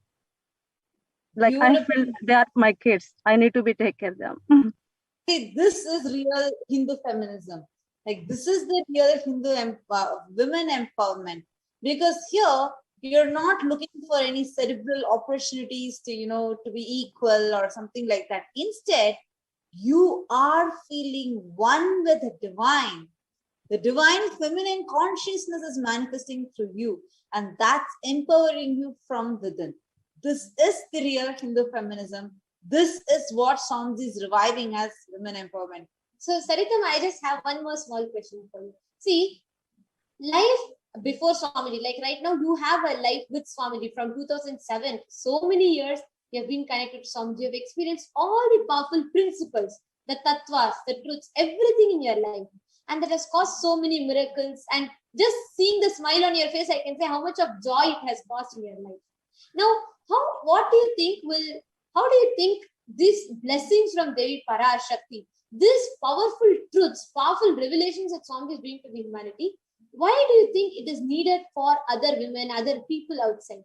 There might be many mothers out there. There might be many single mothers and who are, and many people who are also working, business, everything. So what is it that you will want to tell them? How do you think this principle will enrich them in their life? Because it has in the society has a woman or a mother, we feel, everything we are taking care. Here we are forgetting the cosmic mother is there to taking care everybody. When we connect to her, she is there to taking care everything. Even that's a work, kids, business, family, everything. So that one I want to say, like, connect to her.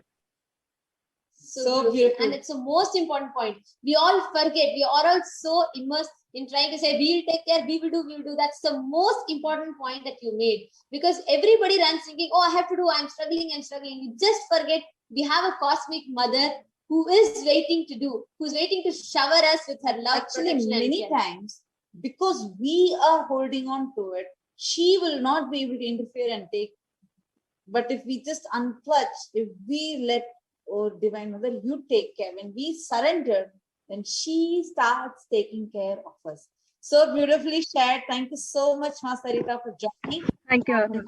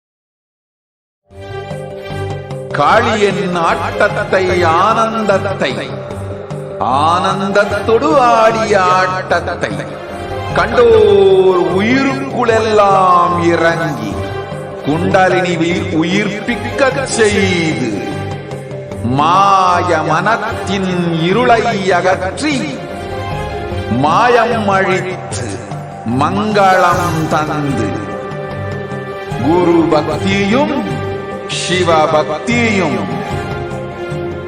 Paramasiva பக்தியும் பரமசிவ சக்தியும் அளிக்கின்றேன். மனமாயை விடுத்து குரு பதத்தை பற்றுங்கள். நித்யானந்தமாய் நிஜாவதாரமாய் வந்துதித்த என்னை பற்றி வாழ்வில் எல்லா நலமும் பெற்றிடுங்கள். ஓம் ஓம் ஓம். யாதுமாகி நின்றாய் காளி, ஓம் காளி ஓம் சக்தி, ஓம் காளி ஓம் சக்தி, ஓம் சக்தி ஓம் சக்தி ஓம் சக்தி. ஓம் ஓம் ஓம் ஓம்.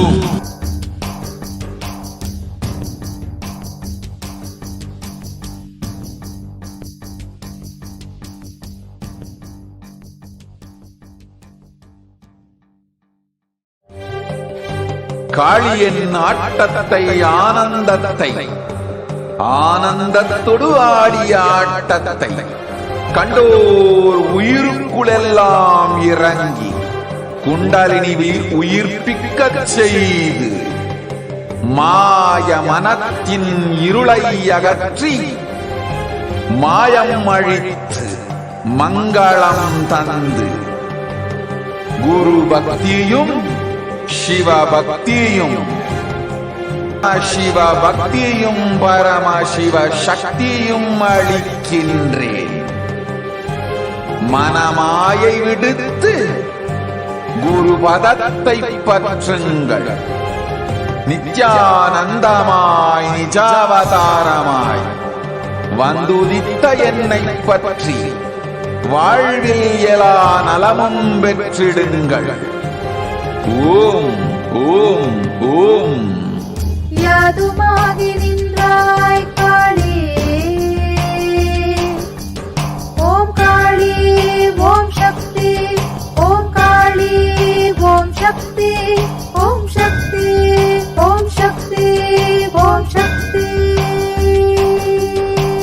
ஓம் ஓம் ஓம் ஓம்.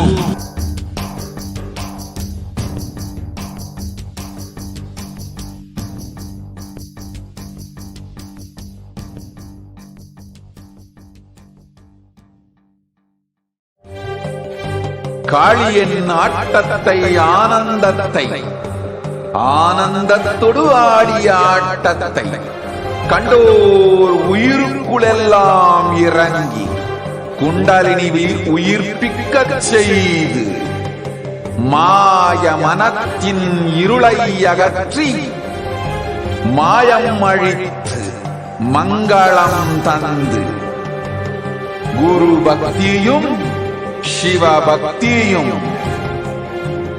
பரமசிவ பக்தியும் பரமசிவ சக்தியும் அளிக்கின்றேன். மனமாயை விடுத்து குரு பதத்தை பற்றுங்கள். நித்யானந்தமாய் நிஜாவதாரமாய் வந்துதித்த என்னை பற்றி வாழ்வில் எல்லா நலமும் பெற்றிடுங்கள். ஓம் ஓம் ஓம். யாதுமாகி நின்றாய் காளி,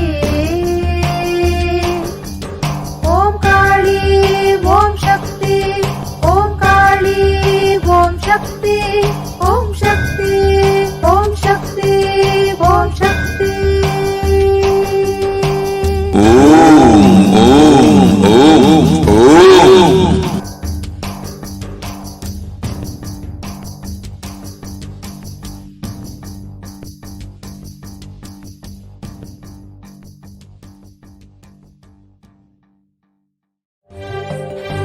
காளியின் ஆட்டத்தை ஆனந்தத்தை ஆனந்தத்தொடு ஆடிய ஆட்டத்தை கண்டோர் உயிருக்குளெல்லாம் இறங்கி குண்டலினிவில் உயிர்ப்பிக்கச் செய்து மாய மனத்தின் இருளை அகற்றி மாயம் அழித்து மங்களம் தந்து குரு பக்தியும் சிவ பக்தியும் பரமசிவ பக்தியும் பரமசிவ சக்தியும் அளிக்கின்றேன். மனமாயை விடுத்து குரு பதத்தை பற்றுங்கள். நித்யானந்தமாய் நிஜாவதாரமாய் வந்துதித்த என்னை பற்றி வாழ்வில் எல்லா நலமும் பெற்றிடுங்கள். ஓம் ஓம் ஓம். யாதுமாகி நின்றாய் காளி, ஓம் காளி ஓம் சக்தி, ஓம் காளி ஓம் சக்தி, ஓம் சக்தி ஓம் சக்தி ஓம் சக்தி. ஓம் ஓம் ஓம் ஓம்.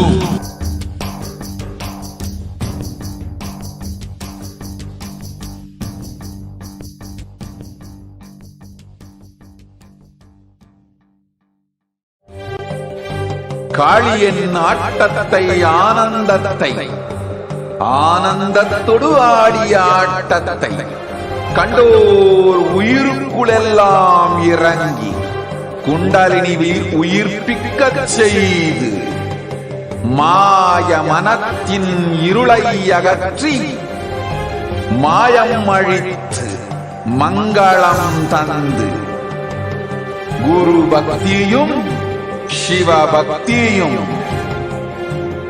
பரமசிவ பக்தியும் பரமசிவ சக்தியும் அளிக்கின்றேன். மனமாயை விடுத்து குரு பதத்தை பற்றுங்கள். நித்யானந்தமாய் நிஜாவதாரமாய் வந்துதித்த என்னை பற்றி வாழ்வில் எல்லா நலமும் பெற்றிடுங்கள். ஓம் ஓம் ஓம். யாதுமாகி நின்றாய் காளி, ஓம் காளி ஓம் சக்தி, ஓம் காளி ஓம் சக்தி, ஓம் சக்தி ஓம் சக்தி ஓம் சக்தி. ஓம் ஓம் ஓம் ஓம்.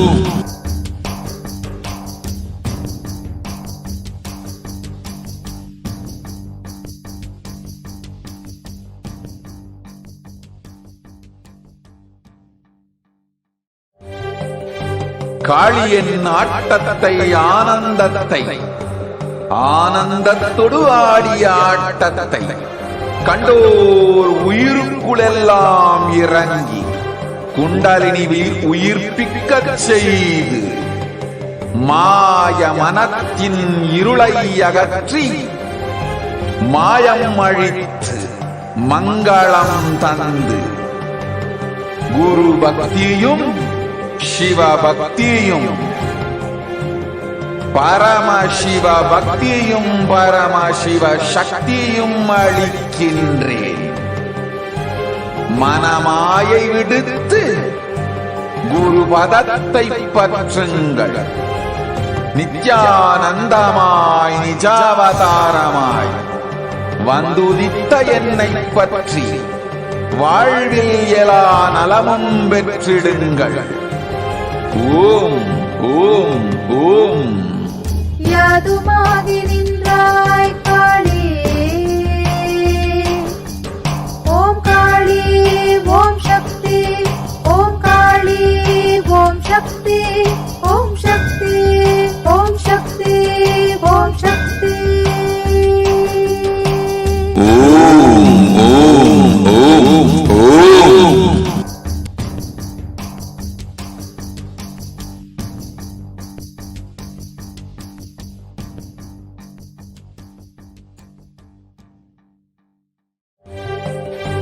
காளியின் ஆட்டத்தை ஆனந்தத்தை ஆனந்தத்தொடு ஆடிய ஆட்டத்தை கண்டோர் உயிருக்குளெல்லாம் இறங்கி குண்டலினிவில் உயிர்ப்பிக்கச் செய்து மாய மனத்தின் இருளை அகற்றி மாயம் அழித்து மங்களம் தந்து குரு பக்தியும் சிவ பக்தியும் பரமசிவ பக்தியும் பரமசிவ சக்தியும் அளிக்கின்றேன். மனமாயை விடுத்து குரு பதத்தை பற்றுங்கள். நித்யானந்தமாய் நிஜாவதாரமாய் வந்துதித்த என்னை பற்றி வாழ்வில் எல்லா நலமும் பெற்றிடுங்கள். ஓம் ஓம் ஓம். யாதுமாகி நின்றாய் காளி, ஓம் காளி ஓம் சக்தி, ஓம் காளி ஓம் சக்தி, ஓம் சக்தி ஓம் சக்தி ஓம் சக்தி. ஓம் ஓம் ஓம் ஓம்.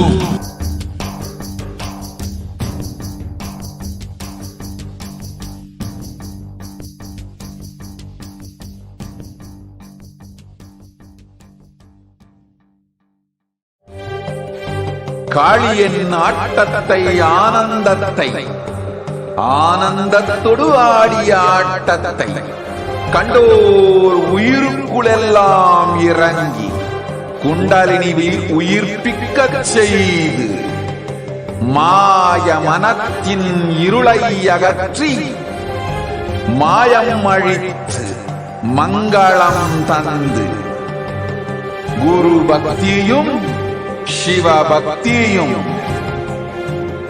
பரமசிவ பக்தியும் பரமசிவ சக்தியும் அளிக்கின்றேன். மனமாயை விடுத்து குரு பதத்தை நித்யானந்தமாய் நிஜமாய் வந்துதித்த என்னை பற்றி வாழ்வில் எல்லா நலமும் பெற்றிடுங்கள். ஓம் ஓம் ஓம்.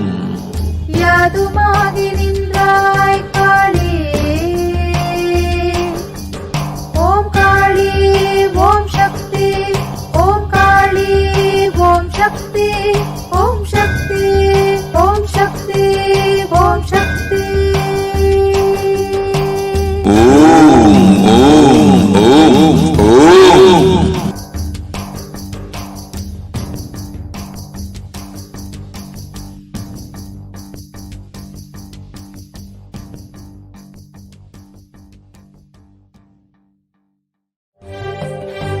காளியின் ஆட்டத்தை ஆனந்தத்தை ஆனந்தத்தொடு ஆடிய ஆட்டத்தை கண்டோர் உயிருக்குளெல்லாம் இறங்கி குண்டலினி உயிர்ப்பிக்கச் செய்து மாய மனத்தின் இருளை அகற்றி மாயம் அழித்து மங்களம் தந்து குரு பக்தியும் சிவ பக்தியும் பரமசிவ பக்தியும் பரமசிவ சக்தியும் அளிக்கின்றேன். மனமாயை விடுத்து குரு பதத்தை பற்றுங்கள். நித்யானந்தமாய் நிஜாவதாரமாய் வந்துதித்த என்னை பற்றி வாழ்வில் எல்லா நலமும் பெற்றிடுங்கள். ஓம் ஓம் ஓம். யாதுமாகி நின்றாய் காளி, ஓம் காளி ஓம் சக்தி, ஓம் காளி ஓம் சக்தி, ஓம் சக்தி ஓம் சக்தி ஓம் சக்தி. ஓம் ஓம் ஓம் ஓம்.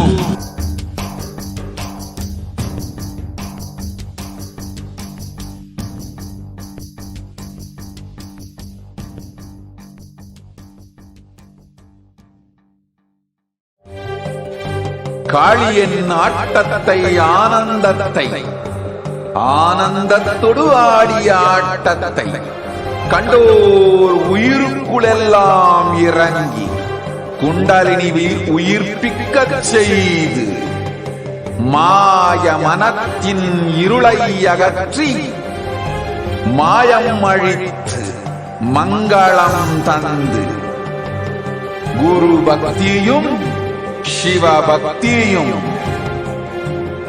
பரமசிவ பக்தியும் பரமசிவ சக்தியும் அளிக்கின்றேன். மனமாயை விடுத்து குரு பதத்தை பற்றுங்கள். நித்யானந்தமாய் நிஜாவதாரமாய் வந்துதித்த என்னை பற்றி வாழ்வில் எல்லா நலமும் பெற்றுங்கள். ஓம் ஓம் ஓம். யாதுமாகி நின்றாய் காளி, ஓம் காளி ஓம் சக்தி, ஓம் காளி ஓம் சக்தி, ஓம் சக்தி ஓம் சக்தி. ஓம் ஓம் ஓம் ஓம்.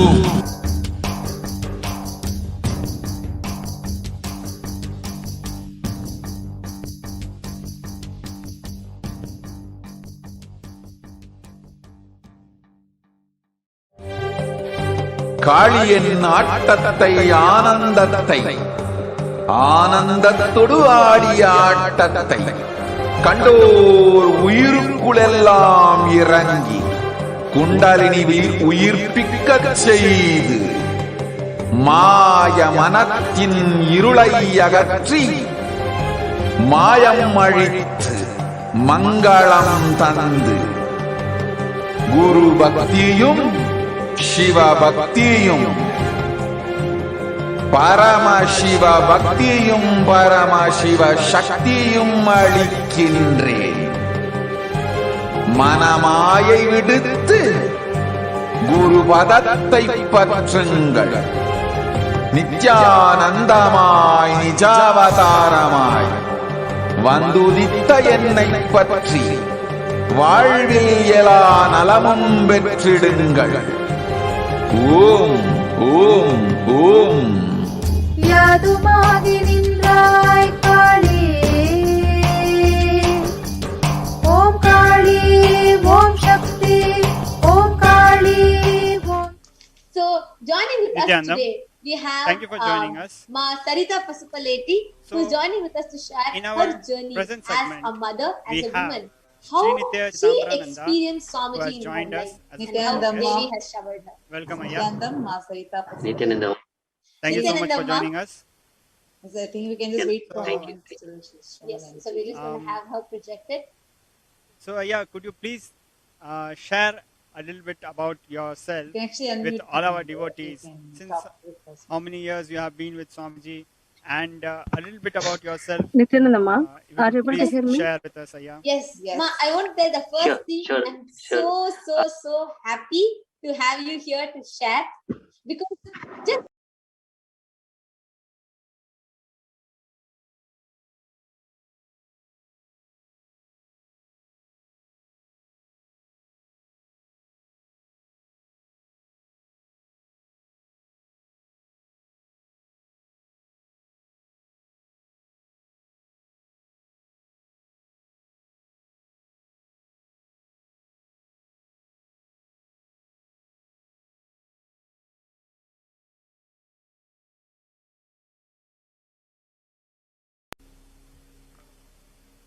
Nithyanandam, thank you for joining us. So, in our present segment, we have Sri Nithya Chidambarananda, who has joined us as a special guest. Welcome, Ayya. Nithyananda. Thank you so much for joining us. So, Thank you. So, Ayya, could you please share a little bit about yourself with all our devotees? Since how many years you have been with Swamiji, and a little bit about yourself, if you could please share with us, Ayya. Sure. My name is Sri Nithya Chidambarananda. I live in Dubai, and I am devotee of Swamiji since 2010. Mahavatar Babaji is the one who brought me at the lotus feet of Swamiji. So that is the greatest blessing. And from there, my life has completely changed. So physically, mentally, psychologically, monetarily, all aspects of my life, relationship. So it is an amazing journey with Swamiji. And in last 1.5 months, with the Devi Ma blessing, Parashakti Maya blessing, a complete new dimension has opened up for me. So I will share about Parashakti Maya blessing, the effect what it is having in my life, how it is changing my life, how it has changed completely. So first, yeah. So, Ayya, like, when was the first time you met Swamiji? Swamiji I met first time in March 2011, where I did the Path Puja. No, before that I met Swamiji in Dubai in January 2010. I see. So, more than a decade you have been with Swamiji. I am very sure, unlike many of the present devotees who might not have got a chance to spend such a long time in the presence of Swamiji, to know him personally, to be blessed by his presence. Would you please share, for the benefit of our viewers, some of your personal experiences with Swamiji? I feel our viewers will really cherish it as you share those moments. Correct. Sure. So first experience is when I was inspired to attend the Kalpataru session in January, and I was doing a lot of meditation. I was following Paramahansa ji, so many things. So I was not willing to go. Then in the meditation, when Mahathir Babaji came and told, go and attend, then he is our Param Guru, Gurudev. Then I decided, okay, then I attended Kalpataru program, and the first darshan, when I went on the stage to hug Swamiji, that's the first experience. Complete I disappeared, complete self disappeared, and there was only laughter, pure bliss and joy. There was nothing, and I just hugged Swamiji. I told, I love you. That was the first experience. And I realized, wow, he is my Gurudev, he is my Swamiji, he is my God, he is my everything. So just one darshan, one touch, and I'm done. Then thereafter, we have attended many IAs, we have attended cruise IA and many programs online, and then. So now, that is what, in my salary, for example, my salary got one shot, it was increased by double, which was like an impossible thing. My relationship, my talent, my skill, my way of living the life, it is completely like a 360-degree change in my life. So Swamiji is in my DNA, in my whole being. Swamiji is just vibrating because there's only Swamiji, there's nothing else in my core. Amazing, Aya. So as you shared, I'm really excited to hear your story, how Swamiji is causing each one of us, each one of our realities, which we don't even expect. Like, we might come with our small demands or small wishes or small desires, but Swamiji gives us what really our being wants, and a lot more, something beyond our wildest imaginations as well. As you are mentioning, like increase in salary, just an increase of double, and many other such experiences. I'm very sure most of us might not have such a fortune in life, but how Swamiji makes this magical life happen for all of us, it's really amazing to hear you share all these experiences. So I'll share now Parashakti Maya blessing. When Parashakti Maya started giving me in Swamiji's form, embodiment of Swamiji, the biggest like a miracle or biggest breakthrough which has happened, which was really was pulling me down, was that, like Swamiji says, the present moment consists of three things: perception about reality, perception about me, and actually what is happening. Swamiji reveals that when we are focused on perception of our reality, and then come the perception of me, becomes a powerlessness. Then we even do not know what is really happening, what is actual reality.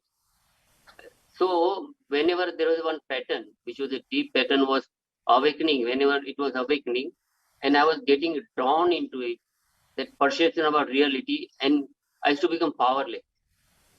After Parashakti Maya's blessing, now what has happened, because Parashakti Maya gave me blessing, you are mine, you are part of me, you are always with me, I am always with you.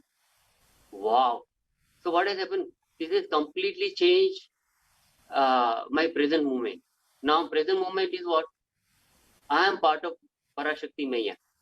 So what is happening? I am not getting drawn, first getting into perception about reality.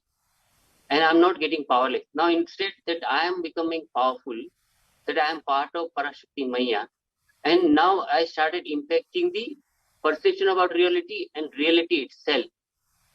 So this is the biggest miracle, because when we live in present moment, then we are in oneness with the cosmos, oneness with Parashakti Maya, oneness with Param Shiva, oneness with Swamiji.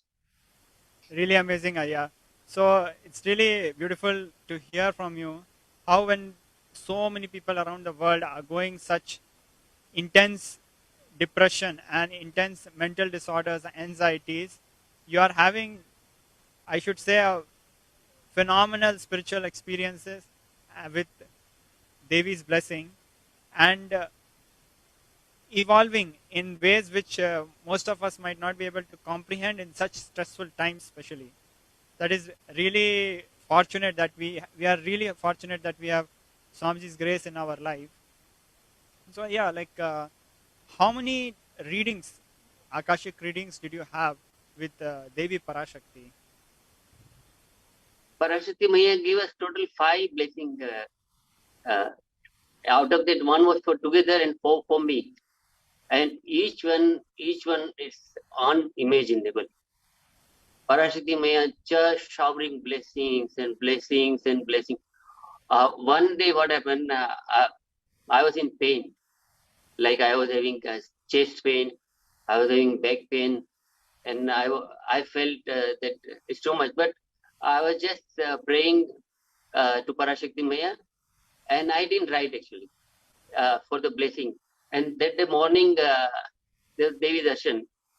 So what Premananda did, my Sakhi, what she did, she just it was going on, then she just wrote in the YouTube prayer. And in few minutes, Parashakti Maya just showered the blessing.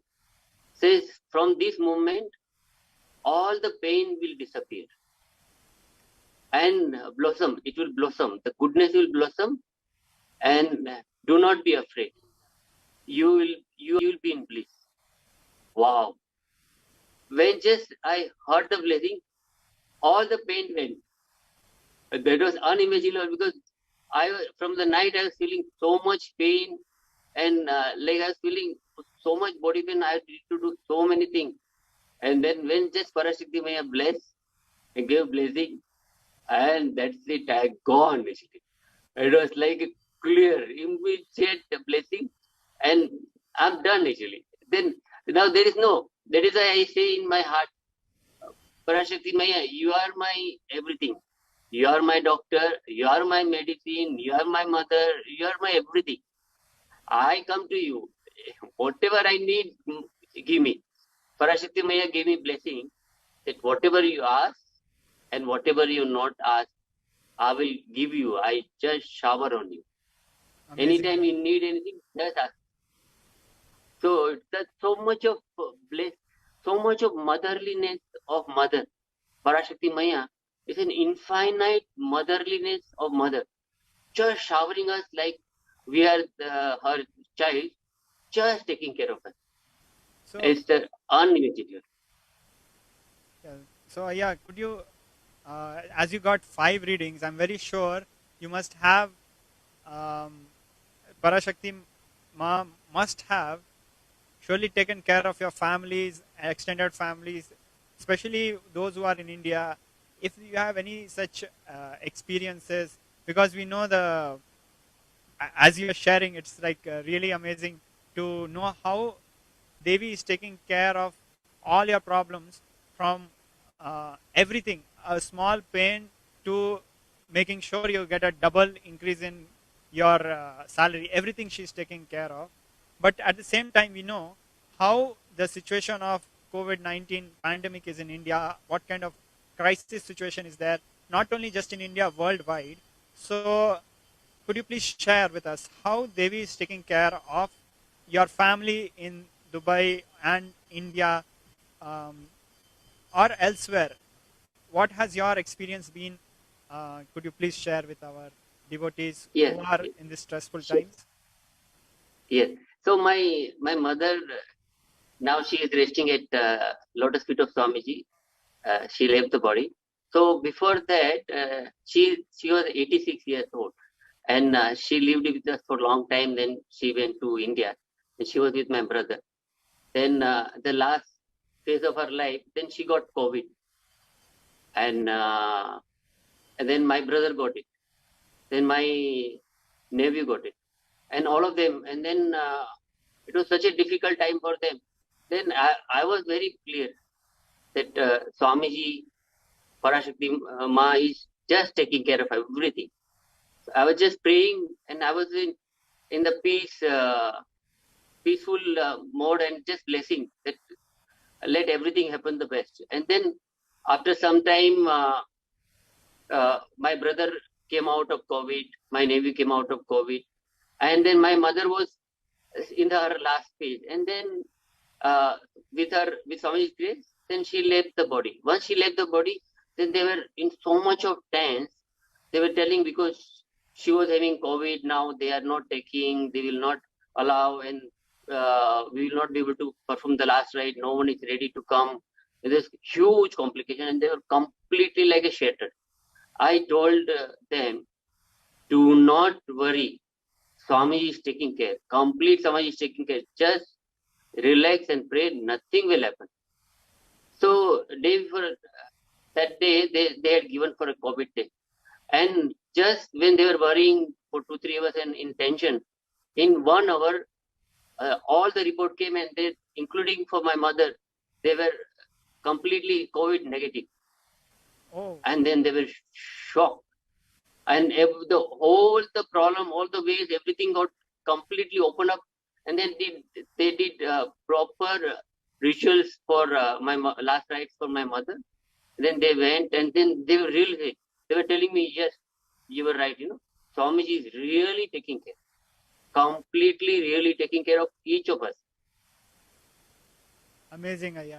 So it's a very beautiful sharing which you are doing, and I'm really shaken to hear how boldly you as a son face this whole thing, and your extended family also, who might not have experienced the grace of Swamiji so much directly as you have been blessed to, how boldly the entire family went through this extremely difficult time, and the immense surrender that the entire family is having towards Devi. It is really inspirational. It's really humbling, and it shows how Swamiji is taking care of everything cosmically and taking care of everything, even healing COVID once of a person who has reached his feet after the being has left the body. That is something unheard of.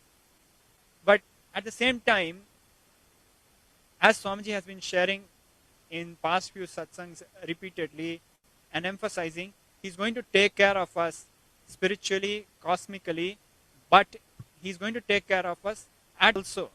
And he was sharing examples of how some of the monastic members had been affected by corona because of Anadan and other activities, and how Swamiji was taking care, and he very particularly emphasized the need of multi-layer quarantine, and especially in case of the people who are living in India. So with what you have gone through, because you have the strength given by Swamiji, your entire extended family was able to get that strength through you. When you passed on the assurance that Devi gave you, when you passed on that assurance, that strength, that spiritual clarity to your extended family, they also got that blessing. That was phenomenal. But for the people who might not be so fortunate, for one or the other reason, to have an avatar to guide them in such a micro level, what would your advice to be to them? What would your message be to them? How would they protect themselves at a human level, at a physical level? Spiritually and cosmically, Swamiji is there, but Swamiji is also there at a physical level. So what would your message be to them, for example, in terms of understanding that they need to quarantine themselves at a multi-layer, which is not possible at that home, which is practically impossible in India, and for which reason they have an option of coming to Adi Kailasha and saving their lives. So in regard of all the current happenings which is happening in the whole world in India, and your personal life also, your close family, your own brother, your own mother, the entire thing which has unfolded in front of you, looking at that, what would your message be to the people of India especially? Could you please share, Ayya? Yeah. Sure. So now what happened, because as Swamiji shared about the third wave, which will start like from August, September and October, and it is going to be having impact, severe impact in India especially. And like practically it is not possible to have multi-layer protection when we are isolating at home.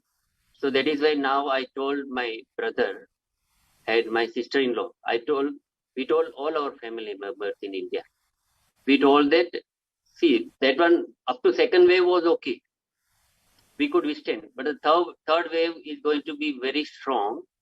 And to survive, as Swamiji says, to live, to be alive in this year is the biggest profit. To save life, not possible. And Swamiji with his infinite compassionate, the motherliness of mother, Swamiji has opened the door of all Adinam, Adi Kailasa and other places. So I told them, run and go and live there. Forget everything else. So my brother and my sister-in-law, they're like in 1 week time, they are going to go and live in Adi Kailasha. I'm still inspiring the others because it is now, it is most important that they and all of us who are living in India, they want to save their life. And Swamiji especially has opened up without any charge, with just infinite compassionate to just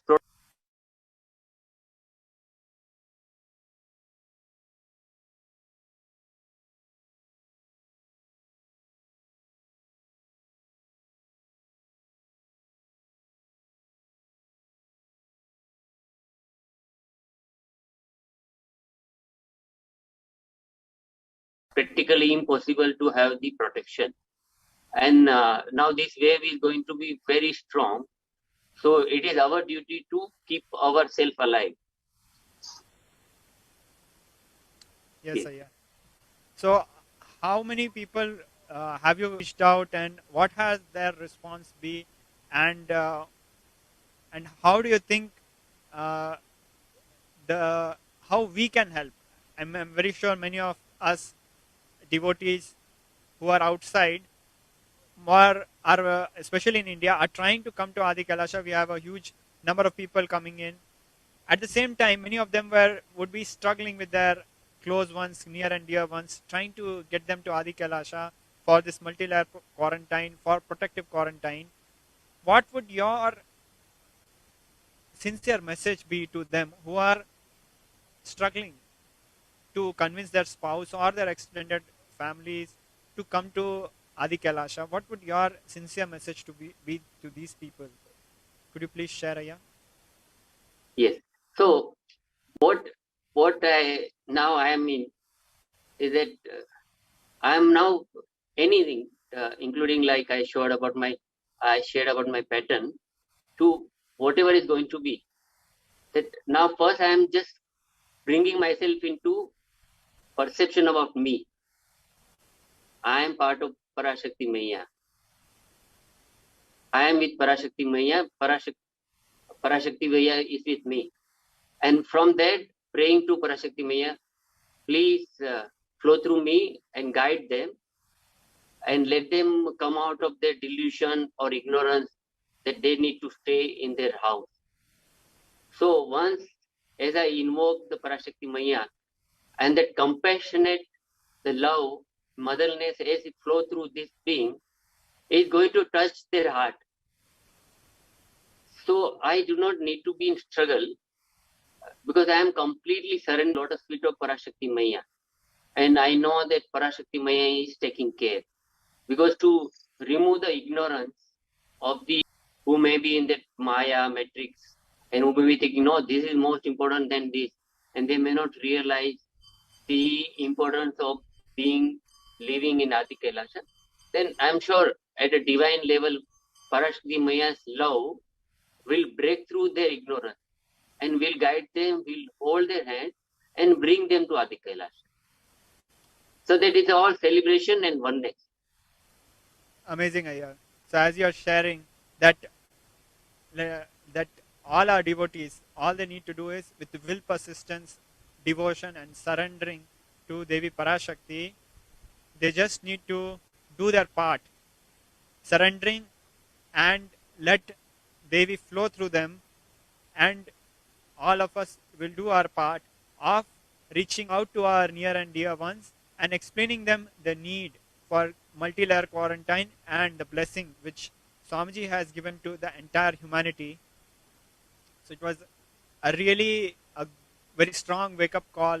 The way you shared how you went through such tragic moments in your very close family, your own mother, your brothers, and everybody, how you faced it so boldly and how you came out and everything. That was a really inspiring and a very deep personal experience which you shared. And so, would you like to add anything as a final message or anything to I add? like to share about I like to share about my father-in-law.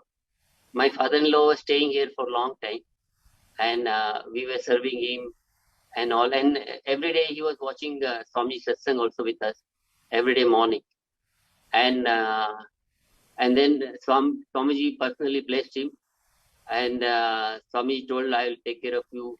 And he, at the later stage of his life, he got deeply connected with Swamiji. So once he left the body, then in one satsang, Swamiji was just sharing. He left the body, but he's still attending the satsang every day. So he is not binding himself that with body only he has to attend. So every day he is to come in the astral body, my father-in-law, and is to sit here and watch satsang and participate satsang every day, which of course with our eyes we couldn't see. But Swamiji, naturally Swamiji seen him, and Swamiji was sharing and blessing him. That was unimaginable. The being, when Swamiji touches, Swamiji is completely take care when they are in the body, and even once they leave the body, then also the connection is there, which was unimaginable. Truly, really unimaginable and incomprehensible ways, very beautiful ways, divine leelas of Devi Parashakti expressing through the Nijavatara of the Supreme Pontiff of Hinduism, Swamiji. And I'm really humbled and inspired to listen all the sharings which you have done so far. Would you like to share any final words? Would you like to add anything, Aya? Two things which is I would like to share is that two things which is really made and is making complete impact in my life is one is enriching, and second is tyaga. What I feel the most powerful way is just enriching, making impact in the life of people, connecting beings to Swamiji more and more loving, more and more compassionate, and more tyaga, and more contribution, physical, mental, psychological, monetary contribution to our Sangha, for our mission, to keep our Sanatan Hindu chakra alive, and just doing whatever best we can do. So it is keep on opening all my patterns or blockage or delusion and the matrix, and brought completely at the lotus feet of my Swamiji. So my message is, let us all do more and more enriching, more and more contributing, more and more sharing, more and more getting connected, feeling connection with Swamiji, and let connect more and more beings to feeling connection with Maya Swamiji. This is the way, only way it is going to change our life, empower our life, and not in this janmas, for janmas to come. Thank you, Aya. Thank you so much. It was a really beautiful sharing, and very aptly you pointed out that our duty is to just go on enriching, and this is the tyaga needed in these times of crisis. Really beautiful sharing, Aya. Thank you so much. So that was Srinitya Chitambrananda Aya, who came and shared his personal life experiences with us.